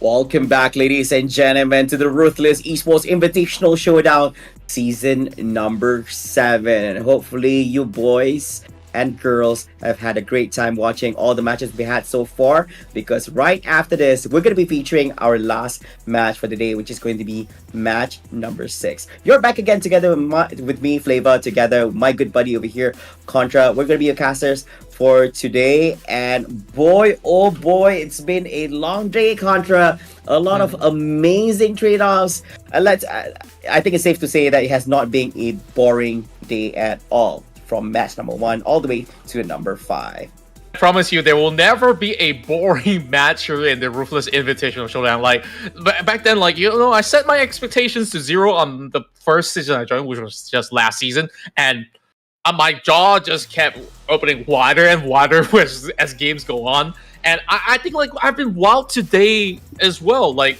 this is just something that I should see coming eventually. But these players that we do have here are some of the best in the world. If you guys are tuning in for the first time and are not too familiar with PUBG Mobile Esports. So right now, of course, it's the SA versus SEA battle that we've had throughout the course of the semifinals, but today seems to be a dominating performance coming from majority of the SEA teams. I'm hoping to see an SA win for this very final match, but they really have to overcome some of these early game demons. When I talk about demons, it's like all these teams like Vampire Esports, or even some names that we have seen coming from BTR, they are absolutely in that phenomenal form to take somebody in the battle. So here we are. It's Group B versus Group C for the final game of the night. Oh yeah, and I'm a little bit sad. I mean, I get that I got all my predictions wrong in the early matches, but yeah, I was really sad because HORAA had a great, probably a very big opportunity to actually do something big in that last match itself. But I guess Team Secret was just a better team in that trade-off in terms of positioning, in terms of the trade-off, firepower, and more. But yeah, it's too sad to spill, and quite unfortunate as well. That was their last match anyways for the day. And we're going to be witnessing the matches for Team Group B and Group C. And of course, as usual, we're going to be putting on our predictions over here on who we're rooting for here for this match number 6 from the pool of Group B and Group C. I'm going to go on something a little bit more unpredictable as compared to, a couple of games that we've seen. A lot of SEA teams thrive, and I am true to my words when I say I want to see an SA team finally get a win here. I've looked at the trajectory for 52 Esports, and I want them to finally get a win, secure their spot, and make sure that, nobody's going to be touching them until the next day happens. No. So, is that on your mind as well? I mean, you can put the same one. I hate you for it because okay, I have a good reason why I put 52, because they have been consistent out of the SA teams. They have been consistent in placing themselves in top 5 for a number of matches they've played so far. So I thought they had a good chance of, even if they don't chicken area, probably they'll be consistent in their performance. But let's do it this way. I think that man, this is tough. From the choices we have, probably I'll go back to Flash, I guess, since Flash didn't do so well in your round. Probably they'll do well in the round that they're playing here, which is the last map of the day. Oh, fair choice out there, and they really did play very well in Miramar. So it's Prot's turn. So what's on your plate right now? Let's see. Like how Prot has a number of people behind, and they're like, oh, okay. We're on the South Asia train, baby. So AST, of course, they had a little bit of slump throughout the initial stages of the first day today, but we can start to see very convincing pickup throughout the course of matches and matches to go. So hopefully AST will be able to shine through. Meanwhile, if there was the savior in this match, I think that's an easy vote, right? Because they've been kings of Miramar. The top finishes, 2 chicken dinners were won right here. It didn't seem like teams have an answer to how to really traverse the course of Miramar, but the Vietnamese teams, they absolutely love this map. Oh yeah, they do love it, and I think that the lesser amount of obstacle that stops them from having a good vision over their opponents, the faster they can actually take them down, because they do have that much amount of trust on their accuracy and the firepower that they have to offer. So I guess you need that kind of confidence, especially when if you want to play PUBG Mobile at the highest level. And yeah, and they have proven themselves for a number of seasons that they are one of the best countries within the PUBG Mobile in the world circuit. Anyways, but of course, we will see how things will happen here. This is the final match of the day. Match number 6, Miramar here for the Ruthless Invitational Showdown. Here we go. And of course, I think this is going to be quite alright. Just another clean traverse from left to right. Very open space for majority of the teams to get to all these major cities. Maybe for teams that do favor areas like Cruz del Valle or Torre Ahumada, like the ones that love to play safe, this is going to force them to make certain decisions like, do you want an alternative drop where you can be slightly closer to the center? In most cases of Miramar matches, a lot of these games do end up towards the south side. So if there's going to be an alternative ending to this, I want to see something up north instead to be making things a little bit spicier, you know, like usually from what I've seen so far around the areas of Monte Nivo, or it could be around that Impala section. So anything that's going to be south of Chumacera or all the way up north into Cruz del Valle is going to be a very difficult stance for some of these teams to play for.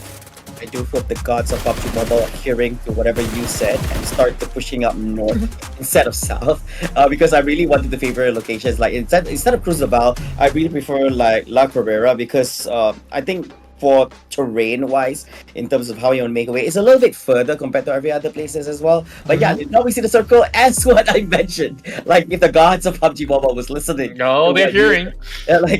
Screw south. Like, we're gonna go against this guy. Let's go north on this one. Yeah. So I guess that's what we're gonna be playing around with. Some of the teams have not landed and they saw the circle. I'm like, yeah, we're in the right path. Yeah. Now, the first question I have here is, do we have a fight in Hacienda del Patron this time around? Because two maps are playing, and so far, things have been so rowdy in that area. But right now, we just see Boing Donkey taking a spin. So, nothing too extraordinary. I think teams are starting to value points where, you know, even with them usually dropping into that city, they say, it's okay. We can go for something else, because when we look at that tally in the leaderboard, every team currently in the middle of standings all the way to the bottom, or certain teams near to the bottom, is actually within touching distance to qualify to the top 16.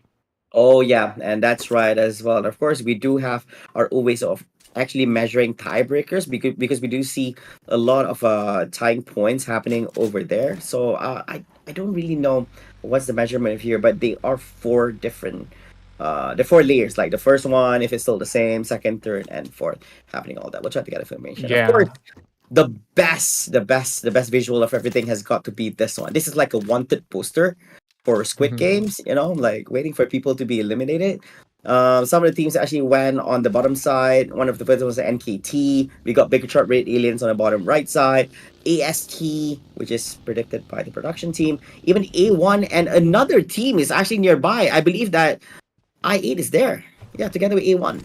Yeah, it's just looking to be pretty clustered up, and at least for Los Leones for the moment, like it's a major city, right? The biggest city that you have here inside Miramar, so you can basically fit 4 teams and none of them will take each other out. That's how compact this area of the city could be, as it's divided to multiple different sections. You have the caves, you have the factories, you have the hillside, and when it comes down to this, more often than not, they most likely won't take each other out when it comes down to this initial start.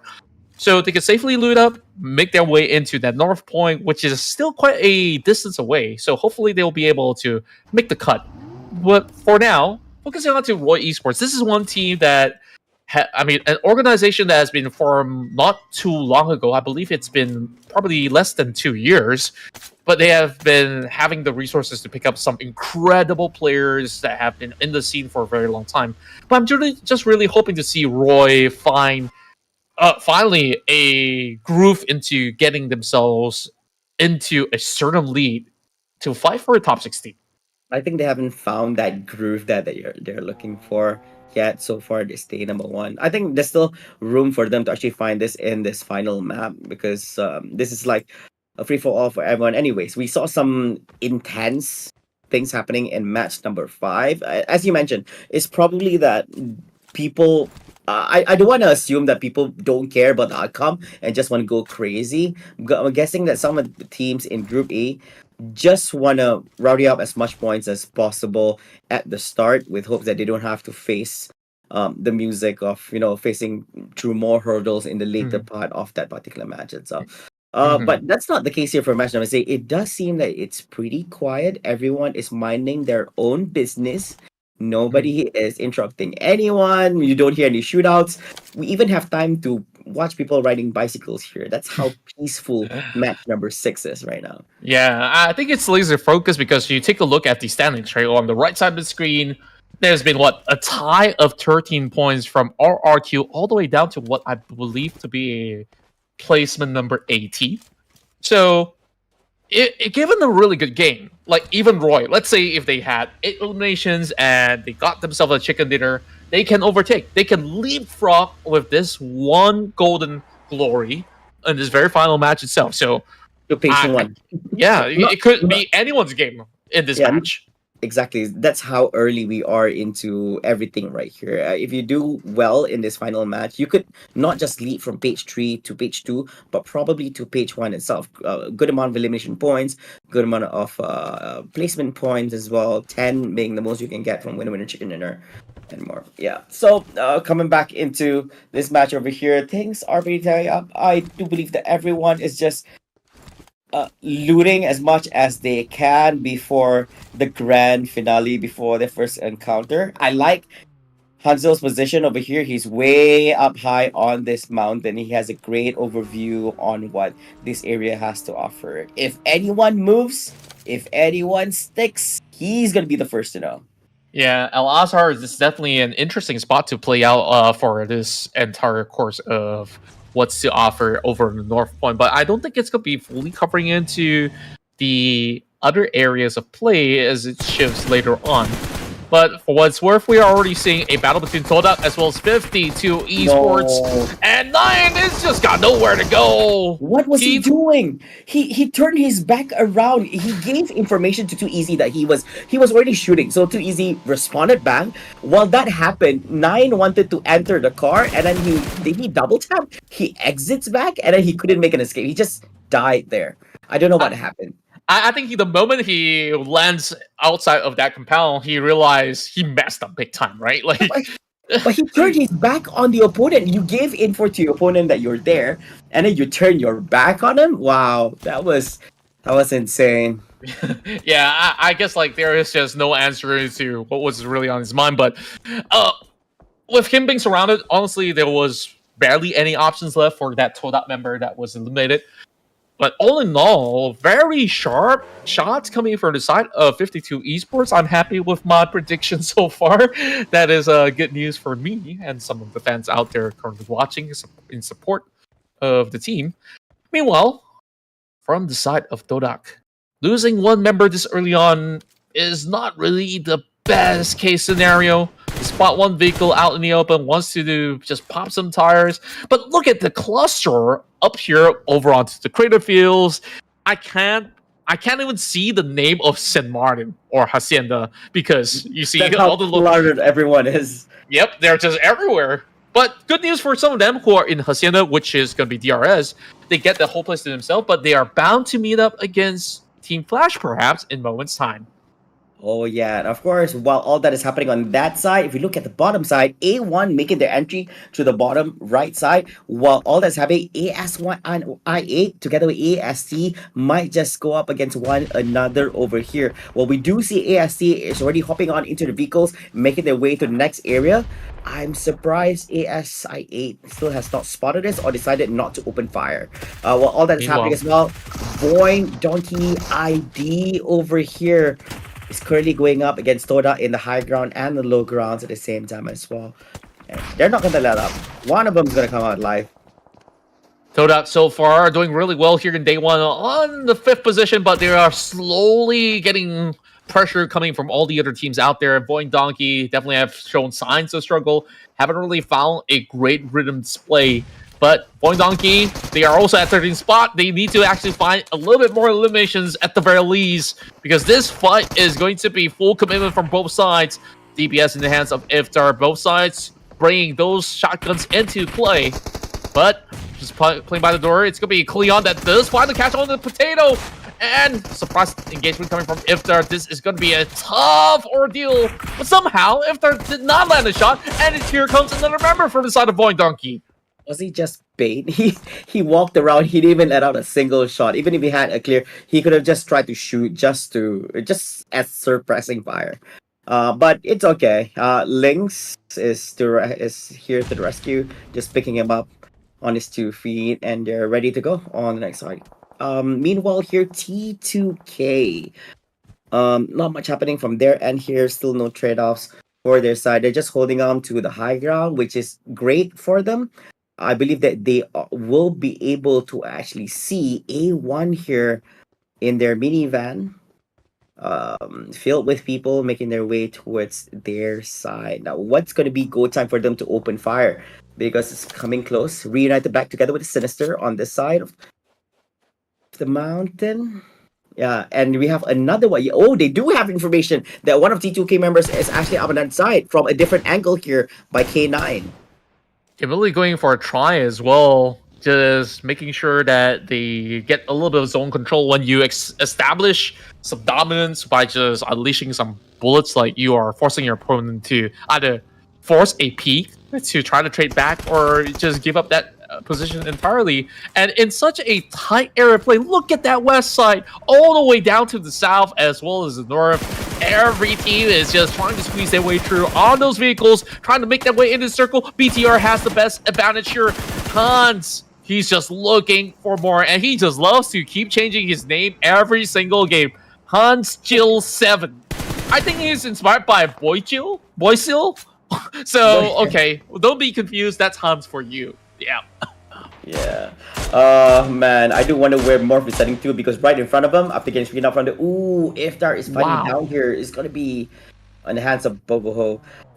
Yeah, we're talking about that right in front of I think right in front of them just now was actually plain, so they just have to play around with terrain, and it's not much rocks, it's not much, it's not like there's a mountain or a building waiting for you there. It's gonna take a little bit of effort. Meanwhile, getting chipped bit by bit, and he did not manage to find out where the chips were actually coming from here.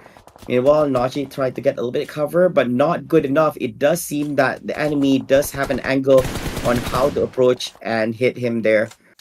Not good for SI8. Yeah, it's such a tough position to be in, and it has to be rules here to really chunk them all down. And he's a master of spray control as well, just looking at how he has been able to just wither down players coming in from all directions, and he will continue to do so. So marking on to that player onto A1 Esports, but I don't think that there's much that he can accomplish from that position onwards, as that vehicle has already moved past beyond his angles of play. But there will be the rest of FaZe Clan that's willing to grit the rest of NKT. It seems like FaZe Clan, NKT, and Vampire Esports, they are inseparable. These Thai teams love to go up against each other. But here comes Roy arriving to DRS. DRS wins the trade, but it's a drop shot that turns it all around. Tuss saves that moment. Really going for that pickup as well. Where is the rest of DRS? Are they going to answer back? Roy Esports are ready to strike with those grenades, but Yante, he's got to look out. He's got his back turned, and he's looking to run away from the crossing. Porsche, he's trying to survive, but these guys, they're going all out.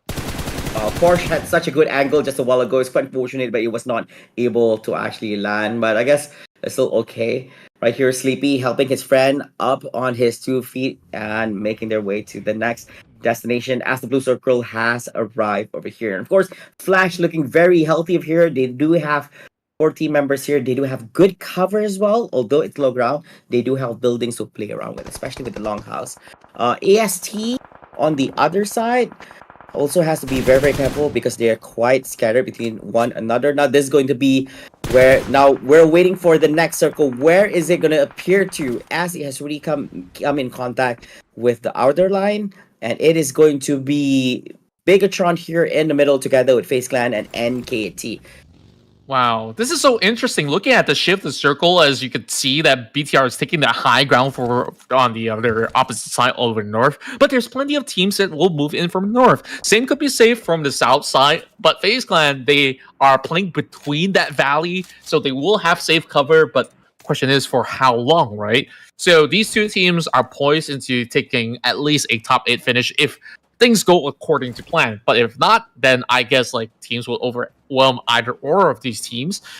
52 Esports so far starts off with these 2 points, but they already lost Alian very early on. Now RRQ is within sight. Crispy, you got no business going there, and those bullets will absolutely hurt him out. Yep, if it does not hit him, it's gonna hit the vehicle, and once the vehicle pops, he's gonna pop as well. So I think that's gonna be enough. Look at that explosion. That takes down Crispy KP down. Meanwhile, Toda with 5 eliminations, but unfortunately was not able to add on any. All the team members got cleared off, and they are eliminated here from the competition. They had such a good start. Quite unfortunate they're not able to carry on those points even further. So the game continues on. 12 teams remaining with 38 people here still remaining in this match. And I do believe here one of the team members, AKS GMLY, going up against the team members from Flash. This does not look good, as we do see Batman also rotating to the other side together with the vehicle. Will he be able to actually go up against him? A little bit spray coming in. This is definitely going to be looking to be tough for the side of AST. Now they're surrounded by the rest of Team Flash. Big nades popping in as well, but it's quick work. It seems like those nades are not necessary. Nate forced him out. He shows up and he's gone. Yeah, I guess that's the most textbook play you can have, just to screen him out away with the nade. Meanwhile, Sem9 here, they're going up against Team DRS on the other hand. Sleepy, he's had his own fair trouble because he tried so hard to survive on the outer perimeters of the blue circle with all the recovery he has. But by the time he made it inside, he gets shoot out by Team Sem9. And of course, Sem9, things are not over yet for them, as they still have a few things here in their hands. They're trying to go up against Team NKT, which is going to be their next target. I just absolutely love this whole ordeal of mid-range battles between all these teams out there, and that's the beauty of playing in Miramar. As for DRS, of course, failing effort to actually run right in. Sleepy has done just about enough to actually bring those 4 points back alongside with his team members early on. And now it becomes an awkward scenario, right? With this 9 teams still on the block here, of course, World of Hurt has landed onto certain teams out there that was trying to make a late cut into the zone. And it didn't seem like there was all too much of a hassle for the rest of them that has been able to keep most of their members intact. As you can see, all the teams that are on board has at least 3 to 4 members at play at the very least. Sem9 with Bubble Ho added into the roster here shows why he has been one excellent player to be added into the squad. Now adds 5 points. They have gotten very close to a chicken dinner earlier today, and after that has been a little bit of an up and down dive. Now, what I do look forward to is whether or not will they challenge BTR, because they are in close proximity. Yeah, probably this could be their opportunity to actually translate it into a victory for them this time about. But there's still so many teams here. That's not going to be very, very easy. And everybody has quite a good gap in between each and every one of them. But there's not much room to go because we're currently at stage 5 right now. At any point now, the circle is going to close in and you're going to be forced to be out from your comfort zones, except for, is it FaZe in the middle at the current moment, I think? I believe it to be so. When right now it really seems like it's just a little bit of a pause of any form of rotation coming from all the team, but not so much for the side of Sem9. Kenny's finding Joker out there in the open. Yep, got one, gets out. The rest of the team members is like, what happened?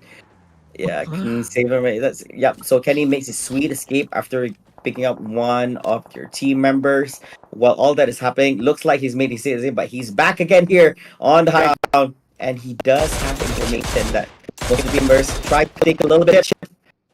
And NKT this time not able to actually down anyone. That has probably been the most dangerous run part of your vehicle. This Joe or Joker initially that was caught in the open. It was like, I just want to get my keys to my wheels. I mean, something just hit me, you know, out of nowhere. And 7-9 doing an excellent job gatekeeping. Yep. Oh no, they're still around, and the cover is only a 3. So Kenny does have the high ground advantage over here, but NKT has the numbers. Oh boy, NKT, despite having numbers, they're just hoping to suppress whatever shots coming from Kenny so that that vehicle stays intact. It's smoking up, it can blow at any given moment, but here comes RQ versus more of GPX, who's going to be able to actually get that trade done. Fnatic Ryu tries for the last stand, just barely enough to even land a single blow. Man, that was so close, but unfortunately, RQ gets eliminated here at this point into the match. A few more teams left, 8 more to go. We just need 3 more to be eliminated to make it to top 5. That's not much room for errors here for any of the teams. I do believe that all teams looking quite well. With the only team that has the least amount of members, it's actually 2 members, NKT. I said it too soon. NKT left with only 1 right now. So there's not much room for errors. They only have 1 elimination points. So they wanna get better placements, but it does seem that T2K does have information on where he is at right now, which is gonna be picked up. It hasn't really been a great day for inside of NKT, other than the top 2 finish. This time, they just got blown out of the water out there. At least it's a top 8. I believe they get 2 points out of this, 1 elimination and 1 placement point. So is that enough? Maybe it suffices. We'll see how the rest will do. FaZe Clan enjoys the middle of the circle. As I did say that they were planted here in the valley for the longest of time. Unchallenged, uncontested. Meanwhile, everybody else is partying over the top. Oh yeah, dancing around the vehicle over here with just a little bit of cover, going up against the full force of Bigatron Red Aliens. But while all this is happening, they're also getting chipped from a different angle, from a different side right now. Things are not looking well here for Bigatron Red Aliens, as most of the team members are down, leaving only 1 right now alive, still standing strong and tall to deal with all this. And it so happens to be here's your 1 on this. You still have 3 of members coming on from Morph, and that's the end of Indonesia's Bigatron Red Aliens.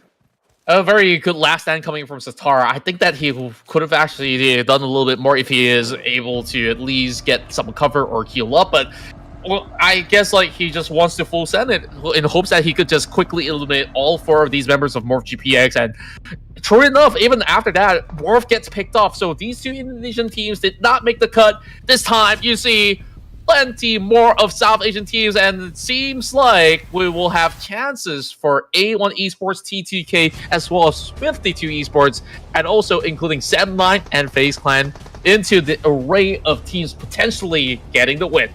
Of course, that music indicates that we are at our top 5 teams over here. Now, of course, we're looking at 7-9. They've had some good runs. They had some bad runs here in day number 1. Will this be a victory for them, for this Malaysian team? They do have their eyes on T2K, which is currently on the high ground here. They're moving forward. Kenny leading the charge, including Yuhai by his side. But do they have vision? Can they do anything about it? Nate's being thrown. None of them connects. Doesn't hit on Turlov. Does not hit on Cancer as well. Not enough here. Yuhai, Kenny, low on health. Yuhai is currently 2 down. Yep, 2 down. So Superboy and Boho, they have to make some plays happen over here. Huge advancements coming from the side of Kansa. Still going for the push this time. Kind of over advance onto the wrong moment in time. Superboy comes in to cover the tracks of 7-9 as they are on fire. They should be able to go in for the pickup to revive Yuhai Boy as well as one of the other member of 7-9. Whereas FaZe Clan takes this as an opportunity to advance forward to put the pressure on the Malaysian Tigers. Still, this is not gonna be enough. It does seem that both teams are still trying to find their good spot here in this trade-off. still favoring. Sem9 still holding on as much as possible. It all boils down to Kenny right now, as the team members of Team Sem9 is marching their way up the hills. Kenny hits on Hitman, got one up. Is that going to be enough here? He doesn't have the space to do any form of pickup. He's trying here. He's gonna bring Yuhai up into that. Yuhai's gonna go down. Such a tough area of play for a side of Sem9. They managed to win that initial trade-off against another squad, and now the rest of FaZe Clan is just punishing them for it. And they just got this full control of this valley. Like, they did not just funnel into the patrol station where they were camping out on. They immediately dispersed into multiple fronts, and now FaZe Clan is expanding their wings as well. But it will be a little bit of a tough run in, because a couple of teams are just hugging by the side. But where did that nade come from? Deathstorm, surprise attack with that nade, just blows it all completely for the side of Sem9 to even get any cover at all. The second one looks good. Does it actually land on Bubble Hole? It doesn't seem to be the case. They're just by the edge of the blue zone, and Sem9 has got to get the heck out of there. I'm guessing that's revenge for whatever happened to Hitman earlier on. It's like, hey, you mess with my buddy, I'm gonna get revenge back on you. And they're not even done yet. FaZe Clan is back. They're like, hey, so while A1 is done, yep. So I guess FaZe Clan will be the ones who gets to seal the deal here on Sem9's fate here at match number 6. But Sem9, hey, 7 elimination points. That's great for them. Could have been better if they were able to actually go through this non-stop assault by A1 and Team FaZe Clan. 52 Esports, too easy here on the highlights.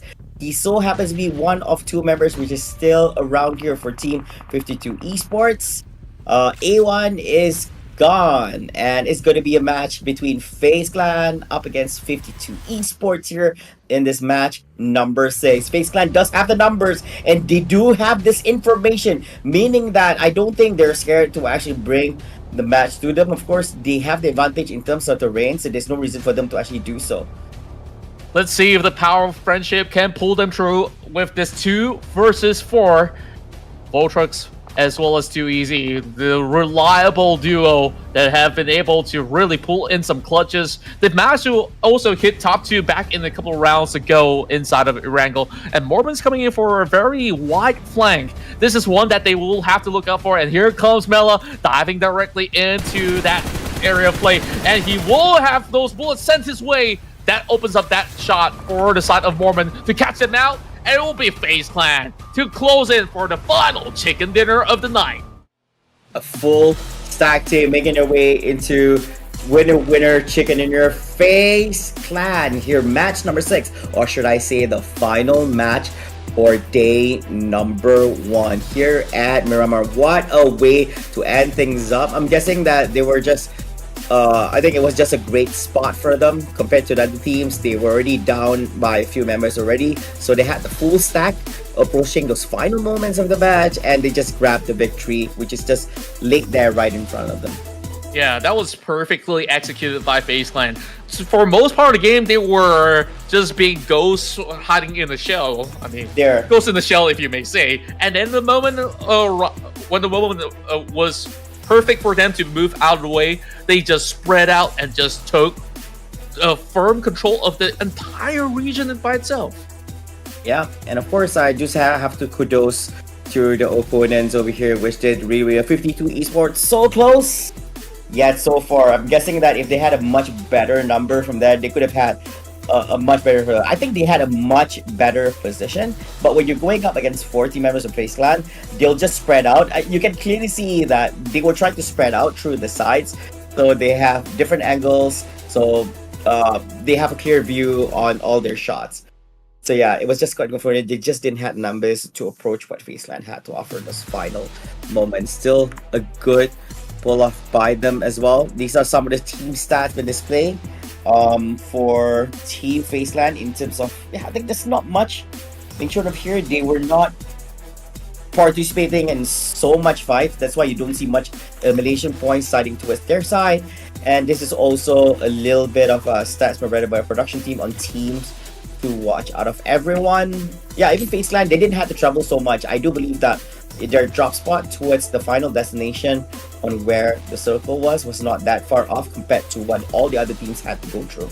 These guys, like, they went on a half marathon. 52 Esports 790A1 went through a full marathon to get to where they needed to be.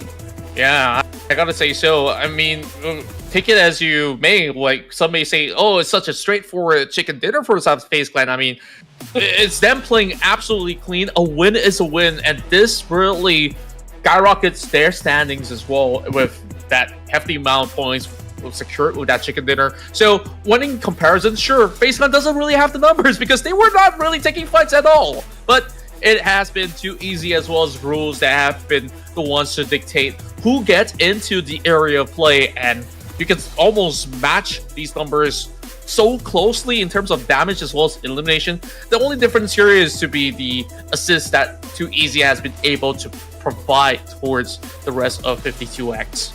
Maybe it wasn't their fault because they tried to find enemies, but they couldn't find any. You guys took them all. Okay, we don't know what the scenario is because we were not following the players throughout the whole match itself. Yeah, but I'm guessing that it's also part of the strategy.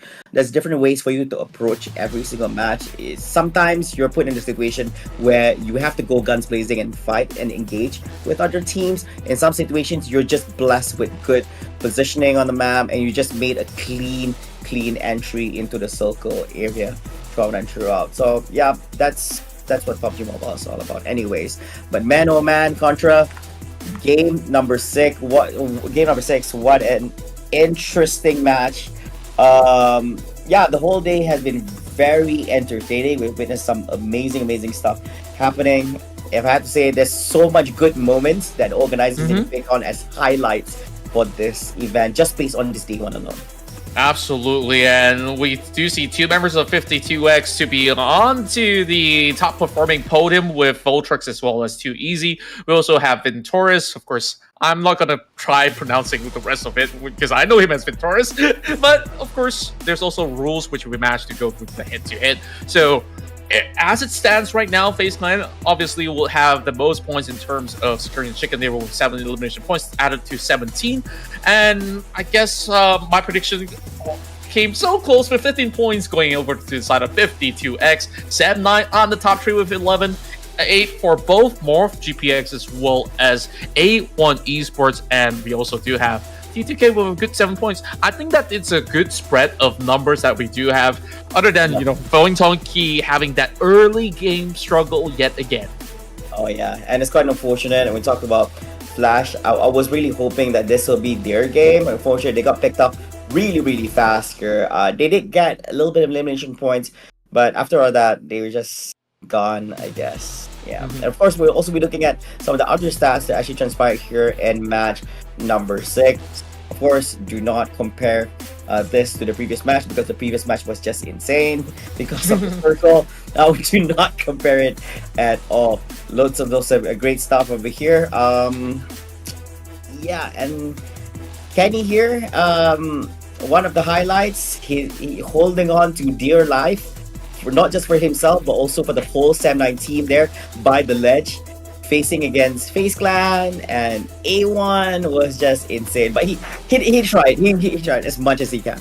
He definitely did. And when we take a look at how Sam9 is played, this is also one of their better rounds to be played out, which is where we'll expect this Malaysian team to be able to pull through into securing very good plays into the first page of the leaderboards at the end of the day. So, of course, we're going to add all the points all together to tell you guys how the standings is going to look like in a short moment. But like I said, this has been an incredible day one here in the Ruthless Invitational Showdown of the 7th season. And man, I always feel lucky to be here, and I'm just really glad that I get to cast this with you, Flavor.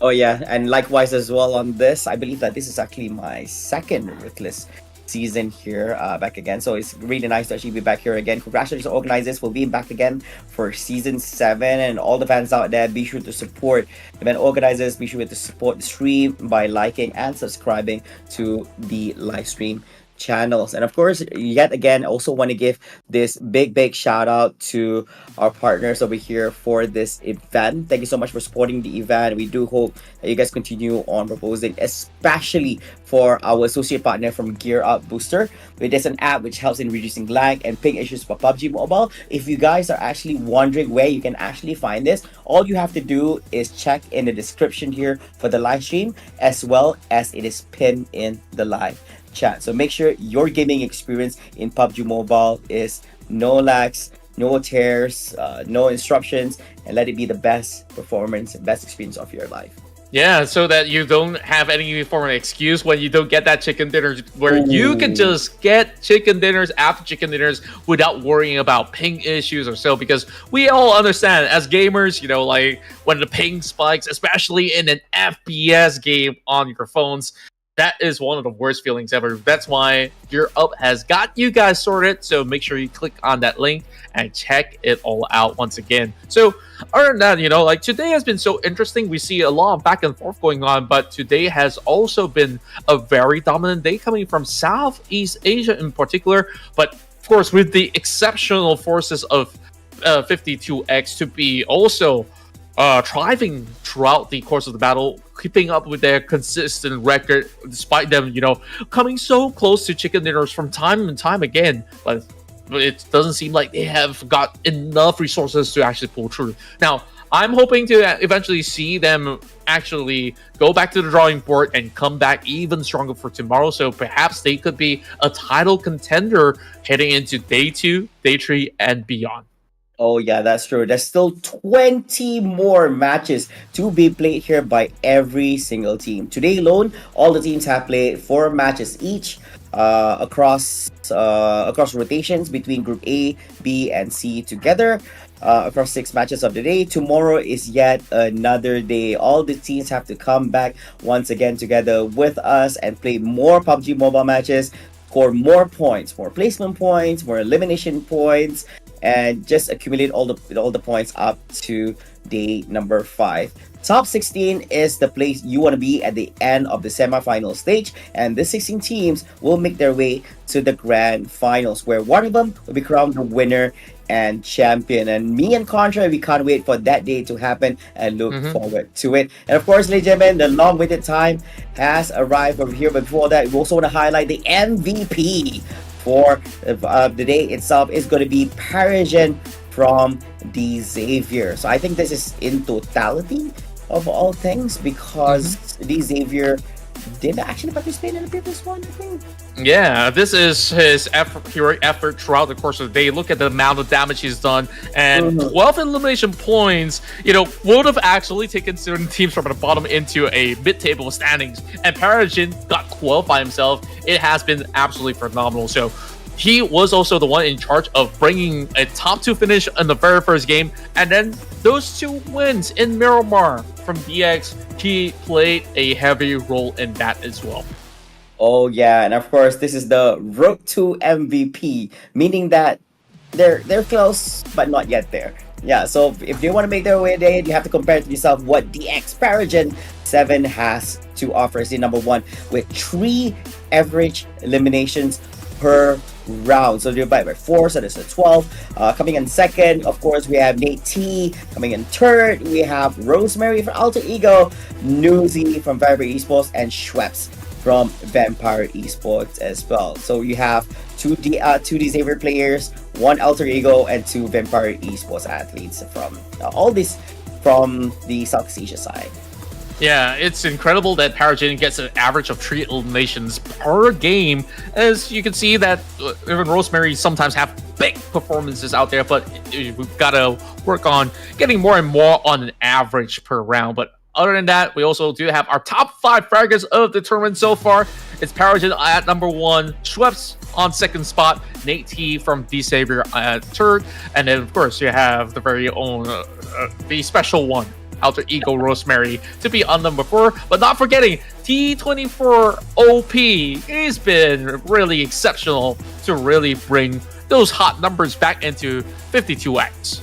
Oh yeah, I like these numbers a lot because if you can see that some people do have a lot of finishes but doesn't have much damage, it means that they were just the individuals who was able to just secure the takedowns, the downs and the takedowns of all these people. So I think that's the reason behind all that. But those who deal the high damage, those are the scary ones. But also at the same time as well, it's not always the case because you also want to make sure that you deal a lot of damage and secure those skills. But of course, overall rankings, this is the one that everyone's been waiting for. D Xavier in first place, 56 points. Vampire 43, 52 Esports, very, very close for SA, 42 points. And Alter Ego Aries, I think they dropped from second all the way to fourth here into the fifth place. Finally, and two Malaysian teams, Toda and Sam9 in fifth and sixth place. Yeah, that's been incredible coming from the Malaysians, and I would say the same about the Indonesian side as well. 9, 10, 11 all secured by the Indonesian side with Team Pandem, Morph GPX as well, BTR. But of course, some may argue this may be a little bit of slump coming from what they do expect for some of these names out there. And A1 Esports have managed to find a way to thrive on their very final game, pushing themselves up to 12. NKT gets pushed down to 13, and DRS maintains themselves into a top 14. Geek Fam somehow makes the cut with 16 points, 15 points for ASI 8. Now, I wonder who's on that borderline of danger from 17 onwards, because that is a place no teams want to be at. Yeah, exactly. Although this is only day number 1, that is definitely not the place to be at. And of course, as Contra mentioned earlier on at the start of match number 6, it's very important for them to perform really well for the match number 6, which will push you up from page 3 all the way to page 2, which is a much better spot to be. And of course, here from 17th to 24th placing, T2K, RRQ View, Leo Esports, HORAA Esports, Void Donkey ID, Team Flash, Roy Esports, and Tribe Aero Macy here in my. So it does seem that there is a minus of 20 points over there happening for Team Flash. So if you do a combination of points, 24 there for Limbs, 5 for placement, but they're only left with 9 after the reduction of 20 points over there. I really do wonder what exactly happened. Of course, I guess once we do get any info, we'll relay that info to you guys on what exactly happened with that 20-point reduction. So that really puts Team Flash in a tough predicament, because you take a look at their performance, right? It's been an explosive round. 24 elimination points and so much more. But now they're back to square one. I think it's insane because, like, for joking purposes, are they penalized because all they did was just hunt people down and not go for chicken dinners? Yeah, but I don't think that's that anyways. But of course, this is daily stats, the accumulation over all that has happened here in day number 1 across 6 matches, the total elimination points, total healing, most of them contributed by that Miramar freaking match, the Erangel match, knockouts, grenades, airdrops, and more. You can refer back to this if you do miss on this particular information. Be sure to follow Ruthless Esports to get to know about all this, because it's going to be displayed on the relevant social medias, or you can refer back to this particular live stream and get to know all this information on real-time basis. And And with that being said, that wraps up what you guys have to know of what day 1 has got to offer. So make sure you guys now hit that sub button as well as like button if you guys haven't already. It's been a pleasure to cast for you guys, ladies and gentlemen, as we will still have a long week to go to see who will make it out of the semifinals to proceed to the grand finals of the Ruthless Invitational Showdown. So, Flavor, any last few words before we wrap it all up? Nope, I got nothing on me. I can't wait to see what tomorrow all the teams has to offer on day number 2. If that's day 1, day 2 is definitely going to be a much spectacular sight to behold for everyone here. So thank you so much, everyone, for tuning in to the Ruthless Esports Invitational Showdown Season 7. My name is Flava, and it's Contra right here. We'll be signing off, but we'll catch you guys tomorrow. So have a good night, everyone.